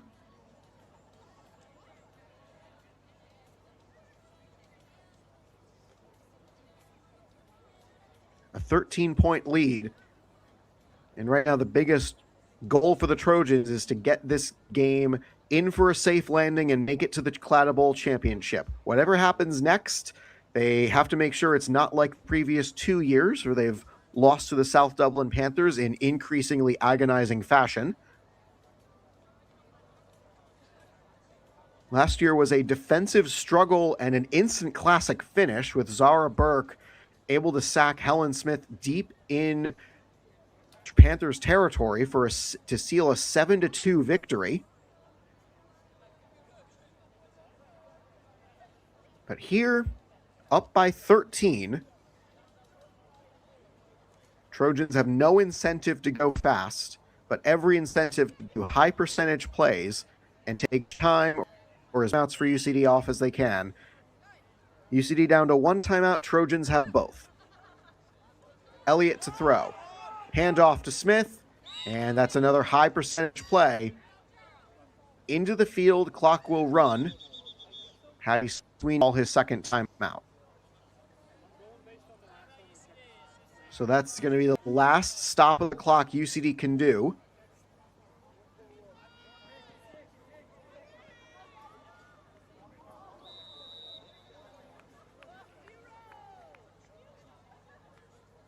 Emer Corrigan, the one running in with the water.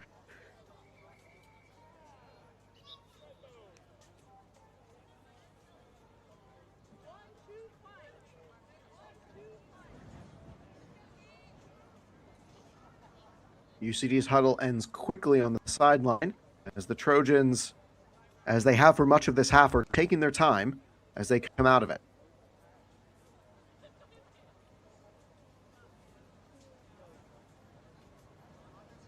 Third down, Trojans.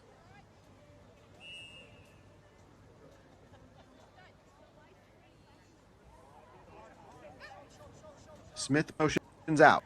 Elliott back to throw for Craig, and she gets pulled in bounds. 2 yards to get for a first down.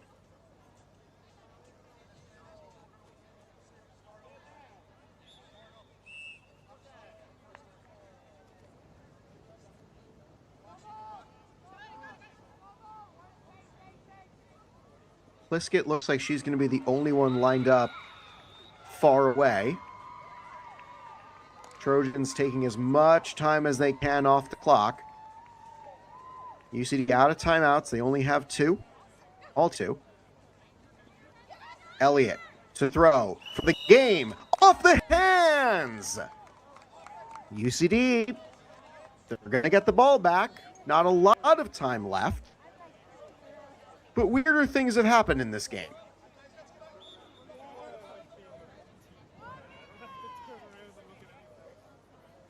We are under 2 minutes to go. University College Dublin has no timeouts left. Trojans have both. UCD's got to play for the sidelines or go fast. Shore in motion. First down for Shore. Finds it, and she'll stretch to get out of bounds. Clock stops. Trojans seem comfortable to give up the underneath stuff. As, again, as long as UCD doesn't score twice, this game is theirs for the taking. There is no 13-point play. The max possession is 8. And there is no onside play. The ball will automatically go back to the Trojans. Launches. Downfield for Shore. Catch! Run! Into the end zone. Did she get there? Yes! Touch UCD.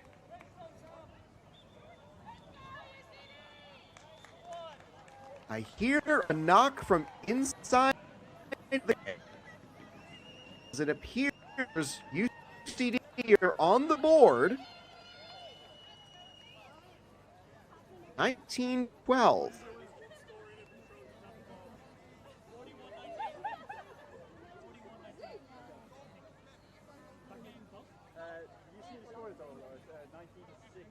Sheridan came close at the goal line but was unable to pull the flag before crossing it. UCD up for 1. Again, this point is relatively inconsequential.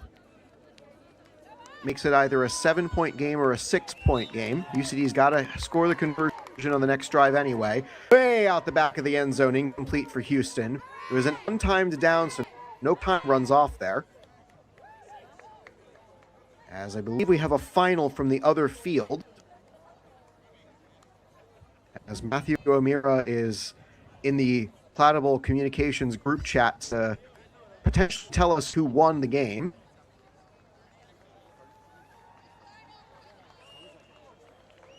Panthers are back in the finals, 42-19, a win over the Red Bows, and Elliott's will take a knee as she fumbles the snap.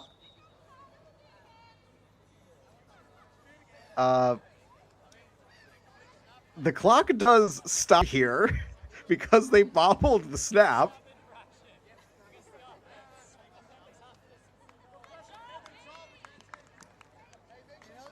So, all right. I've never seen an infraction on a kneel down before, but I guess there's a first time for everything. Elliot's got to be careful not to go into the end zone and make sure of it this time.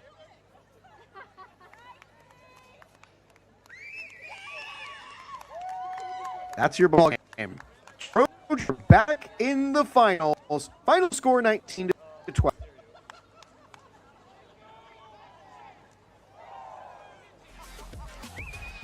It is going to be a Claddagh 3. Will we see the Sun Panthers pull off a 3, or will the Belfast Trojans finally get their first championship in flag football? On behalf of all of us with Full-Time Productions, my name is Max Walpov. A huge thanks to our presenting sponsors, the New York Jets and the South Dublin County Council. Don't go far. Fianna 1, Vipers, the Dublin City Bulls, coming to you next, right here on American Football Ireland.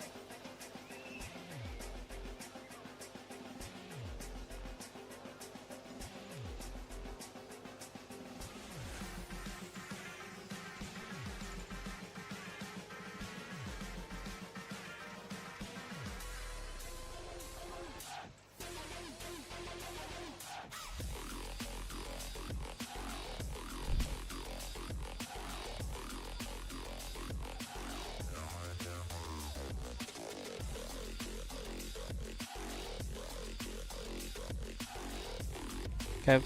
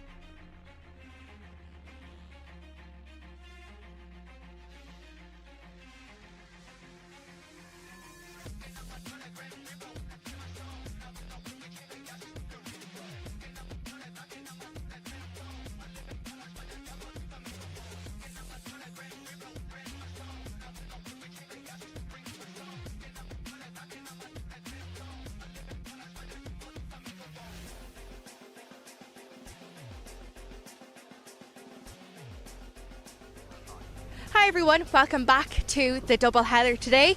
I am joined with Rachel from the Vipers and Medell from the Wolves. Hi guys, congratulations, you've made it to the finals. So my first question for you guys is what you've done this season basically to carry you to the final. Will I start with you first? Yeah? We just didn't stop believing in ourselves. We prepped for the finals. It's no secret to anyone. We've got a really young team and we didn't get going as much as we expected to this season, but we just didn't let it stop us. After phase 2 we finished second last, but we just didn't let that knock us down. We just kept going, we kept prepping for the games this week, and today we just showed everybody what we came for. So we're ready. Absolutely, and coming in as the wildcard and making it to the finals is absolutely astronomical. Well done to you guys. And what about you? How have you done so far? Well, I will say that first of all, it was hard, like a lot of heart, a lot of belief in yourself, in your coach, in your team behind, in your family that coming. I will say also something that that bring the teams to the final gonna be diversity from people playing from different countries, different knowledge, different attitude, different everything. And yeah, like I think everything, it was a combination. Also with our coach, with we study a lot, we train a lot. We have been training since I think January, like with the snow, with cold, with raining, so what's on now and now like strange weather. But yeah, I will say it's a combination of everything, but first of all it was the heart. Yeah. No, you guys have really put in all the effort, both of you, to lead up for today. My last question now before the final is, what would you say to anybody thinking about joining flag football? There's something for everyone. If you're looking for a different challenge, if you just want to learn something new, just come out and give it a go. There's something for everyone of every ability. It's such a welcoming community, just come and give it a go. Absolutely, 100%.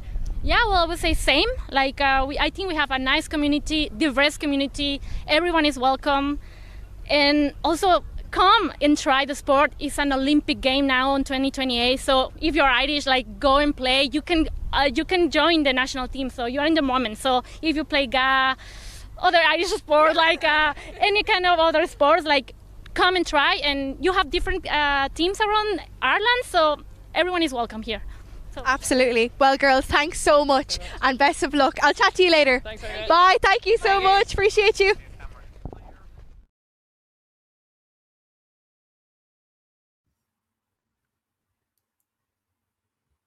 A huge thank you to Jade as we are first of our championship doubleheader games live from Dublin. It's the Fianna Bowl final. The Northwest Vipers, the wildcard team with 2 wins already today, and the Dublin City Wolves mounted a huge comeback to knock off South Dublin White.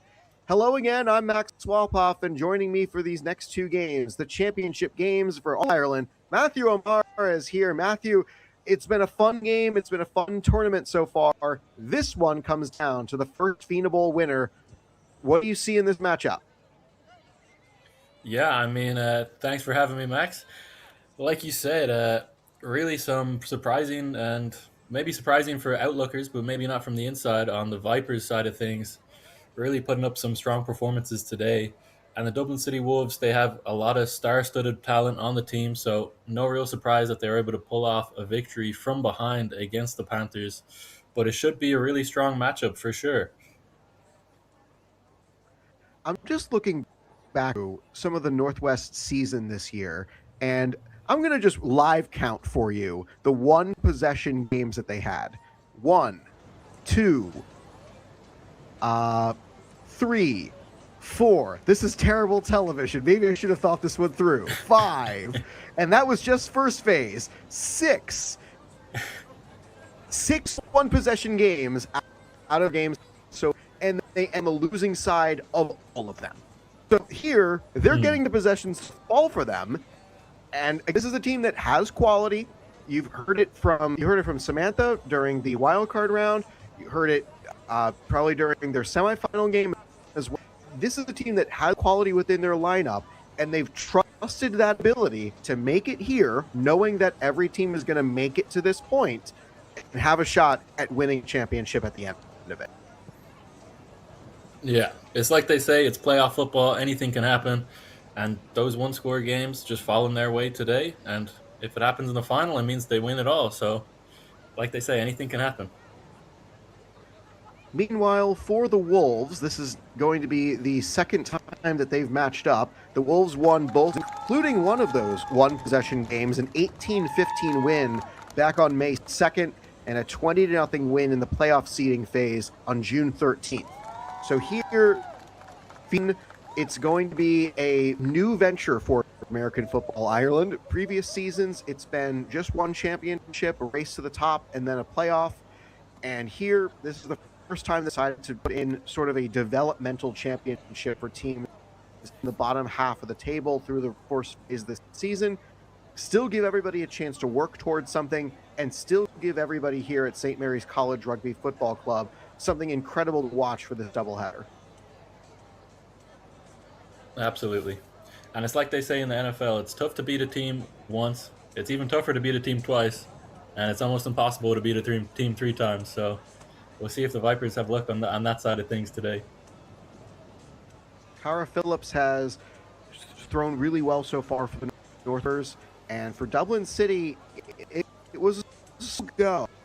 In that first interception followed by 3 turnovers on downs, went their first 5 drives. And then on come the Jets, 3 offensive touchdowns and interception leading to a pick 6, allowed them 25 unanswered against South Dublin to march into this. However, both teams have struggled on touchdown, on point after try plays, and that could be the dividing line between these two teams of who gets those extra 1s or extra 2s leading into the final score.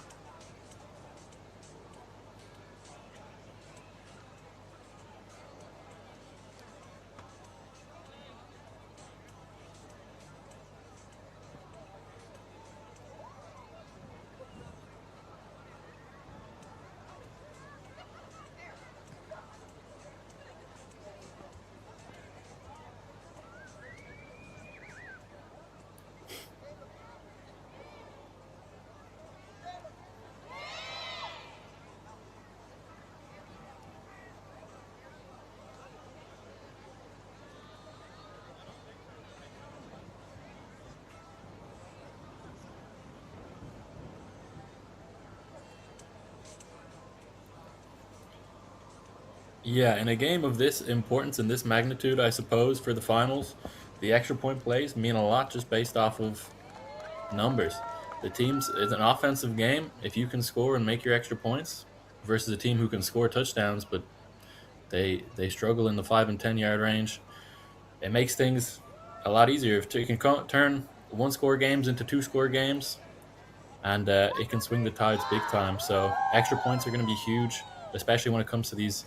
Like we said, the Vipers not having the look of the having the joy on the 1-score games. If they can have a look on their extra points today, it could swing things in their favor. Vipers win by 3 possessions in each of their first 2 games. The Wolves win 13-2 possessions. Teams are going through a final equip check now, as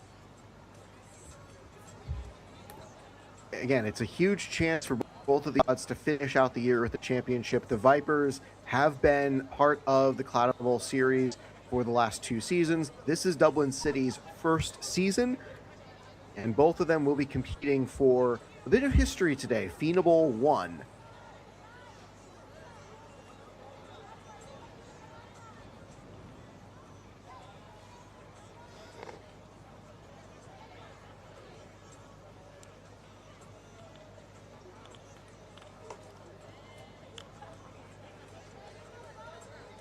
Matthew, we heard in the interjade as we await the officials to finish out this equipment check, being able to get involved at your local club level and potentially having a pathway to national team. You are somebody who is on the national team. So while we've got a moment, talk about your journey from discovering the game to getting onto the national team, if you can, about what it took to get to where you are. Yeah, of course. So for me, I was really lucky. I played cricket in North Kildare, and at the time, there was an American football team that just happened to be playing at the same location. So me and a buddy, we went over, we asked the guys while they were training if they would have us. And this is back in 2016 or 2017. And yeah, we didn't look back from there. Just started playing with the local club, started playing tackle and flag football. And yeah, that's where the passion kind of started from there. Obviously, back then in 2016, 2017, the sport has grown so much since then. And there's so many more people and a lot of passion around it.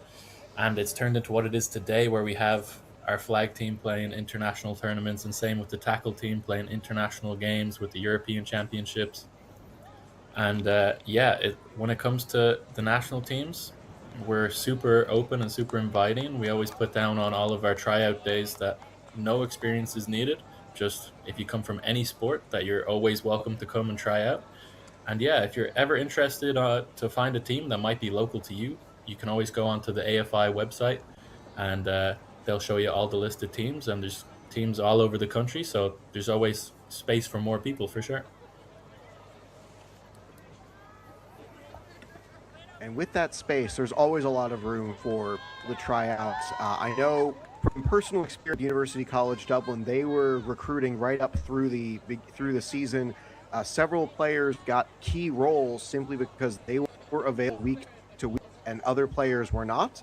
And that's another aspect of this, is if you can make it to match day, you've got a real chance to play no matter what aspect of your experience you're in. If you're in game, you still might get time, and a good chance for a lot of young girls and young women to stay involved in sports leading into their lives. And listen, we're both adults here. Making friends as an adult is hard.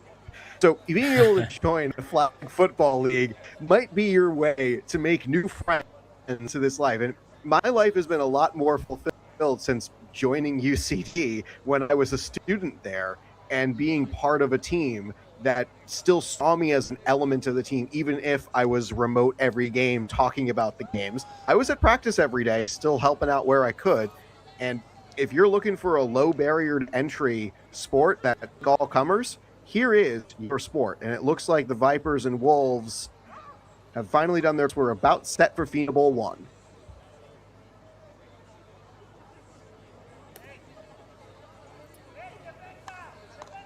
Exactly, and like you say, with the sport being so new, everybody is kind of new to the sport. So especially as a social aspect that a lot of people are new to, it's not like everybody's going to be judging you because you don't know the sport or you don't know the rules. Everybody was pretty recently in the same spot. So yeah, I'd say if you're even thinking about trying it out, for sure, make your way to your local team, send them a message on Instagram, and just get started, and you'll make a lot of new friends, and that's it. Northwest Vipers look like they're going to be the ones leading, going right to left across your screen. From St. Mary's College Rugby Football Club, Fianna Bowl 1. Who will be crowned champion today?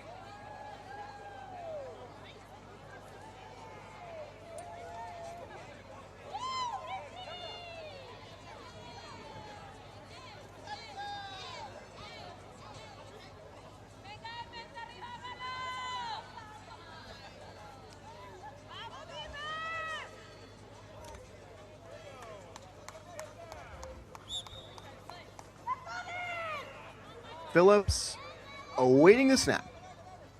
Back to throw on first down. 20-minute rolling clock comes. That's not made by Rachel Reed. First down goes nowhere. It's second down. Yeah, nice play there by the City Wolves DB, staying hard in the flats. Pass came her way, putting the offense off there. 3 receivers around the ball, 1 wide left. Phillips takes the snap, rush comes hard, and Reed, quick pull, a short gain for third down. Yeah, the Wolves starting off very aggressive on defense. 3 people down at the line of scrimmage almost, and just playing hard down into those flats.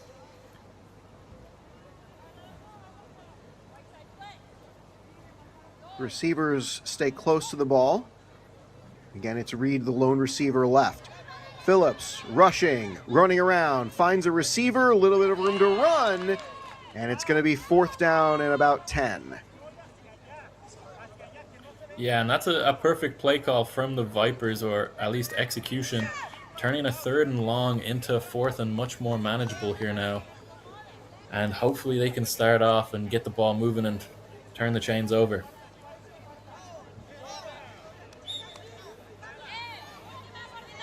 With the stretch, ball to about 6 yards left to go. Everybody's going to be tight around the snap. Dublin City playing close to the ball. None of them are allowed to rush the QB. Here comes the rusher from off camera. Got it to the line. Reed with the stretch, got the first down. Yeah, good job reaching there, making sure she got the first down. It was tight with the defender on her as well. And a good play just to get that arm out there. They spot the ball where the ball is, not where the player is. So reaching out does get the extra yard for her there. Vipers scored on their first drive of the game against the Mavericks. This is their 3rd game of the day. 2-back set. Phillips trying to get the alignment right, and it looks like offside on the defense.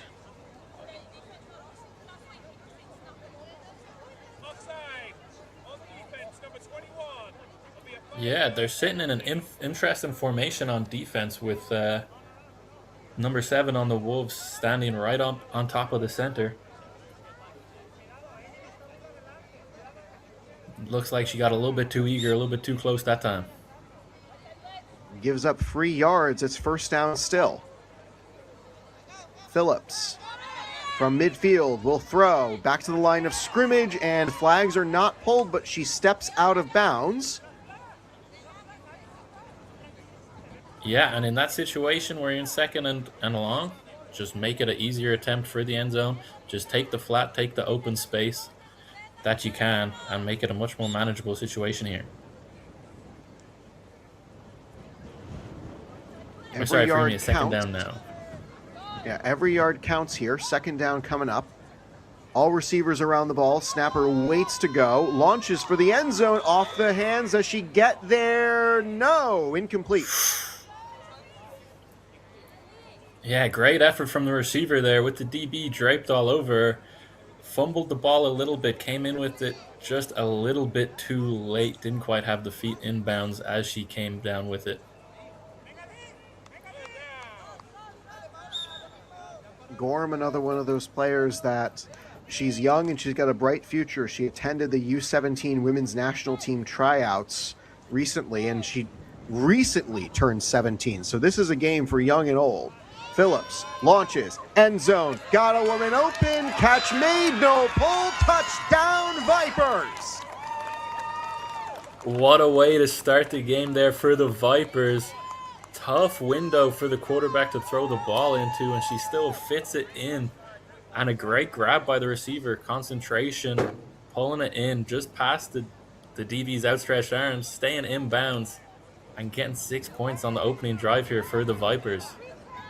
Canellis on coverage almost made a great play on the ball, but Reed able to pull it in as the recently married Rachel Reed lines up looking underneath, and it's broken up.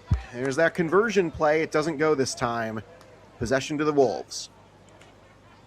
Yeah, good blitz there, following her on the rollout.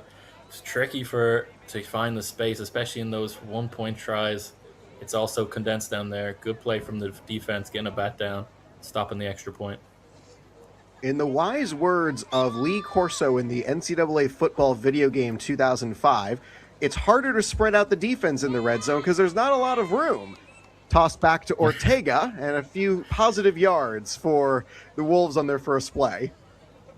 Yeah, and that's how you want to start out drives. Just take your free yards, take 5 or so yards, give the quarterback a bit of space so that they can just have a bit of breathing room back there. Double quarterback play. This is something the Wolves love doing as they get closer and closer. It's 3rd and about 5. Yeah, and they're just going to take what they're given. Dink and dunk and getting 3rd and 5. Great situation here for them now. Gives them plenty of space to take a shot or just go for the first down here now. Back to Dolores. She handles the low snap, looking for somebody to get open. She'll send people long off of the hands of her intended target, Carranza. 4th down. Yeah, it was a tough opportunity for the receiver there with the DB on her, and the ball really zipped in there from the quarterback. But those are the plays you're going to have to make if you want to win a Fianna Bowl final. It's a part of history, like you say, and let's see if they can convert here on the 4th down. Sanchez, handoff. Carranza, does she get there? Yes? Question mark? I think they're giving it to her. Yeah, first down. Wow, that was real tight. Nice Not by call. much. Wow. Like, Yeah. by the full length of a football. Wow. That's all you need. Carranza in motion. Dolores fakes the handoff. Back to Carranza. Backwards pass. She can run. She's going to. Splits 2 defenders. No flags have been pulled yet. She runs into another. And eventually she's chased down. 2nd down.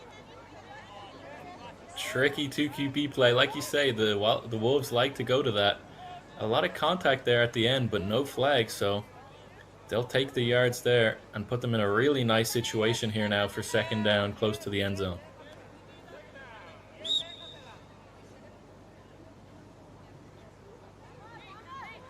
Wolves setting up inside of 10 yards to go. 2nd down, handoff play. They're outside the no rushing zone.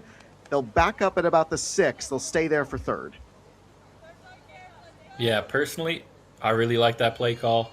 Just give yourself a better opportunity for 2 shots at the end zone here. Hand it off, take your yards. You're still outside the no-run zone, so you have the opportunity to pass and run.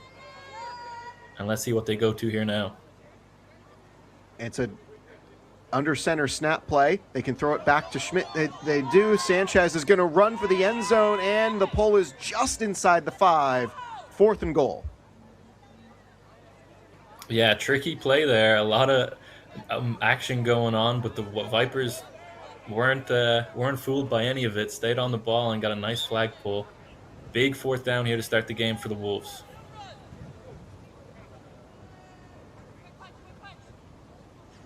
Dolores fakes the handoff. Shovel toss. Ortega in the end zone. Touchdown Wolves. Yeah, another really tricky play with the RPO. It's tough for the defense to follow the ball, especially when she's facing away from them. And just a little shovel pass, dink underneath. Let's see if they can pull away here, electing to go for the 1 point extra attempt. From the 5. Motion from left to right.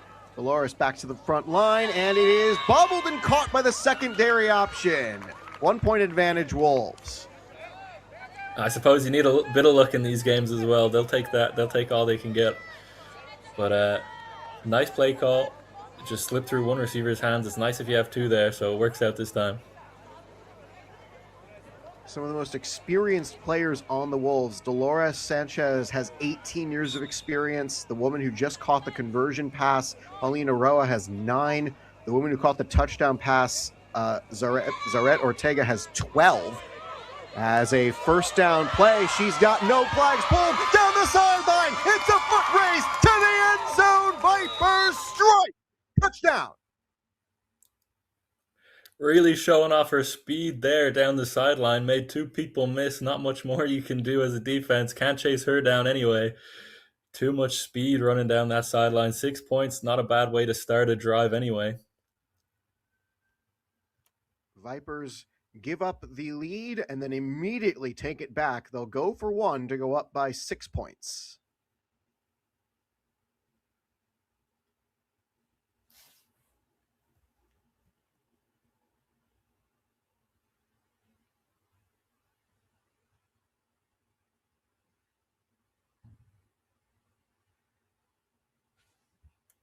Vipers will stack everybody up around the ball. Phillips in shotgun takes it. Rolls right, rolls left, throw, got it. Conversion made, and it's 7 points. Yeah, nice play call from the Vipers there, isolating their receiver out in space, just giving her an opportunity to make a play on one-on-one. And they'll take that extra point all day. So we're right back where we were. Vipers leading by 6, thanks to a 7-point play from Amy Gorham. Underneath toss from Carranza, and that is going to be a short gain for second down.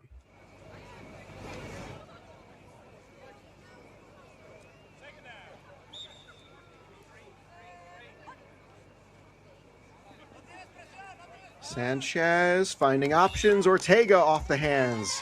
Too hot to handle. Yeah, and this seems to be the way that the Wolves like to move the ball, is just with the short, quick passes, dink and dunk, running the ball with the 2 QB. So those drops are going to be costly because they need to take those short gains. Carranza looking back for Dolores, and they find their own version of the Dublin City special. It's going to be 4th down. Yeah, that's a good play call for the 3rd down. Again, making it a manageable 4th down. 5 yards to go. They're in the same situation last drive, and they managed to pull it off. Let's see if they can do it for a second time here.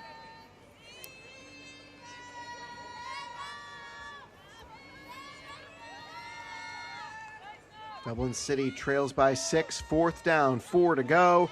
Sanchez loads up, finds her receiver in the middle of coverage. It's a 1st down.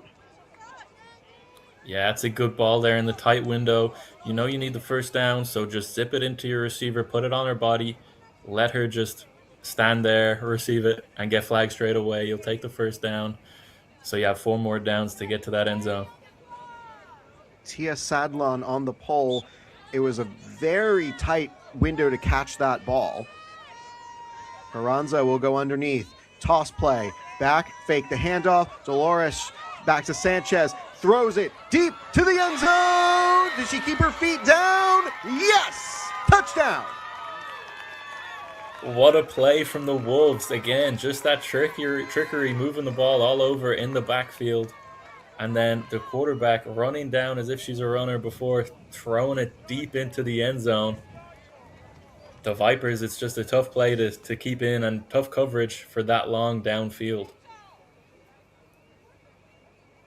3 players touched the ball before it got to Ortega of the 5 on the field, and she slipped back in coverage. 1-point try.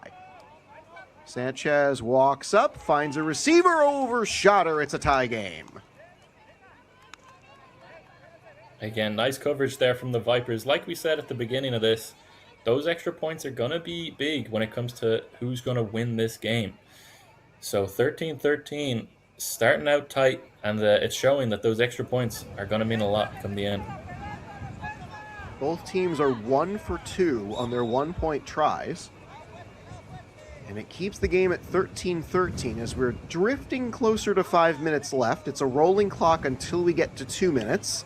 And at that point, different timing rules will take effect. Vipers back at the automatic starting position on the 5. Phillips takes a secondary snap. She can run, she can throw. She's got a limited options as defenders close in quickly. A collision between the 2 defenders. It's 2nd down.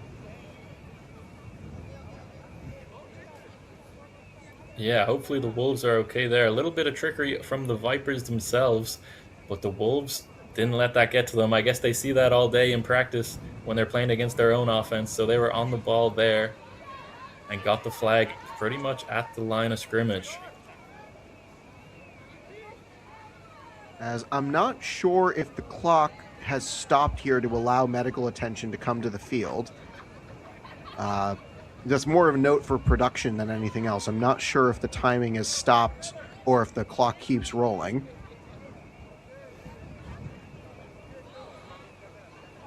I believe the clock would be stopped, so I think we're probably all right as we are here. Right. When they get to 2 minutes, we'll know for sure how much time is left as both players are able to exit the field.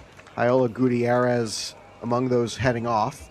Gutierrez is in her second year. She also competes as a bodybuilder and recently won first place in the PCA Ireland Wellness First Timers category. So again, you can come to this from pretty much any athletic background.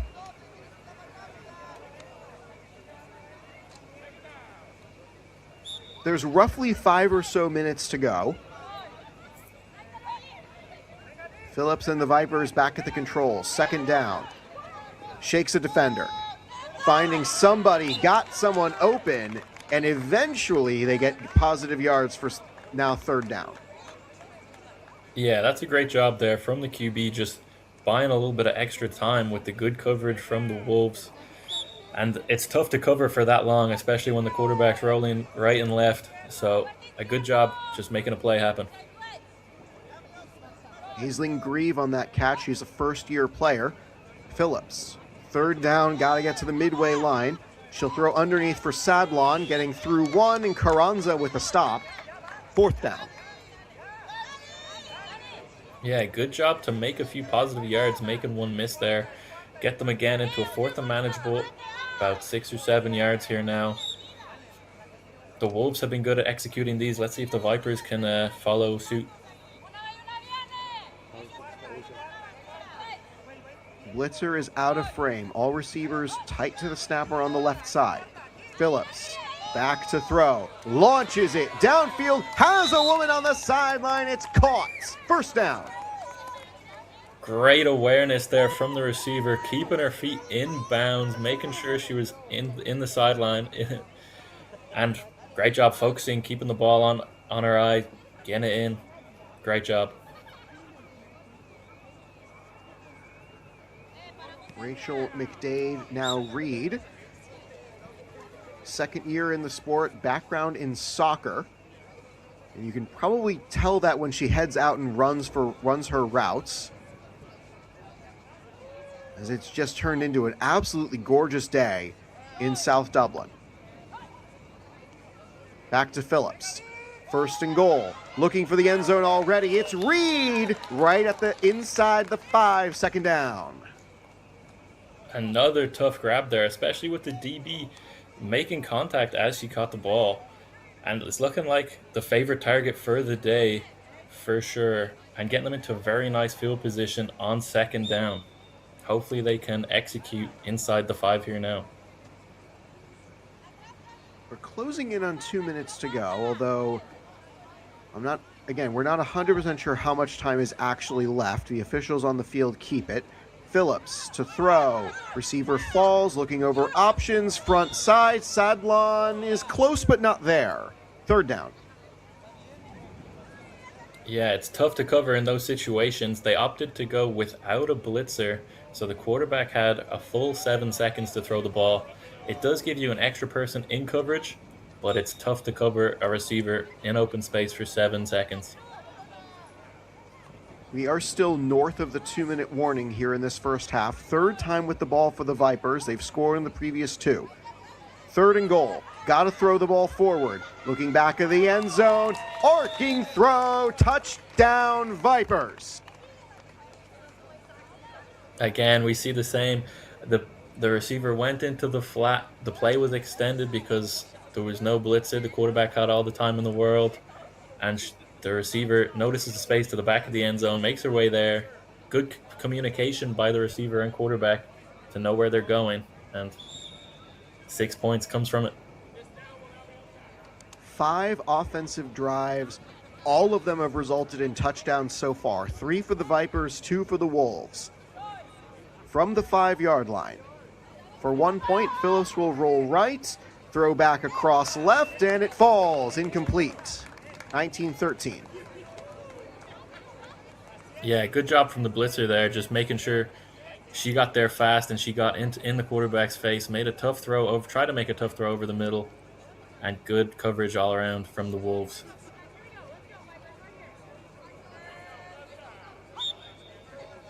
Officials get back in position as Sanchez throws, finds Carranza toward the out-of-bounds line. First down is a good one.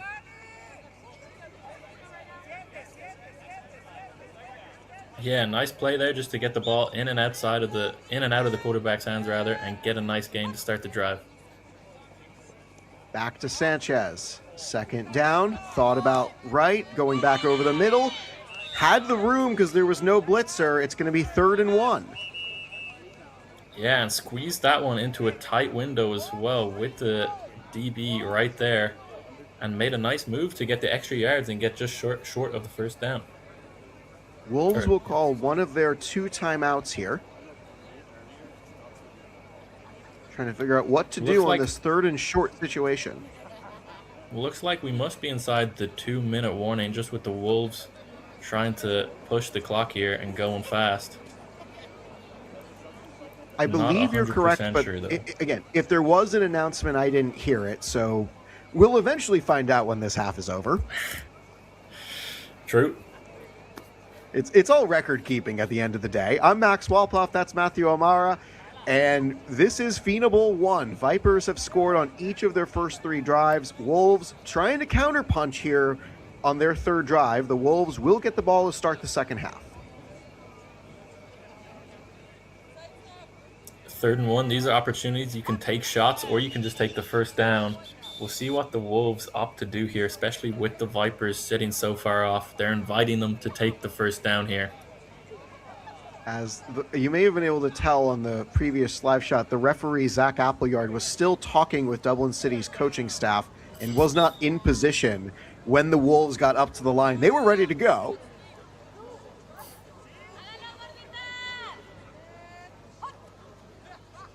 From under center, they don't get the snap cadence to pull the blitzer in front of the 7 yards, but they still get the ball to Ortega, and she'll dance the sideline to get first down. Yeah, and that's a nice job of a mixture of you're not taking a shot, but you're getting extra yards just past the first down to make it much more manageable, and also stopping the clock with the first down. Carranza back to Ortega, and a pull from Gorham stops play. 2nd down.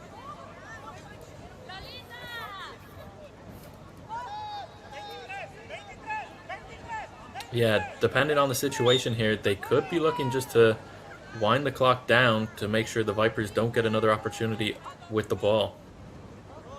2 quarterback set. Carranza, she's going to toss it back for Sanchez. She can run, she can go, she's got a lot of room.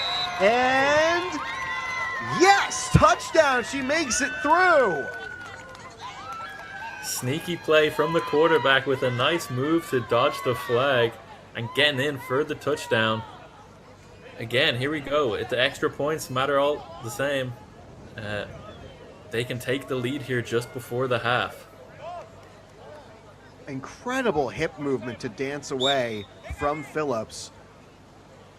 Chance for 1 to go up by a point. Back to Sanchez. She will throw. Finds a receiver. Carranza gets the extra. Yeah, good job just spreading the defense there and firing the ball into the tight window that she had and getting that extra point. 20-19. Both teams have scored on all 3 of their offensive drives. Last call, it seems like, for the Vipers. 2 timeouts left, and they're back at the automatic starting position.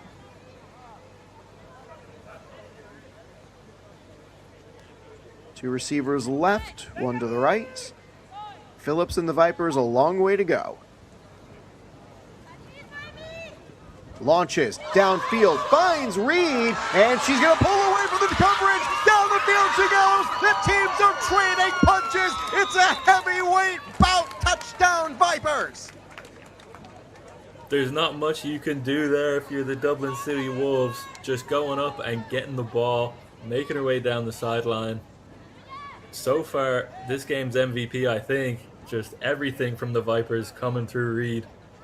Good ball, even better play from the receiver, and last second score before the half is all the Vipers could ask for there. Curious how much time is left as she just slips through the grasp of Leyva, and she'll check her shoulder, but she's got nothing but green grass in front of her. The teams are trading punches today. Let's see if they can convert the 1 point. Sadlon sends it back. Phillips looking over options. Looking back across her body. It's intercepted, but the flag is pulled, so no defensive conversion score. It stays 25-20. Yeah, good job by the receiver, just making sure she got the flagpole, because there was a lot of green grass for the DB to run into, and that could have been a game changer for the Wolves if she did convert that. But a great play nonetheless. So there's still time for the Wolves here to counterpunch. Sanchez underneath. Carranza off her hands. Second down. Unlucky from the Wolves. Good ball and good play call there, just to eat some yards and not take too much time off the clock. But unfortunate that it just slips out there.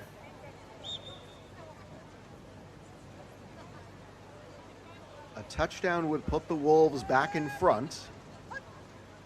They still have one timeout left. Carranza fakes the throw. Back to Sanchez. She can launch it. She's going to launch it all the way downfield. Missing out. Sadlon at coverage on Ortega. It's third down. Yeah, good job there from the safety, just making sure that she's the deepest person downfield and not letting anything, especially in these situations, get on top of her. Because we know the quarterback can throw the ball deep, so you got to make sure you're down there.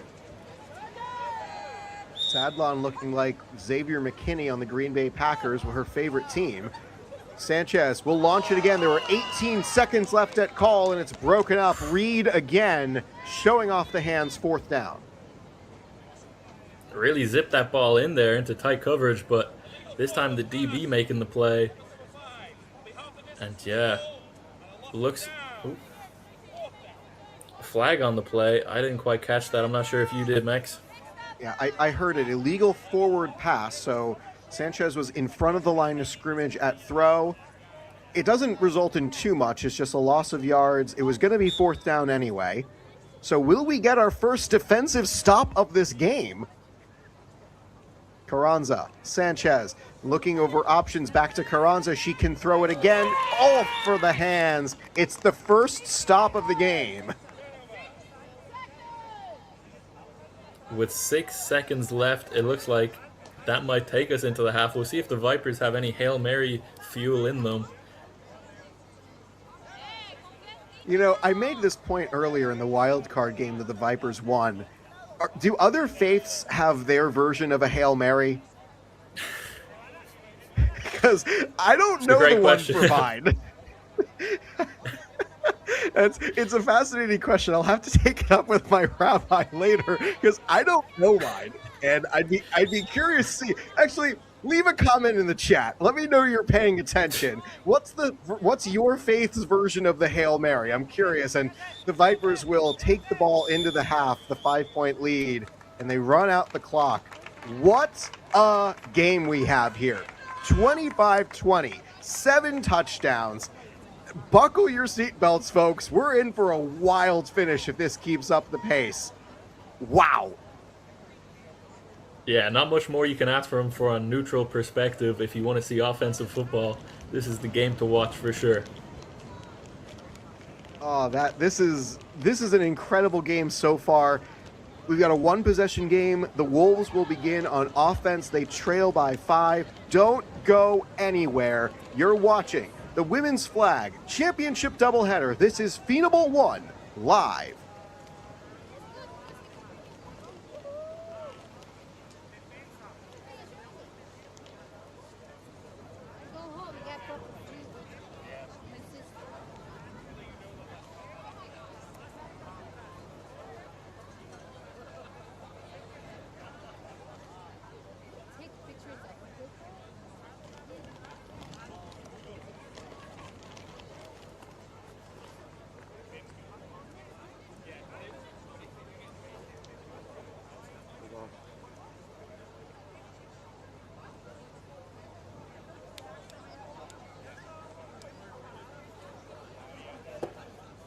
Headset check. Sorry, I lost audio there for a second. I'll just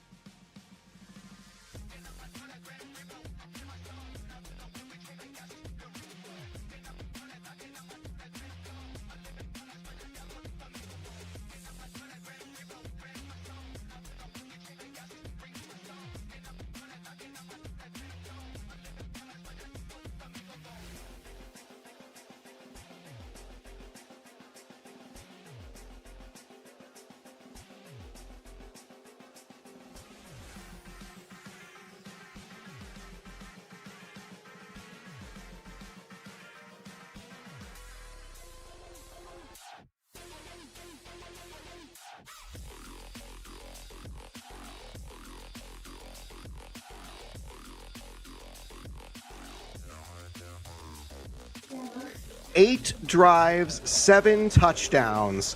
What a game we've got for you for Fianna 1, all the makings of an instant classic. I'm Max Walpoff, Matthew Amara is with me, and this has been an incredible start to this game. We were joking off camera at the half. It's like, watch the second half be scoreless, and I speak that into existence hoping it doesn't happen.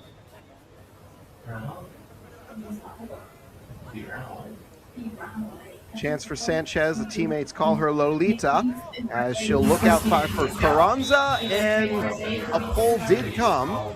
So the first down play results in limited gain. Here's second down.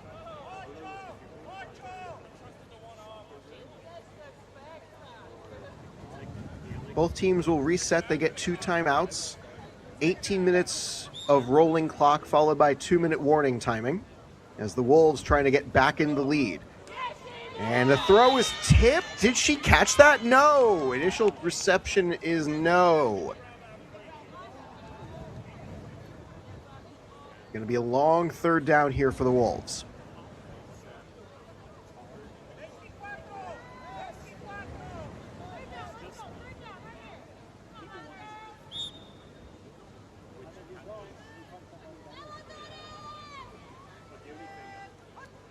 Lolita goes under center, takes the secondary snap, back to Carranza. She handles the backward pass. She can run, she can throw, she's going to run. Dances the sideline and makes it a manageable fourth down.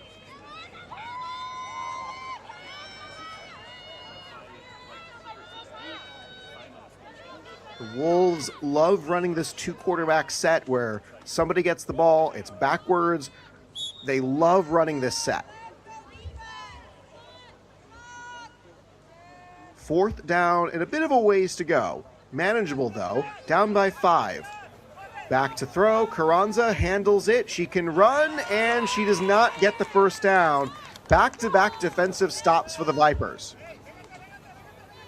Yeah, great play from the Phillips there with the flag. The second quarterback fancied herself to get the extra 5 yards on the feet and make a few miss, but stout defense stops the first down. And just like that, another stop for the Vipers. They're seeming to get the hang of things here on defense. A huge thanks to all our credentialed photographers for today's game and taking in today's action from an absolutely gorgeous St. Mary's College Rugby Football Club. Thanks for letting us use your fields, everybody. This has been an incredible day of action. The Vipers kicked us off with a win over the Knights in a wildcard round. They then beat the Louth Mavericks in an upset of the number 1 seed. The Wolves took down South Dublin Panthers White with 25 unanswered points. Out long for Reed, incomplete. As here we are in Fianna 1. They've been having joy with that all day, so the Wolves have adjusted a little bit there to try and make the play, not just give up the free yards to Reed. Good coverage from the DB all over.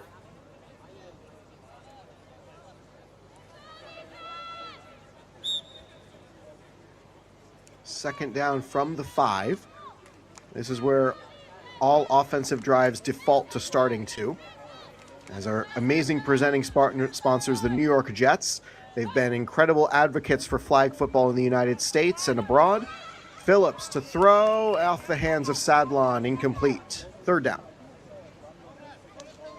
Tight coverage there and a good blitz. It makes it tough for the quarterback to move around and extend the plays. And with the good coverage, there was nobody open to throw the ball to, so forced into a tight window, couldn't quite make the play. Great defense here from the Wolves, putting the Vipers in a really tough spot. All receivers bounced close to the snapper for this third down play. Phillips, back to throw, finds the receiver, and this is just going to make fourth down manageable, a catch made for Gorham. Yeah, it's still a tough situation. We'll see if they can keep the drive alive. But great position. The Wolves will be happy that they have this opportunity just to, if they can get the ball back and get an opportunity to take back the lead. Fourth down in a 5-point game.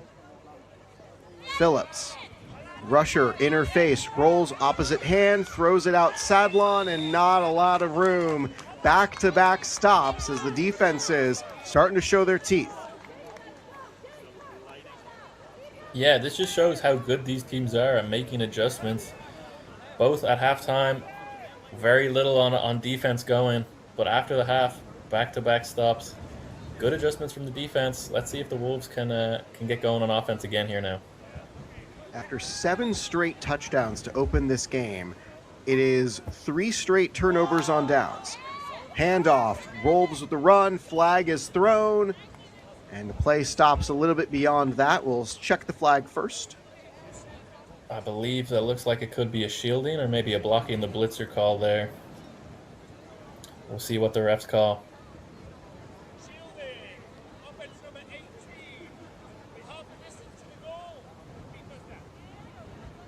Carranza the one. She's among the least experienced players for the Wolves with just 2 months of flag football experience. Sanchez up top, fakes the throw, throws it back Ortega, and a flag did get pulled. She kept running though. Sets up third. So now it's still second down after the repeat of the play. Yeah, good job getting that flag instantly before she made a move rather. The flagging from the Vipers so far looking good. And a good gain there for the Wolves just to get them into a manageable second down position. Back on track. Carranza back. Three people have touched the ball so far. Now we go beyond the line of scrimmage looking for 4. Dropped. Sadlon had the pick, and instead it's an incomplete pass. Great job jumping that route by the safety. She's seen it before, and that time she adjusted and almost got the pick with a bunch of space to run into, but a good job batting it down all the same, making it a tough third down situation for the Wolves. Third down, all receivers left side of the quarterback. Lolita steps up, nobody rushing her, throws it out, and is it caught? Yes? No?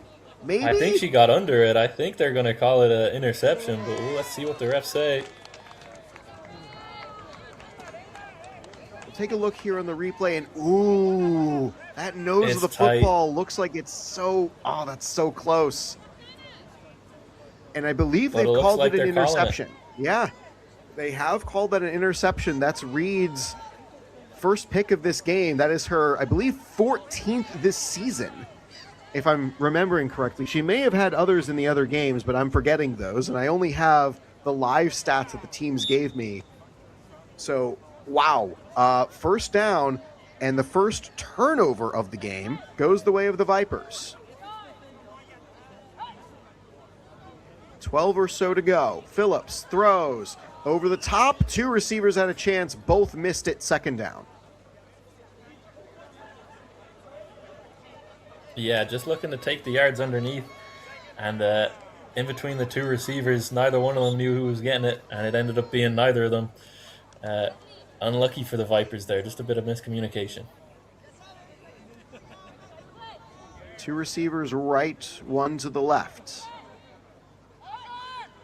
Motion from left to right. Second and goal.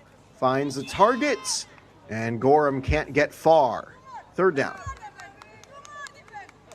Yeah, great job there from Cynthia Beltran, just the DB shooting straight down onto the flat as she sees the receiver motioning and running over there. And just pulling the flag instantly, making sure it was a minimal gain.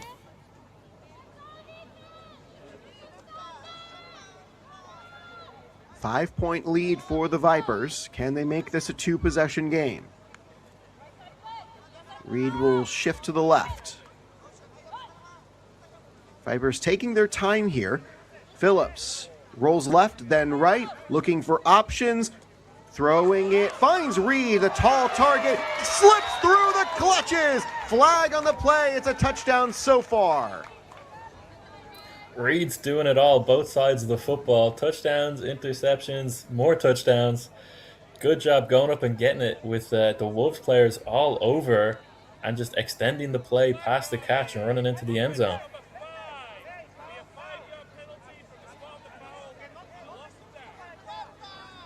I heard the call, flag guarding, so they pull the play back. It is, the down still counts, they do get something.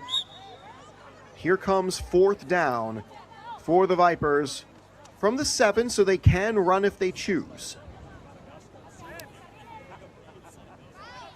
We're about halfway through this second half as both teams trying to play keep away from the other. Phillips, end zone, back pylon, overshot Gorham. Another turnover on downs.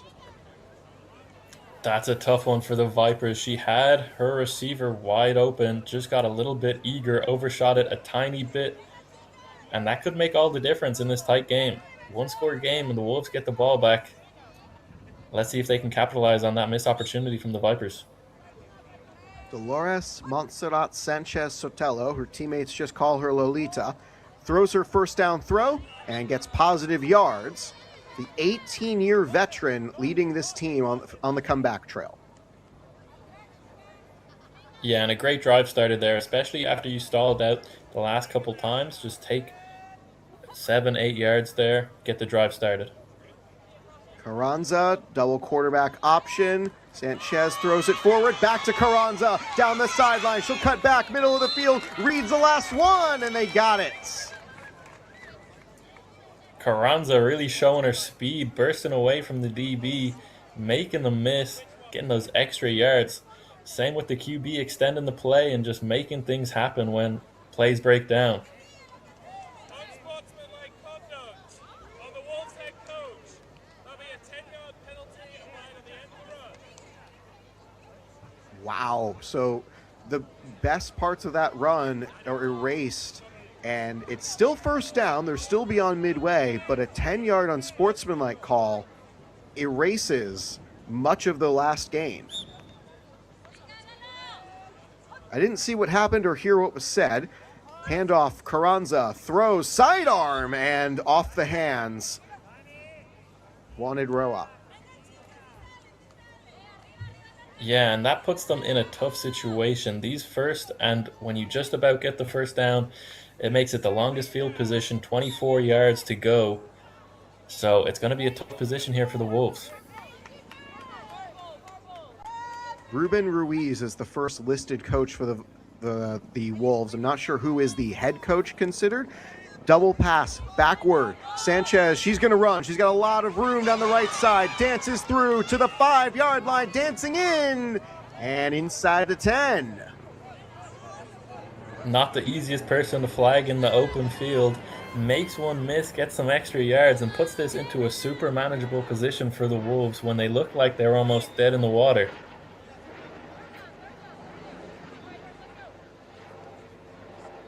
Great cloud cover today. Incredible views from South Dublin today. Double set here. Carranza underneath, toss play. They get yards inside the 5 on the completion to Bastias. Interesting decision from the defense there, all electing to pretty much stand at the goal line, give them the yards underneath, and not let them into the end zone. Let's see if that pays off, giving them the 4th and short here now. Inside the no rushing zone. Sanchez fakes the handoff. She'll throw backwards. Carranza, there has to be a forward pass for this to be a valid play, and Lolita's got it. Wolves lead again. And just like that, the Wolves capitalize on that missed Vipers play and go and take the lead. Back and forth game here.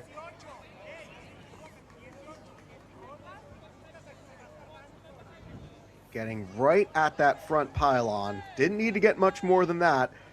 They'll go for 1 to make it a 2-point game. As Sanchez is brutally setting things over with Carranza. They have to snap really quick. 1 point and try. 5 inside. Got it. Great job from the receiver. That ball was really zipped and only 5 or so yards away. Oh, I think it might have been an illegal forward pass here. I heard that call. It looked really close at the line. Let's take a look one more time. The rule is different here, and Matthew, you might be able to enlighten us as instead it's just going to be a conversion failure. You know, on the rule after this play, if you how the illegal forward pass rule is different in flag compared to tackle. Phillips finds Stadlon, short gain. Yeah, so in flag, I believe, I could be wrong here, I'll double check.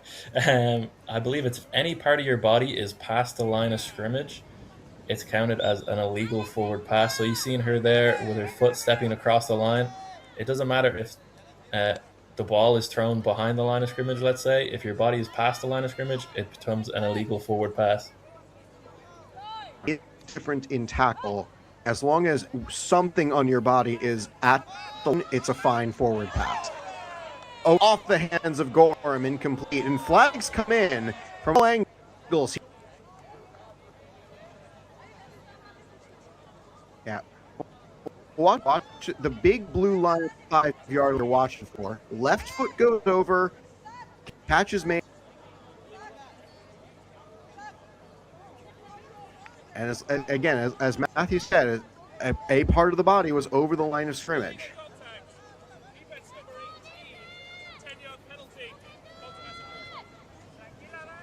And that 10 yards. So a little bit physical from the defense.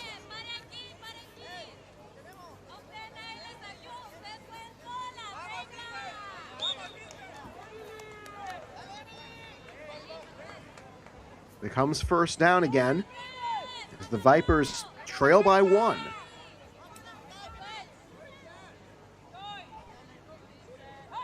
Phillips fighting hair in her face. Up long, looking for Reed again. Couldn't get her. Second down. Looking for a favorite target on first down. Looking for a chunk play. I don't hate the decision on first down in that situation. You have good field position. Take a shot. Second down. You live to fight another down. Especially with being closer to 9 to gain than it would be if you were back at the original automatic field position.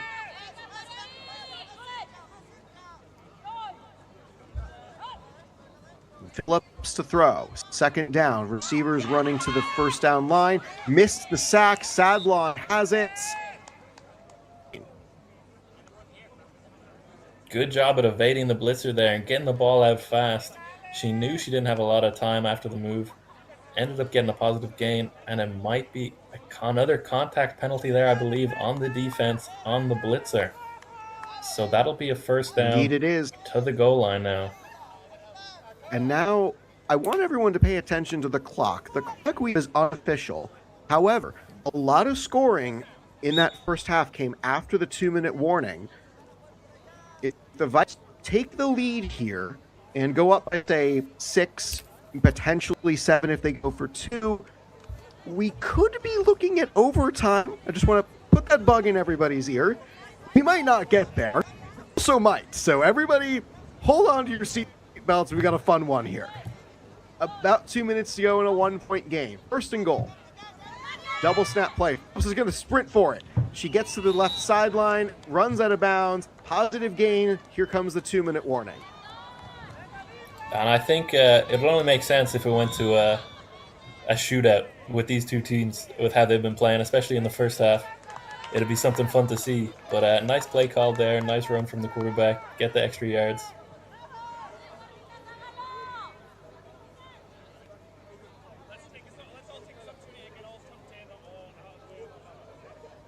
And Zach Appleyard is just making sure everybody pulls the flag hips, which is their designated position. If they're in the wrong position, you can for a penalty. But as the game goes along, sometimes the belt line that keeps it on shifts and moves, and especially if you're fighting to evade tackles or you adjust it just a little bit off, you can lose sight of where your flags are. Second down.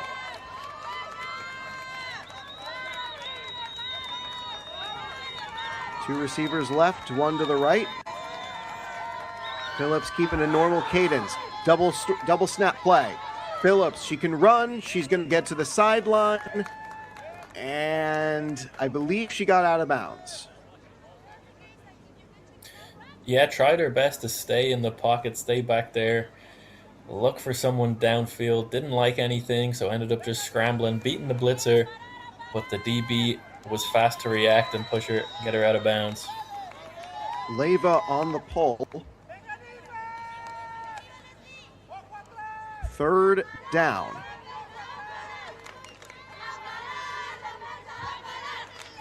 Vipers are of two minds here. They have because their enemy and they trail 1. Both teams have their timeouts left.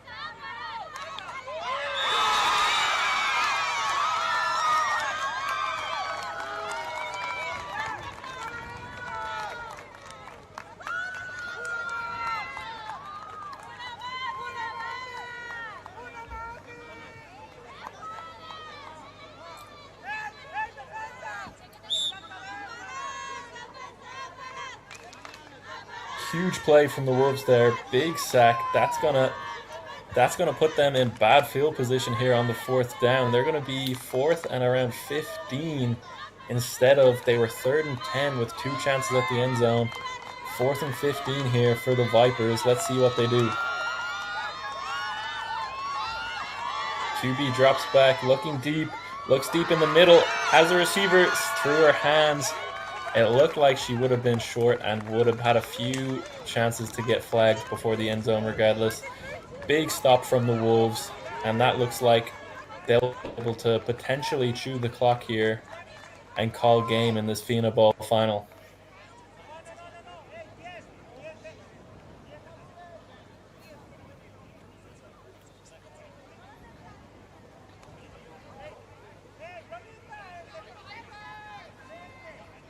Not sure exactly how long is left in the game.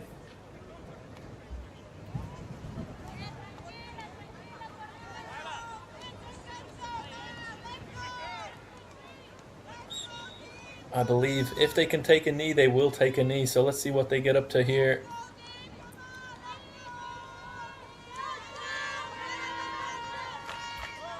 They're going to run the ball. So it looks like they're going to need a 1st down. Runs out of bounds as well, which stops the clock.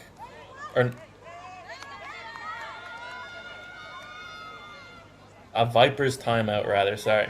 Vipers take a timeout there just to stop the clock. I'm not sure exactly how long's on the clock, but the Wolves need a 1st down in order to ice out this game.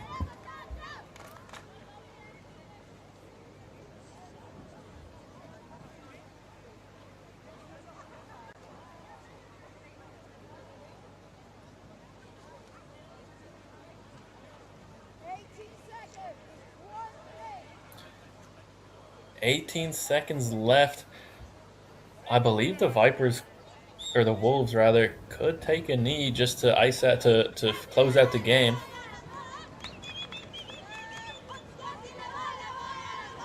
They're going to run the ball anyway. Miss one flag. Second flag is made. Second defender makes the flag rather. 3rd down and around 12.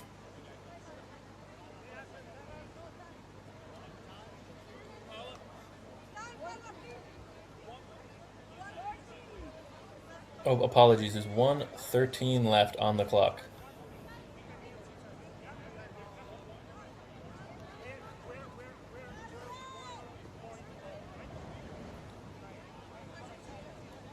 Head coach for the Wolves there just clarifying that they are 1 point up and that they do want to chew the clock.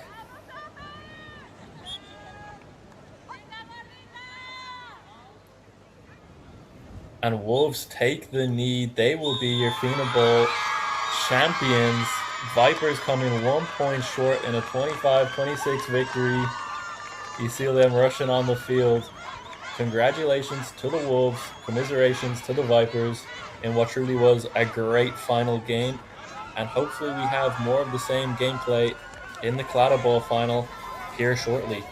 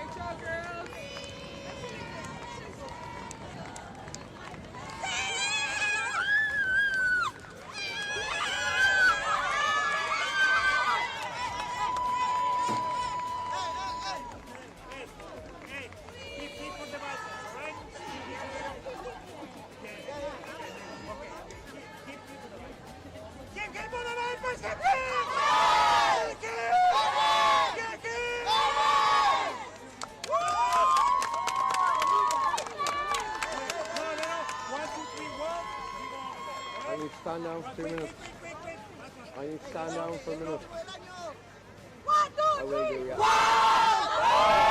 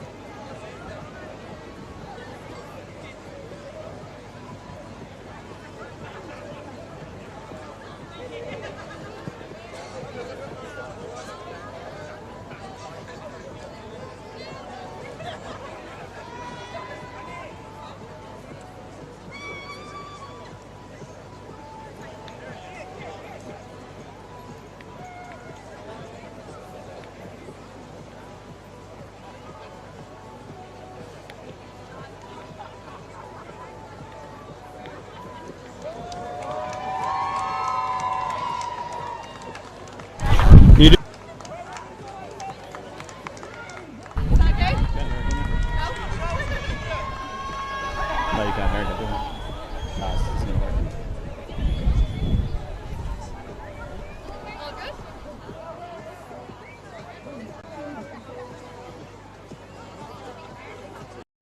One. Hi guys, I am joined here with Lolita, the MVP for the Fianna Bowl. How are you feeling? What's your immediate thoughts? Well, at the beginning we start like losing the game first, but it's not like it not means like we don't need to effort more than them. So we started losing, but after that we scored and we went up on them. So I think we never give up, and it's why we can win, even though the game was tough and tight. It was tight, but at last we scored in the second half just one touchdown, and is which gave us the winner, the championship. Absolutely, that's what carried you over for that second half of that game. Is there anything that you could point out from your game so far that has been your proudest moment for the Fianna Bowl? The first game I played the first half really bad, really bad. I made like 2 mistakes, were big, and one of them was a touchdown. But I thought in the second game I can play on that way. So I swapped my mind. I have a new chip, and I start in the beginning just with keep calm and just passing the ball, running the ball, and I could score 2 touchdowns. One running, one catch, and I threw 2 long passes, really excellent to my best friend, and also it was really a fun moment, and I was really happy. Fantastic, and the friendship is what makes that connection, absolutely. Well, Lolita, is there anything that you want to say about your team? What makes your team so special? Why you're here today? Why you're celebrating this moment? Yes. My team is only Hispano-American people. Of course, we invite people from Ireland and from around the world, but at last, only we finish with Hispano-American people. Mexican, Chilean, for around the world, the Hispano-American world. But the best thing, every one of them, just 5, we were like players that have played before, but another one, like 7, 8, were new. So they became new players, and now they are champions. Oh, fantastic. Well, thank you so much. Go on and celebrate. Thank you so much. Take care and congratulations. Thank you so much. Bye.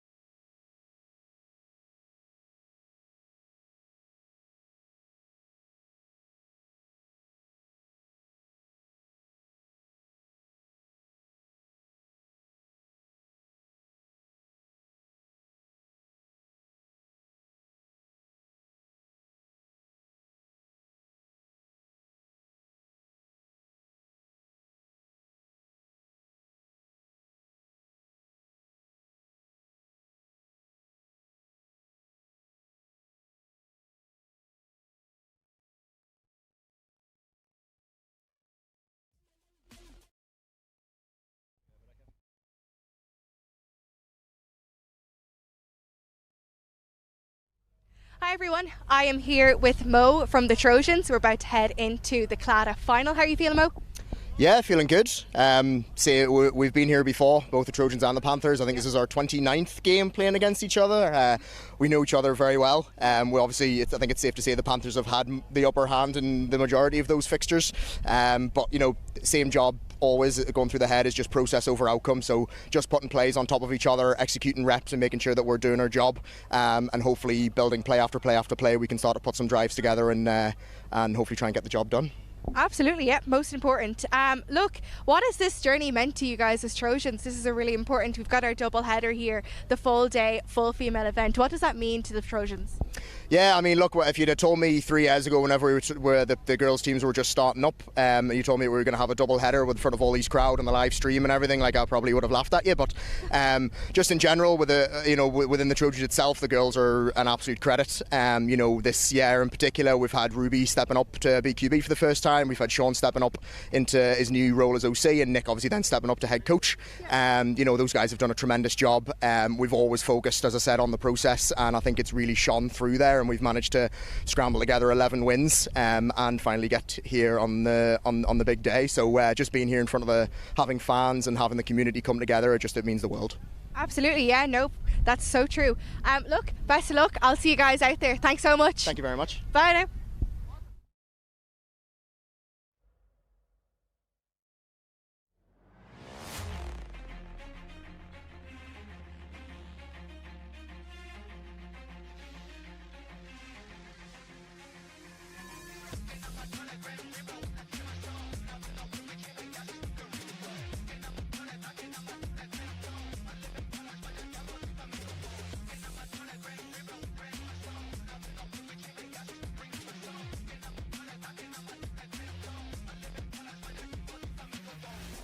I'm joined with Rachel from the Panthers. How are you? Good, how are you? I'm good, I'm excited. So as I said, I was chatting to Mo there about the Claddagh Finals.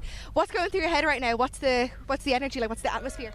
We're here to have a good time, have fun, I suppose, just do enough and leave everything we have on the pitch at the end of the day. We're lucky enough to be in a position to go for 3 bowls in a row, and hopefully at the end we'll have the bowl to celebrate. Yeah, absolutely. That's exactly the way it is. Look, what makes Panthers so special for you? This has been 3 times in a row, like you said, here in the Claddagh League. What's it mean to you be 3 times in a row female full squad here at the Claddagh League? I think it's really special. I think the Panthers are a really special group of people. We play for each other, we win for each other. We're like a family. Everyone experiences the wins together, the losses together. We just play for each other. We leave everything on the field for the person next to us.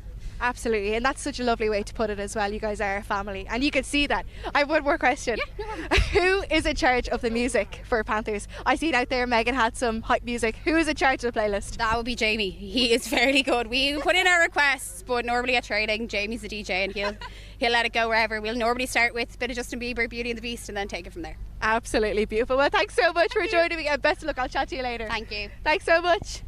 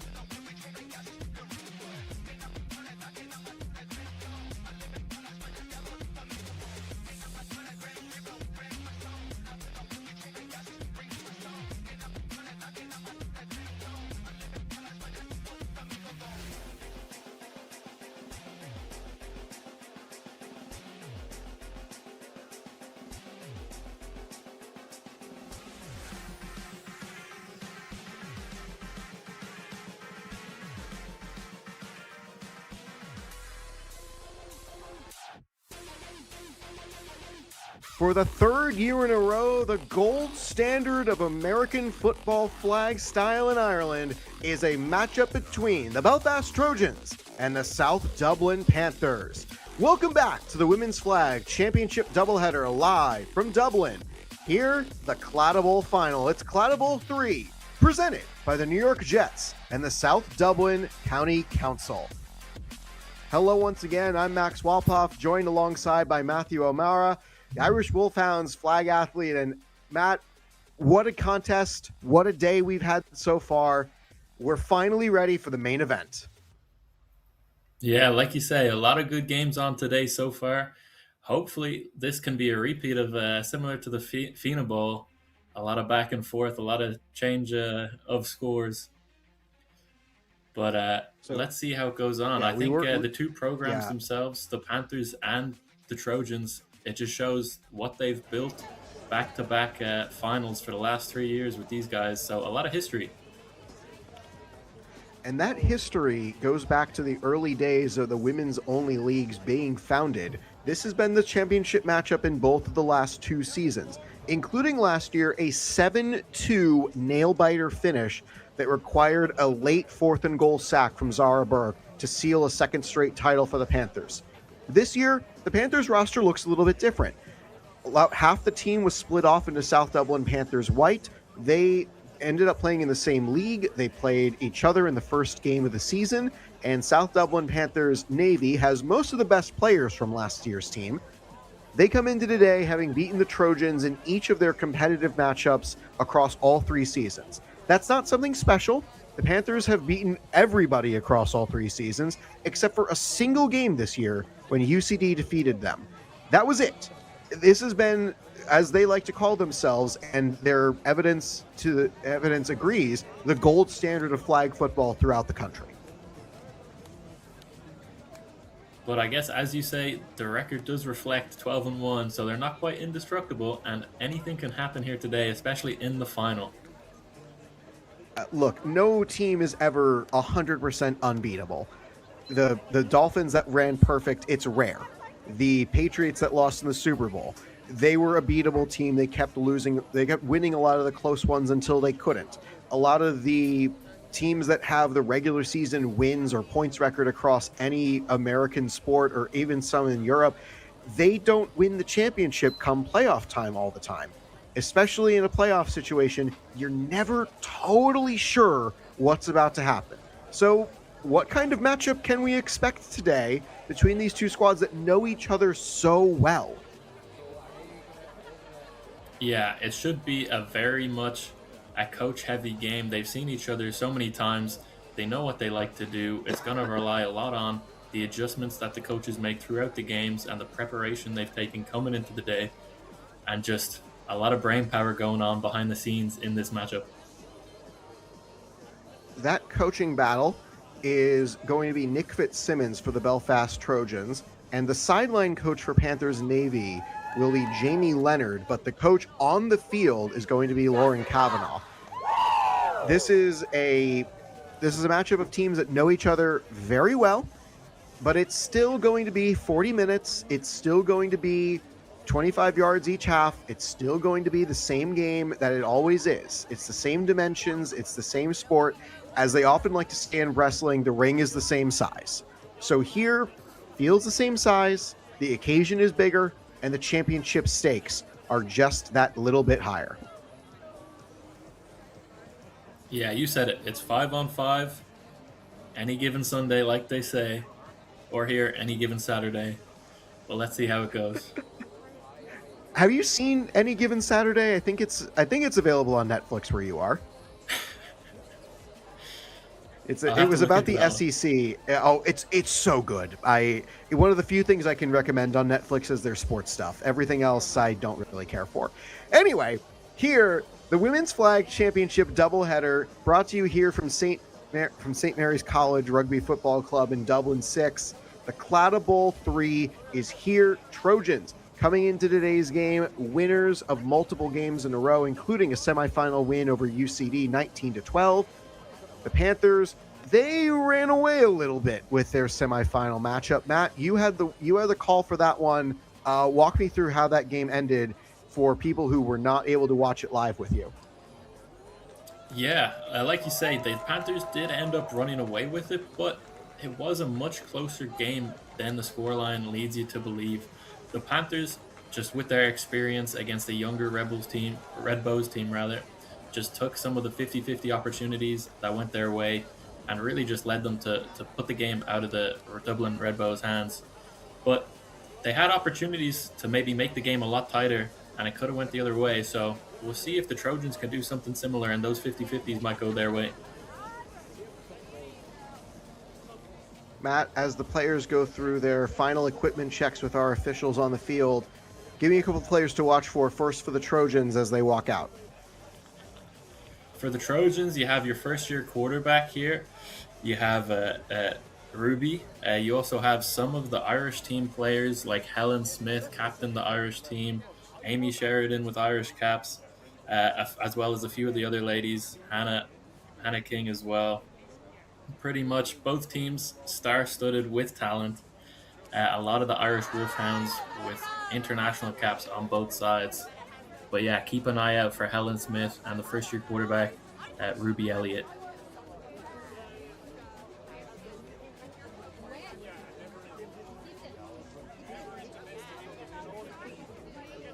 Teams are just going through their final preparations. We're still set for around a on-time kickoff. We're not quite there yet. It looks like we're going to be a tad later than expected.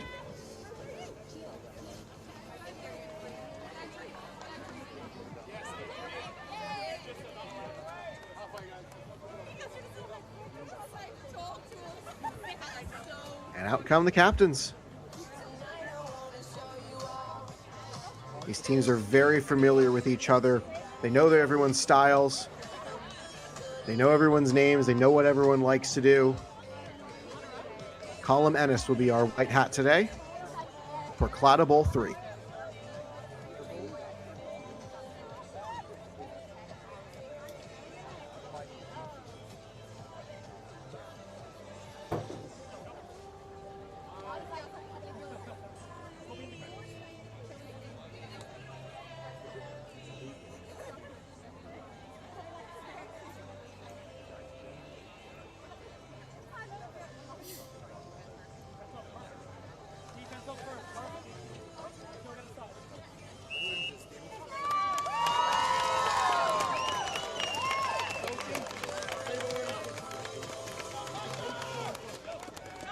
An amazing day, an amazing celebration of women's sports growth in Ireland, an amazing celebration of flag football's growth throughout the country. Final preparations, South Dublin taking on Belfast. What a game we've got in store for you tonight. Where else would you rather be, everybody?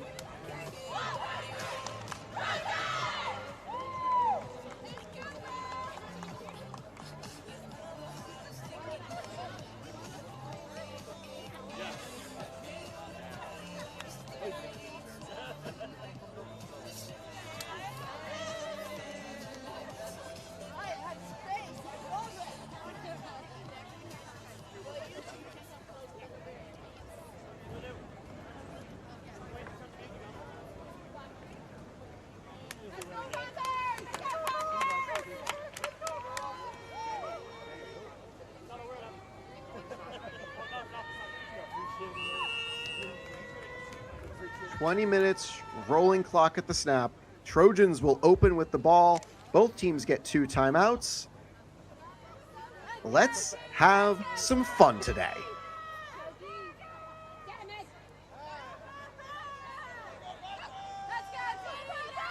Elliott back to throw. Back to Corrigan, who snapped it to her. It's a short gain for first down. Yeah, I think that play call is just one for the quarterback, just to maybe ease her nerves a little bit in the final, just to take the easy reception and just get the ball in and out of her hands and get the ball rolling. Both of these teams have played multiple games today now.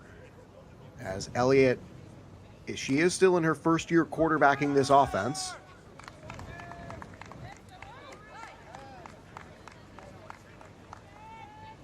Second down look. Back to throw. Underneath finds Heasley. Monique is going to go down the sideline. Highland first to her, and nobody had the flags until Megan Howe eventually got it. Third down. Yeah, nice job there. Nice play call from the Trojans, just spreading the defense vertically and taking it underneath. Just putting Jenny Kavanagh in space for the flag. Makes her miss. Nice spin move, get some extra yards. Nice play from the Trojans. As an early foul call marches the play back. It'll still be second down, so repeat of the try here. And that clock on the scoreboard that we have here is not official. The time is kept on the field, but it is a close approximation of the running clock for the first 18 minutes of this game. Heasley back to her, and that second down play eventually happens, and it's the same as the last time, Heasley for the run. Yeah, nice grab there by Monique Heasley. Good ball putting it into tight coverage. But yeah, it looks like they're looking to her early just for the short yardage, just to make a move after the catch. Heasley, a former netball athlete of 15 years, and came to flag football only after being convinced by Ashley Craig, who is herself a former netball player of 10 years. Elliott launches, first downfield shot of the day, overthrew Heasley again. It's fourth down. Yeah, Heasley looking like an early favorite target for the young quarterback. Relying on her, just looking for a downfield. Panthers sitting quite deep, the two safeties. They had an opportunity maybe to play the ball. But yeah, tough fourth down situation here now for the Trojans. Heasley with 3 years of experience, Elliott with just 2. But we heard from Mo Ramadan prior to the game, this is Ruby's first year quarterbacking the offense through the duration of the season. Had 2 receivers. Corrigan, can she get to the line? No. Early turnover on downs. Advantage Panthers so far. Yeah, it's a nice effort to try get the first down, just giving your player a chance to make a move, make a miss, and get a first down, reaching for it. But nice stop from the Panthers. Good flags short of the first down. So here comes Lauren Kavanagh. This is her 3rd year playing flag football, and earlier this year, she had a 100% completion percentage in a game, and she starts off that way with a catch and run. Shioma Quinn knifing through. Yeah, it's almost a perfect first down play call. Just take your short yards underneath and let your runner make a move just shy of the first down. Perfect position to be in, second and short. You can take a shot downfield here now if you want. 2 receivers line up left, one close to the snapper right. Send it to Kavanagh, run around for Quinn. She'll stretch a touch short of the line. It's third down. Yeah, 3rd and inches. This is a situation where, personally, I feel like you can send a few receivers downfield, have an opportunity to make a big play, but also have your check down just in case, just to make the first down and just live to fight another down and get to the goal line. But I'd like to see the Panthers maybe be a bit aggressive here and look downfield. That was Faria Sigler on the stop. Along with her family, she owns a flag football academy in her native Mexico. Kavanagh launches and misses the open shot for Howe. Here comes a 4th and short. And like I was saying, I like that opportunity. I like taking that shot for the quarterback, for Lauren Kavanagh. Let your players make plays. Now you're in 4th and short. You can get these opportunities pretty easy. And they do it with a quick toss play. Smith, a nice pull, couldn't break up the pass as Quinn gets the first. Yeah, especially if the defense is going to sit off, you can just take your toss and get your first down. It is a long situation now, but still fighting for another down. Panthers, 1st and goal. Underneath, finds Burke. And the quick stop for Rhea Sigler. 2nd down.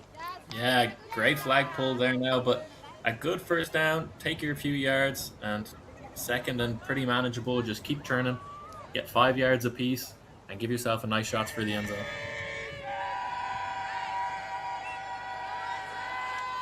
All receivers line up close to the ball with one. Howe all the way on the outside.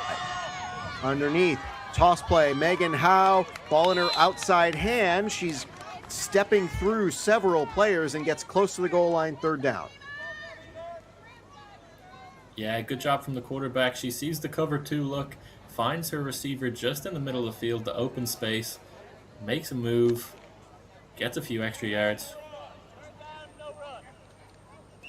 No rushing zone from, it looks like about the 3. Kavanaugh, low snap, mishandled, and it's 4th and goal. Nah, that's a costly mistake now. We'll see if the Trojans can take advantage of that slip up from the Panthers. 2 opportunities from that position. I would have put the Panthers to score, but now they only have the 1. Everybody around the ball. 4th and goal, got to be a forward pass. Kavanaugh has it. Highland, touchdown.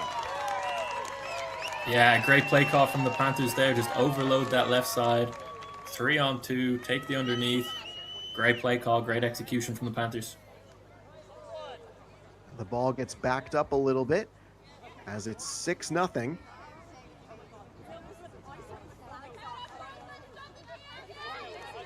Clock will continue to run until we get to the 2-minute warning. Kavanaugh throws it back of the end zone, comes down with it, 7 points. What a way to go and high point the ball there. Great ball placement, great grab. Not much you can do as a defender in that situation.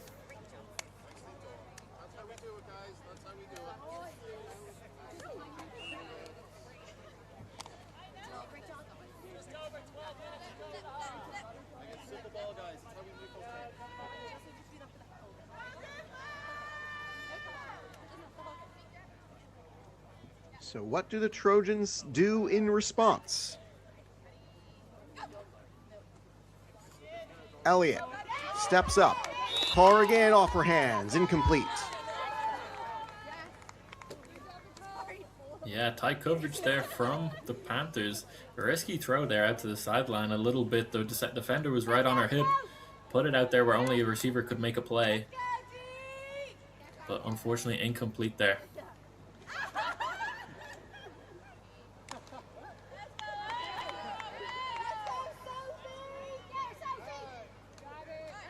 Two receivers line up right.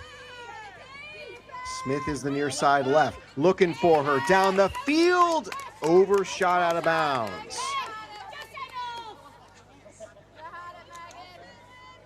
Yeah, taking a deep shot there on 2nd down.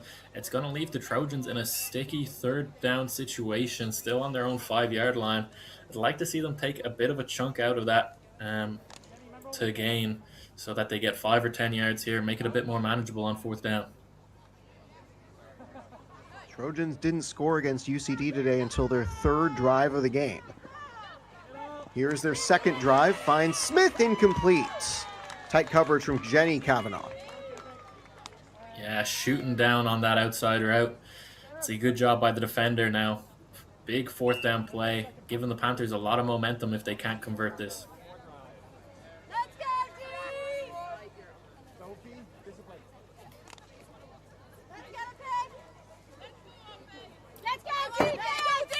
They'll change 2 receivers now to Elliott's left. From the end zone. Got to get to the midfield line. Corrigan a long way to run, and she will not get there.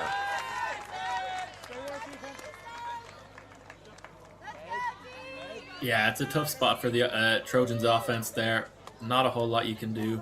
Give your playmaker the chance to make a play in space. Panthers do well just to rally and to flag her early before she can get to the midfield point. Bunch formation around for Kavanaugh and the offense. Panthers back to work. 1st down throw is launched. It's caught! What a high point for Highland. What a grab. The DB all over as well. Just a great ball, great catch. Great defense as well, just better offense on the play. Further truth to the axiom, there's no defense for the perfect pass, and Faria Sigler That's a little bit harder to cover than your typical pass. 2 left, 1 right. Kavanagh launches downfield looking for the end zone. Has it on the sideline. Signal is catch for Shioma Quinn. Wow, the Panthers are really opening up the defense now, taking shots downfield. They're feeling confident with this lead and also taking a few shots here. Short of the end zone, it'll just be first down. May have gotten a little bit too excited and tipped off our production team as inside of that 5-yard cone. Certainly celebrated like it might have been a touchdown, but it's not yet. It's still 7-0. Now it's 13-0. Zara Burke all by herself. Yeah, it looks like a busted coverage there from the defenders, from the Trojans. I don't know exactly what happened, but some miscommunication and the receiver gets wide open to the right side of the end zone. Production team wasn't wrong. They were just a play early. No worries, everybody. 13-0 as Burke goes back onto the ball.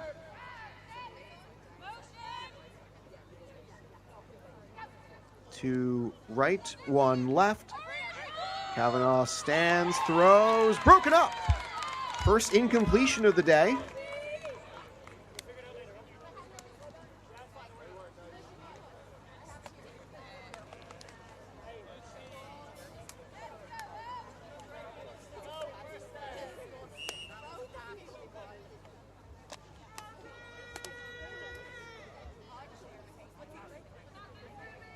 $13-0. Panthers Navy showing off why they are the gold standard so far. 2 straight Claddagh Bowl championships, and the Trojans in a hole. Elliott throws to the ground, incomplete. Yeah, the Trojans just seem to be misfiring. They're just not quite clicking on offense. I think they just need to try to get themselves in a rhythm, get a few completions, move the ball a little bit, and then start from there.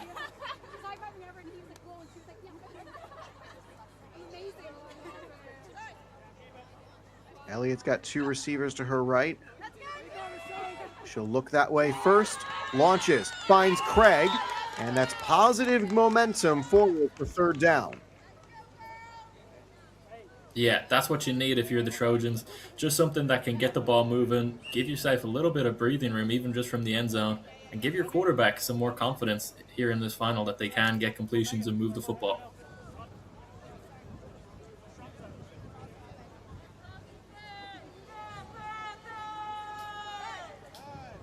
Third down, Trojans yet to touch the opposite side of the 25. Going down for Corrigan. Wanted that first down line, incomplete, it's 4th down. Yeah, tight coverage all over the field. Panthers doing a great job of just smothering the Trojans receivers and making it tough for the young quarterback to make the reads. Now we got a 4th and long situation.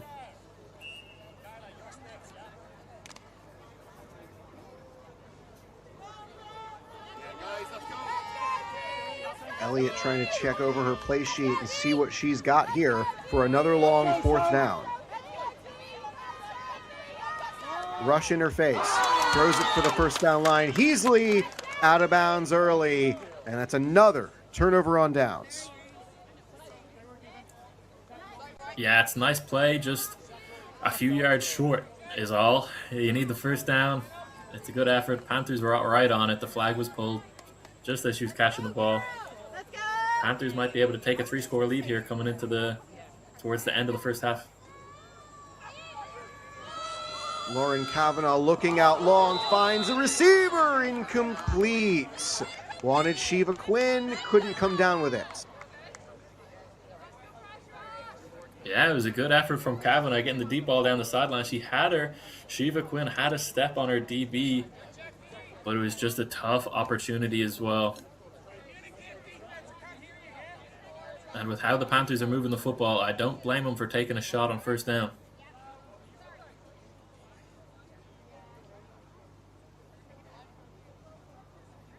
This is something we didn't see in the Fianna Bowl earlier, a 2-possession lead. Kavanagh, look underneath, pump fake, throw out long, Highland, Bob, got it!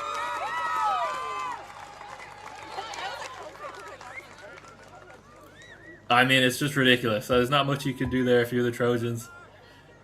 Tight coverage all over the play. Fobbling catch from the receiver. It's just great offense from the Panthers. On the fourth touch, she pulls it down. Great look from our replay crew on that one.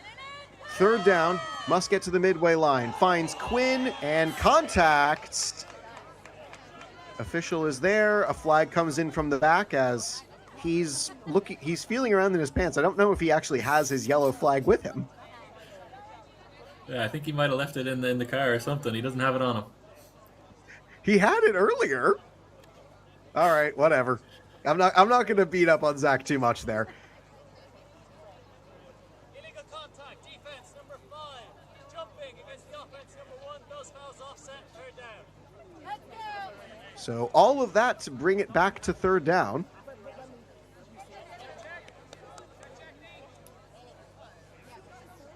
Clock is still going to run as we're north of 2 minutes.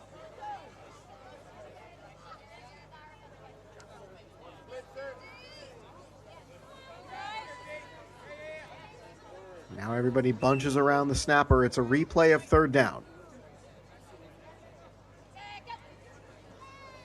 Kavanaugh handles the low snap. Right back to Burke, and not quite a first down. Yeah, the Panthers doing a great job of just getting the ball into their playmakers' hands and making moves. It's a tough time flagging them for the Trojans today anyway. Getting the extra yards just after the catch. Further proof to the experience of this team. Burke just walking with their knees off the ground. Incredible work. Fourth down, gotta have that midway line. Throws long, finds a receiver. Down the sideline, and flags fly. Hold on, everybody.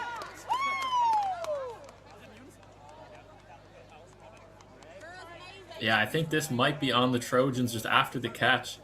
Maybe grabbing their belt or their hip. Yeah, it looks like that's the call.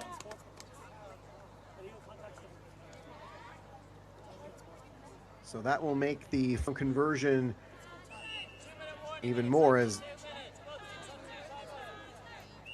both teams have been given the 2-minute warning.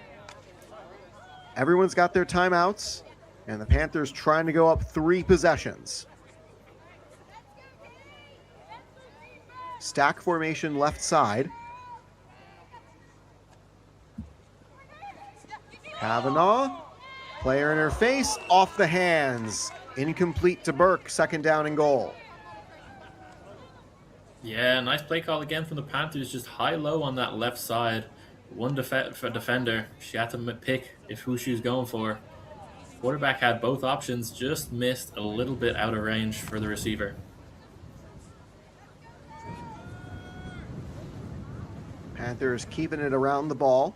They're at the 4. As Burke, a little bit of trouble with her equipment, she eventually figures it out. Back to throw. Kavanaugh underneath, finds Howe, and knows the football is all you need. Touchdown for the Panthers. Yeah, good job by Kavanaugh, just rolling left, bringing the defense with her. Meg Howe just sitting in the soft space in the middle of the field. Acres of space. That's a touchdown. That's a 3-score game. Gives the Trojans a chance here now, though, inside the 2 minutes to maybe claw it back a little bit if they can get the offense rolling. Trojans took the ball to start the game, and they have since gone turnover on downs for 3 straight drives. Panthers, by comparison, have scored 3 times in a row. Kavanaugh looking for the 1-point try, finds it. Yeah, again, Meg Howe just sitting in that same soft space in the middle of the field. If the Trojans are going to give them that, they're going to take that all day. Howe, also a basketball player. She scored Ireland's women's team's first ever touchdown for the flag football program at the Euros 2023 against Spain. As other players with national team experience for the Trojan side back to work inside of 2 minutes, trying to cut into this 3-possession lead.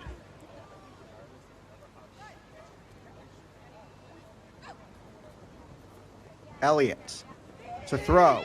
Launches downfield. Caught. Bushy inbounds. Great effort, Katie. No. That's a tough break for the Trojans. It's a great effort from the receiver. She had her open. Oh, it's a good bit out of bounds. Okay. Yeah, depth She had her down perception the is not sideline. my specialty. Likewise.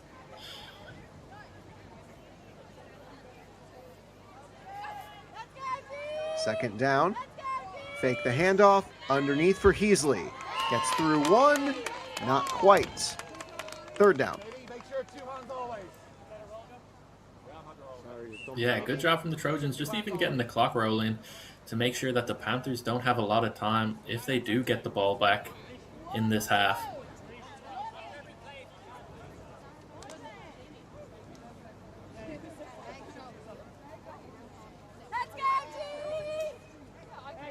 Third down, and this does feel like a gotta score possession for the Trojans, knowing they give the ball back to the Panthers to start the second half. Almost received. Helen Smith couldn't quite pull it in. Fourth down. Yeah, it's a tough opportunity for Helen, but it's one you have to make all the same. It is a low ball, but you need to help out your quarterback, and especially in a situation like that, it's third and fairly long. The Panthers are going to be setting up here at the midfield, and they know this is a huge play for the Trojans. With yet another incompletion, the clock does stop inside of 2 minutes. Elliott to throw. Looking for that first down line, and the receivers were too far underneath. Incomplete. Panthers, another chance with the ball to close out the half, potentially. Yeah, we'll see how long the Panthers have here, but they'll definitely be looking to score. I believe they still have both their timeouts, or maybe... They have both, yes. Yeah, so they'll definitely be able to put a drive together here now. First down here, and catch, foot down. Yes, Quinn gets the feed in, as our cameras are doing a great job catching Ruby Elliott and Mohammed Ramadan chatting up on the sideline, just trying to make sure that she can breathe. It can be difficult to breathe in tough competition. As someone who's just been here in the booth for many years, it's still hard for me to remember to breathe. Even being in the booth for only a day, it's hard for me to breathe too. 2 receivers left, one to the right. Second down, Kavanaugh throws underneath, has a receiver. Yes, again, Quinn with another toe tap. Wow, there's not much you can do against that. Shiva's put on a great performance, just making sure she gets her feet in bounds and getting the grabs. It looks like a lot of the Panthers' offense is going to go through her. Just need one to keep it in. It's 3rd and 3. And again, going out of bounds the previous 2 plays keeps the clock in the Panthers' favor to potentially go up another score.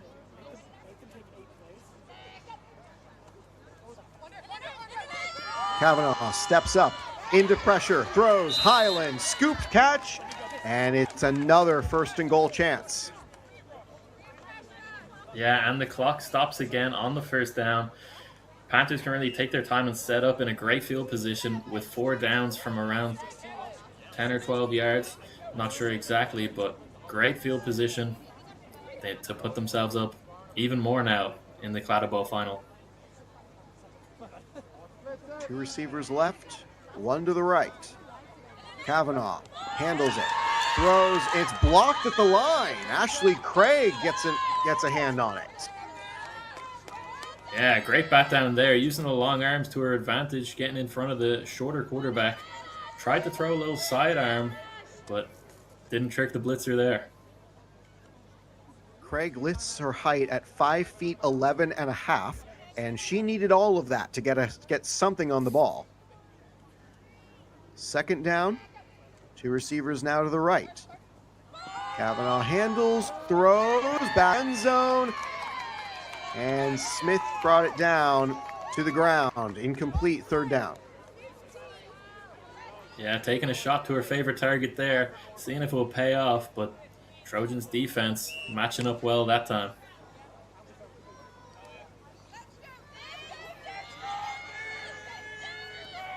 Howe and Quinn are the receivers on the left. She'll go to Highland on the right. Faria Sigler stops the play. As I believe we're going to get a timeout from one of these squads. Yeah, I believe the Panthers taking a timeout there. I think they're into maybe the single or double-digit time left on the clock here. Just going over the play call. Joe Gray with the offense there. Yeah. I heard 7 seconds, so there's time for this play. There's also time for a second one if we get to that point. They're outside the no rushing zone on this 4th down, and the Trojans, I hate saying it's a must stop this early in the game, but this feels like a must stop down 3 possessions already. Yeah, I think the way the momentum's going for the Panthers and them starting with the ball, I think it's a situation where they can't let this get in.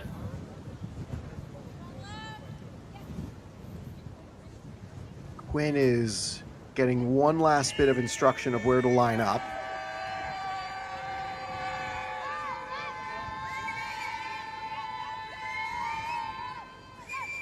Quinn in motion. Kavanaugh, 4th down for the end zone. Highland, yes! It's an avalanche for the Panthers. They put up another score. Yeah, it's tough for the Trojans to defend that. Just the bigger receiver running through the back of the end zone. Just throw it up, put it up high for her. Let her come down with it.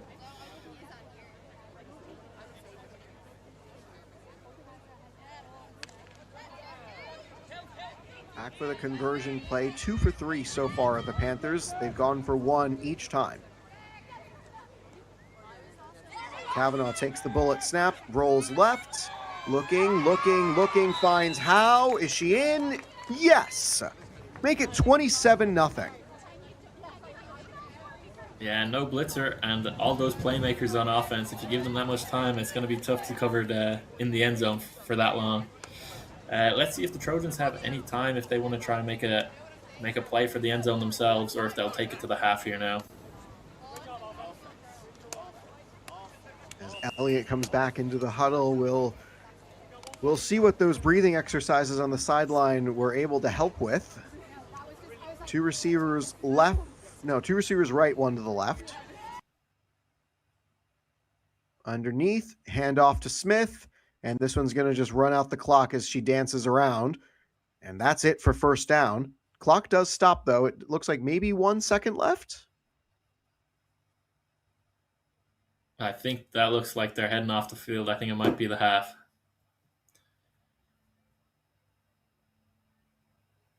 As we come back to live action, you are correct.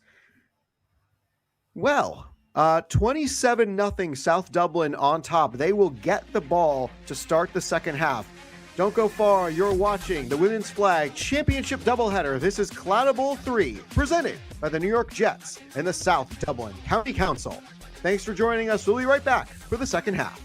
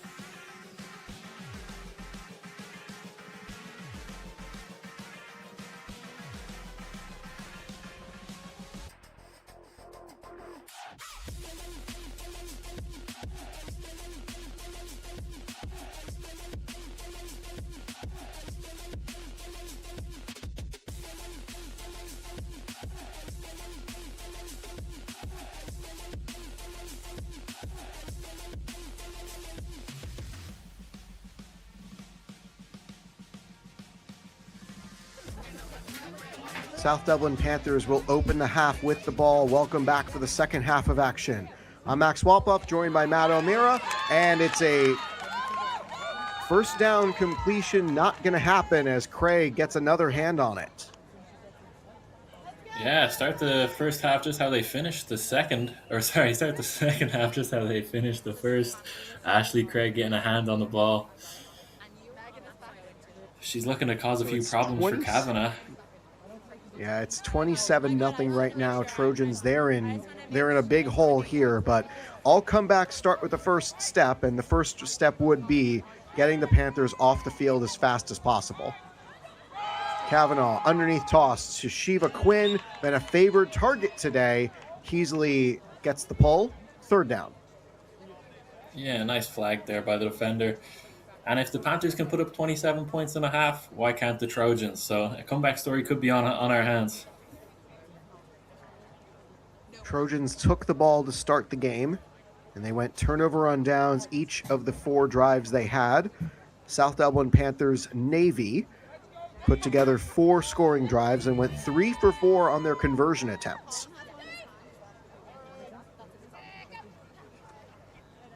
Kavanagh's distinct cadence gets the ball out top. Highland, and she'll stretch. Not going to get the first, but it's a makeable fourth down. Yeah, it's a good job spacing out the defense from the offense there, and just the receiver just sitting in the open space waiting for the ball. And good job getting the flag early just to make sure that they do have a fourth down. Don't let her get the extra yards and give up an easy first down. Make the Panthers work for each first down that they have to get. 3 receivers right. And now Highland on a short snap. Fourth down play designed to get short yardage, and they got plenty more than that as Quinn runs again. First down. Yeah, they love having that little pitch to Quinn. They've had a lot of luck with it all day. And fourth down, go to your playmaker. Works out again.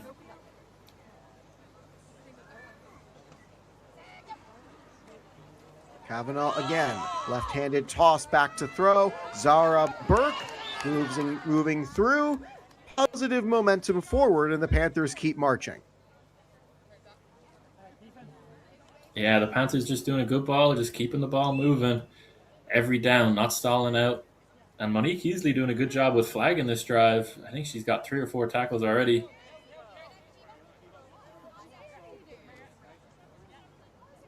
Panthers coaches don't see something they don't like in the defensive coverage.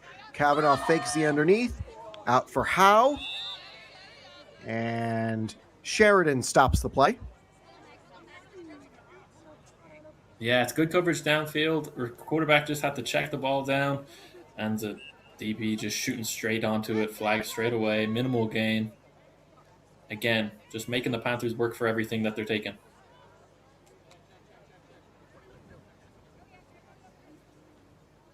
Coaches again for South Dublin don't see something they like in the coverage, so they'll change the play. Kavanagh surveys options, fakes the toss, finds Howe, and this one scampers into the end zone. Touchdown on the board. Yeah, it's a great ball from the quarterback, just leading the receiver, letting her run onto it, keeping her momentum, keeping her speed, and it's tough to flag at that speed, especially with the DB trying to follow her through all the space, and it's tough just to keep up, and that's another touchdown for the Panthers, putting this game looking like it might be out of hand. 33-0 as Kavanagh and team line up for the 1-point try. Kavanagh back end zone and out of bounds. Megan Howe even knew, little bit out of reach.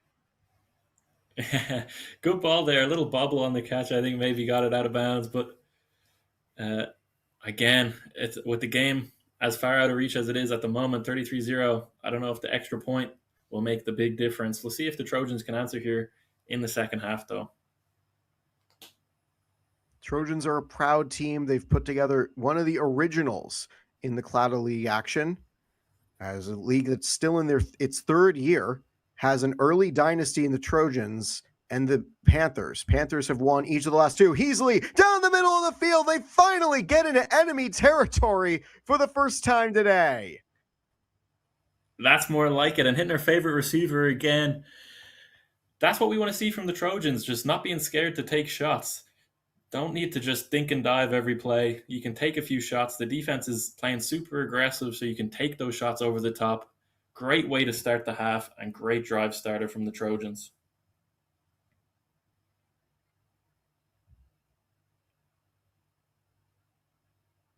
Elliott ready to receive. 3 receivers left side. Corrigan rifles it back.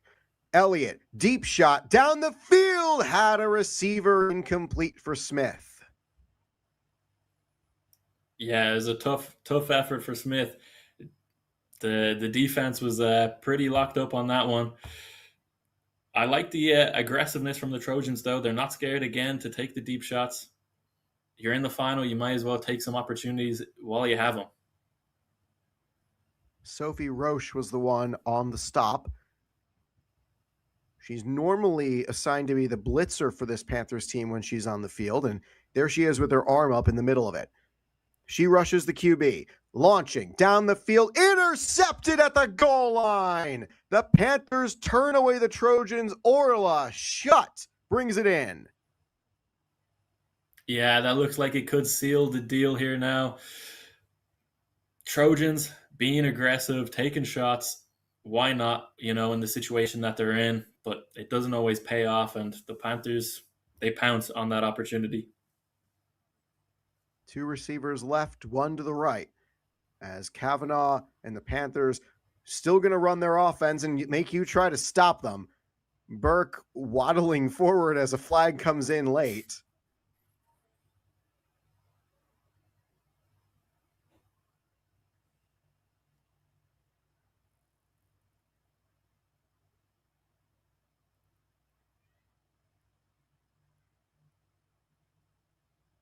Yeah, let's see what that flag is here now. And they're marching it forward. I think it might have been illegal contact potentially on the defense. Yeah, whatever it was, it added to the end of the play, so that creates another first down beyond the halfway line.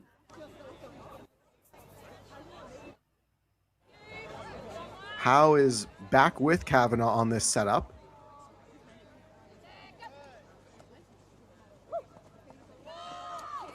Gets a running start out of the backfield, and it's a short gain. Out of bounds on second down now.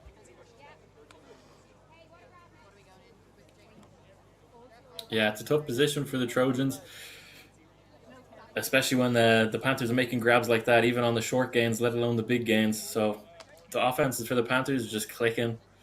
So we'll see if the Trojans can try to do their best here now to stop them. Bunched around the ball. Rifled back. Kavanaugh back to Howe. She'll swim forward, and Sheridan there gets both flags.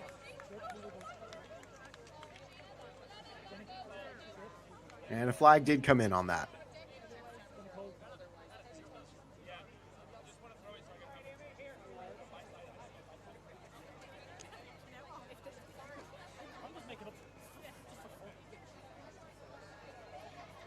Let's see which way this flag is going.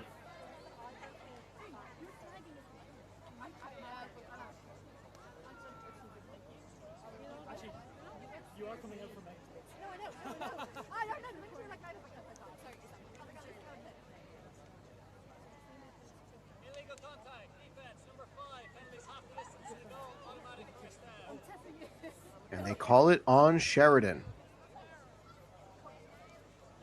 So that results in an automatic first, as a good day continues to get better for the Panthers and a bad day continues to get worse for the Trojans. Yeah, 4 opportunities at the end zone from the 4-yard line here now. Well, at least for the Panthers, and at least for the Trojans, I should say, this means that half the playbook is gone. No more runs inside of the 5. Back of the end zone. Who needs runs when you have Megan Howe making catches like that? Touchdown, Panthers. Yeah, and even against good coverage, the playmakers on the Panthers, it's their day today. They're making all the plays they need to. The quarterback's giving them the opportunities, and it's working out in their favor.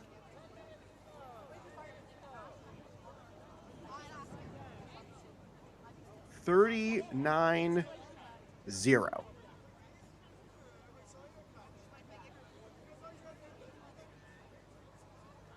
Panthers are 10 points off of their large point here. And Howe is going to throw. Howe for the back of the end zone. Someone came out of bounds as Quinn can't come down with it. It's incomplete anyway. Yeah, it looks like it will stay 39-0. But I guess it's like you say, it's they call themselves the gold standard, and they're showing that in the final here.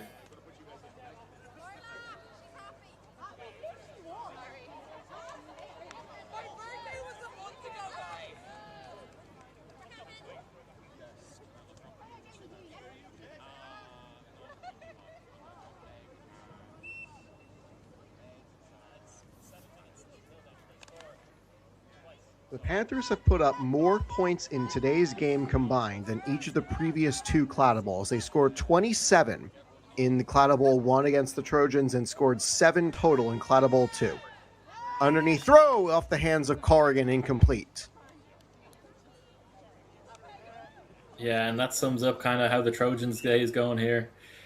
It's just not going their way. Drops, missed passes. It's just not clicking, but it's clicking for the Panthers. There's not much you could do about it.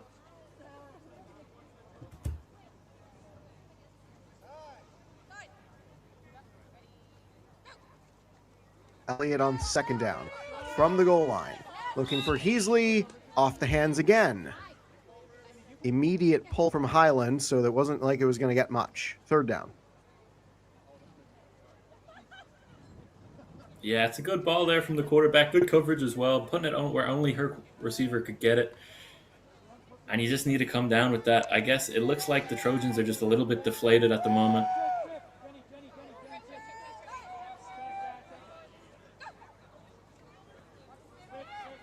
Elliott on third.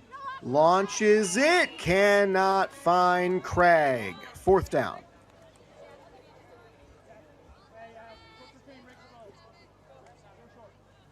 Yeah, it was a tough opportunity for the receiver. Ball just slightly overthrown. Good coverage again. The Panthers not giving the Trojans any breathing room at all.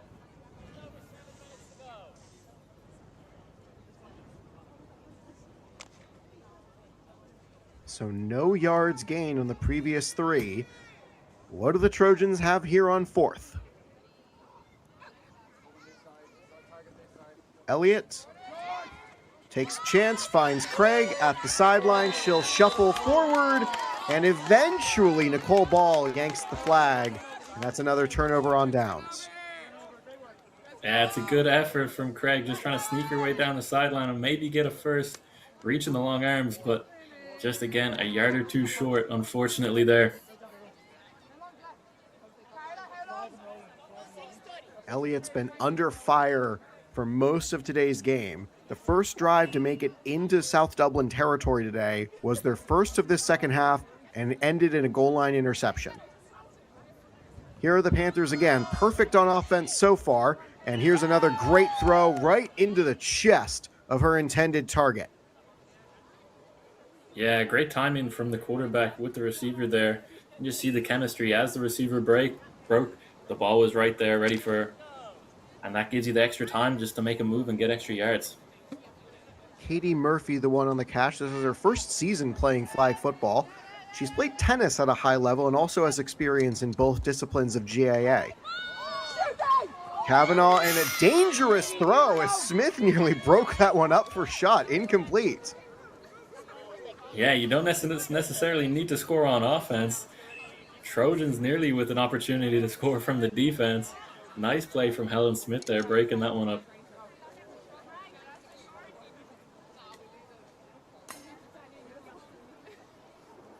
Two receivers left, one to the right. Panthers have yet to be held out of the end zone in their drives so far in this game, and they'll have a chance on fourth down to make it another one as Shutt makes it a little bit more manageable. Yeah, nice quick flag from the Trojans, still making it a tough scenario for fourth down here for the Panthers rather. 8 yards to get. Panthers put up 27 in the first half, and they've put up 12 here. Kavanaugh rolls to her left, finds a receiver, and for the first time today, the Panthers turn the ball over on downs. Kavanaugh knew that's a better ball she can throw. Yeah, it looked like a little bit of miscommunication from the receiver and the quarterback. Maybe Kavanaugh thought she was going to sit down while the receiver ran into the middle of the field. But Trojans will hopefully take that and try their best to get some points on the board here before the game finishes.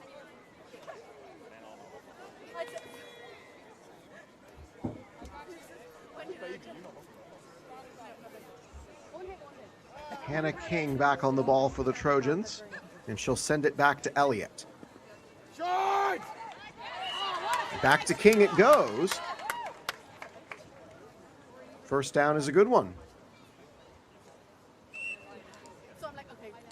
Yeah, and at this stage, if you're the Trojans, you're not worried too much about taking shots or anything of the sort. You just really want to move the ball and get a score before the final whistle, really. So you just want to move the ball downfield any means necessary.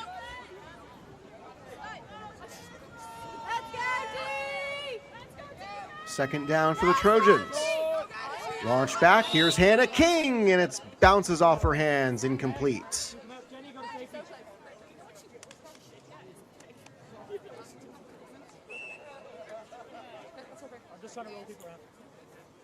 Yeah, that's a tough one for the Trojans. Good opportunity to get an extra few yards and keep churning. Puts them in a tough third down situation now. King has been with flag football for the last 8 years and was brought into flag by Helen Smith's boyfriend, David. And it has led her to here, and she's no longer the only woman at training for Irish Wolfhounds. They've got their own team. As Heasley cannot come down with it, Highland on defense, it's fourth down. Yeah, it's a nice fast breakup. And again, another tough fourth down for the Trojans. They haven't really been able to execute them too much today. See if this is any different.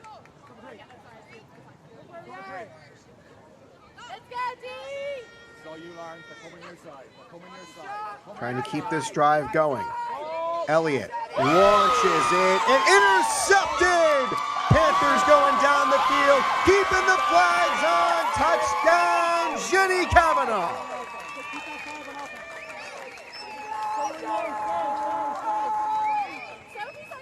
Let's keep Sophie in.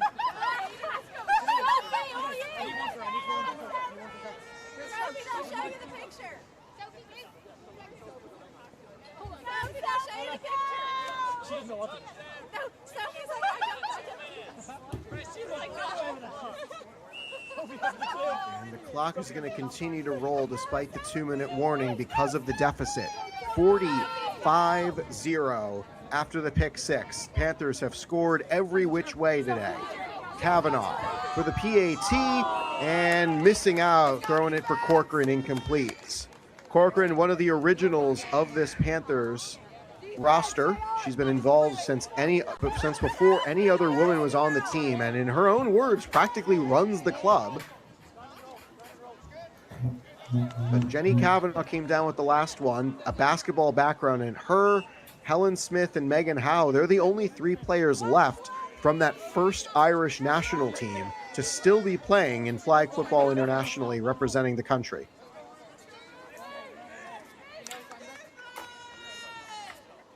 Last call at the bar for the Trojans, it looks like. Underneath Heasley, and it's a good catch and run. Stop made by Lauren Kavanaugh on defense as the cheers go up for her. She doesn't normally play defense.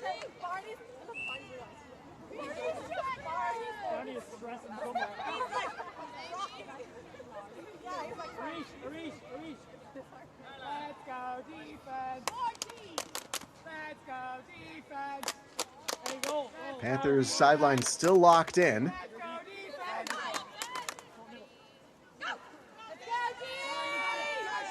Elliott. Pressure in her face, finds Craig. It's caught. And Craig will hunt forward. This is only 3rd down for the Trojans. Still a chance to put something on the board.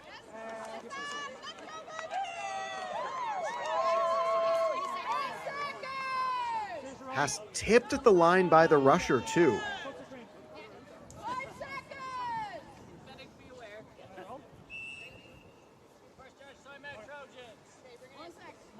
And the Trojans are going to call one of their 2 timeouts. This is the only way that they'll be able to stop the clock because of the deficit they face. But at 45-0, South Dublin right now, I think we can safely say, is going to win their 3rd straight Claddagh Bowl.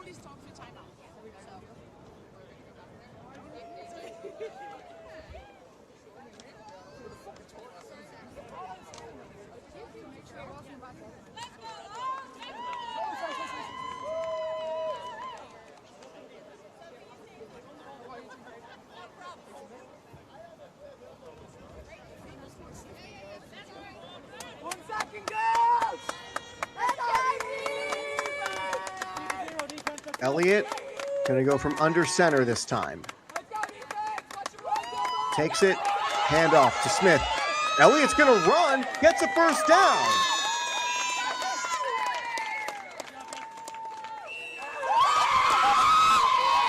The gold standard remains. South Dublin has their 3rd straight Claddagh Bowl championship.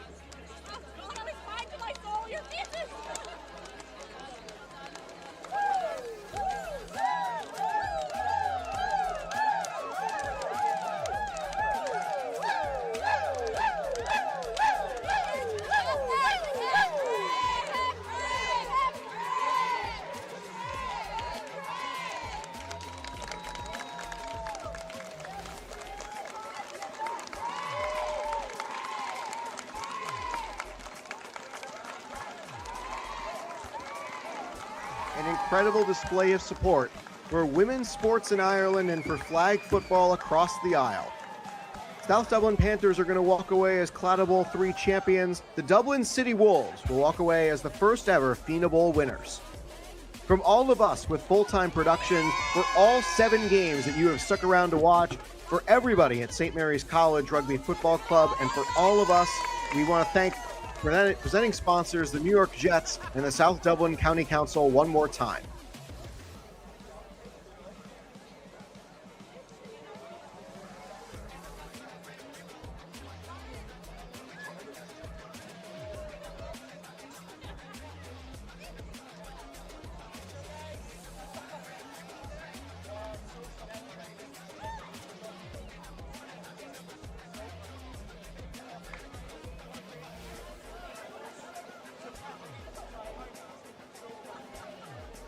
All right. Matthew Amara, any final thoughts before we head home? No, just thank you all for joining us on a great day of flag football. And Max, I'll leave it to you to sign off.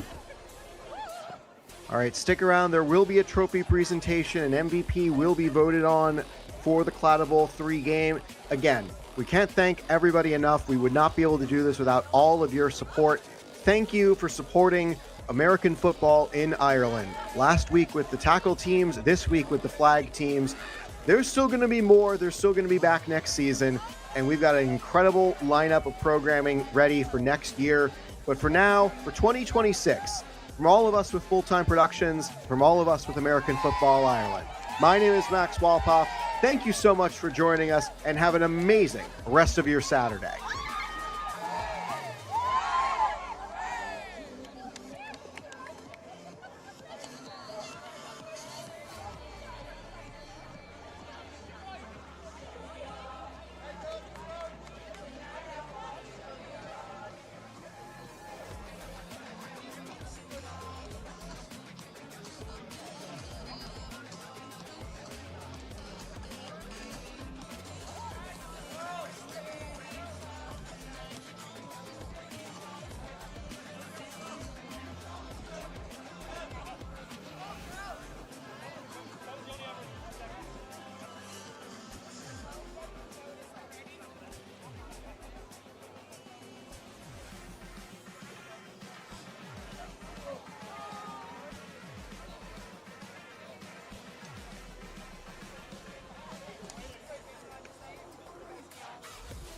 Fingertip is a lot of that. How do you sleep over that?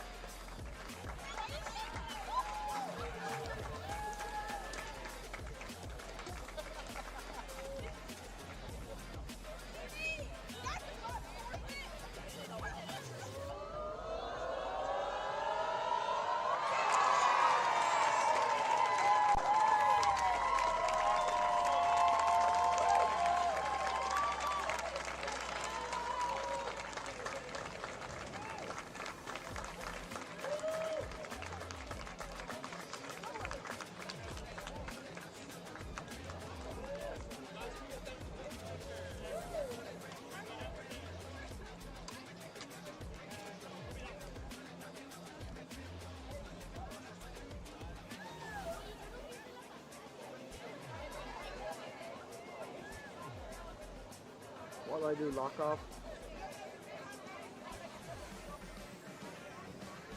I think he's a good boy.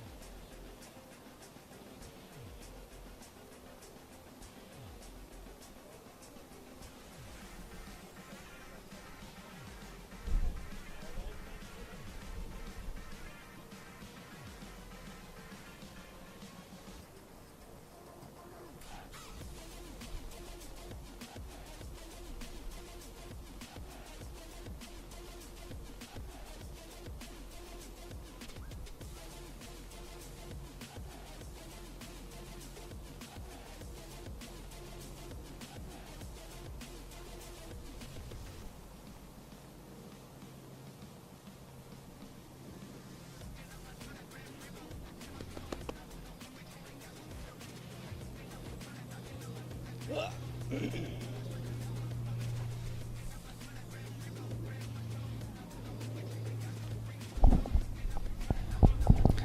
wanna kiss you all over and over and again. Till the night closes, yeah. Till the night closes, yeah.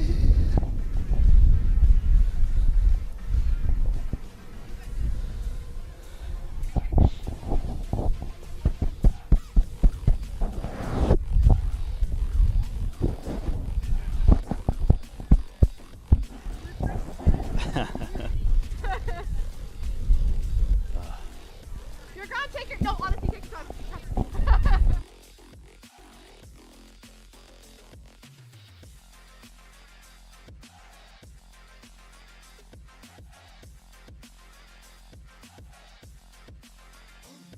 How you feeling in the moment? Obviously, this is a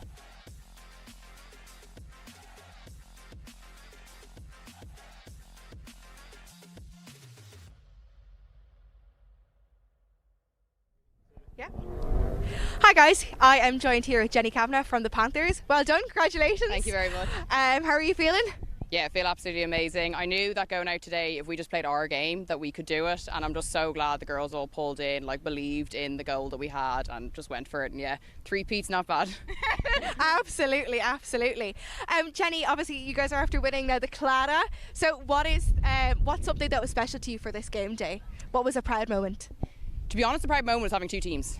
So we had the white team earlier on, and the Fianna unfortunately didn't get through to the final, and that was our goal, to have the two. But I mean, having the two teams at all here today and the organisation that goes into it, and the ability that like everyone locked in as one club, and like to see the girls still supporting us on the sideline there, and like they've trained us the whole time, so I was delighted there was enough t-shirts for them, honestly, because they deserve championship t-shirts too. But no, it was just, I mean, we went out knowing that if we played our game we were going to be dominant, and the fact that we did that, it was just, yeah, best ever. Best ever.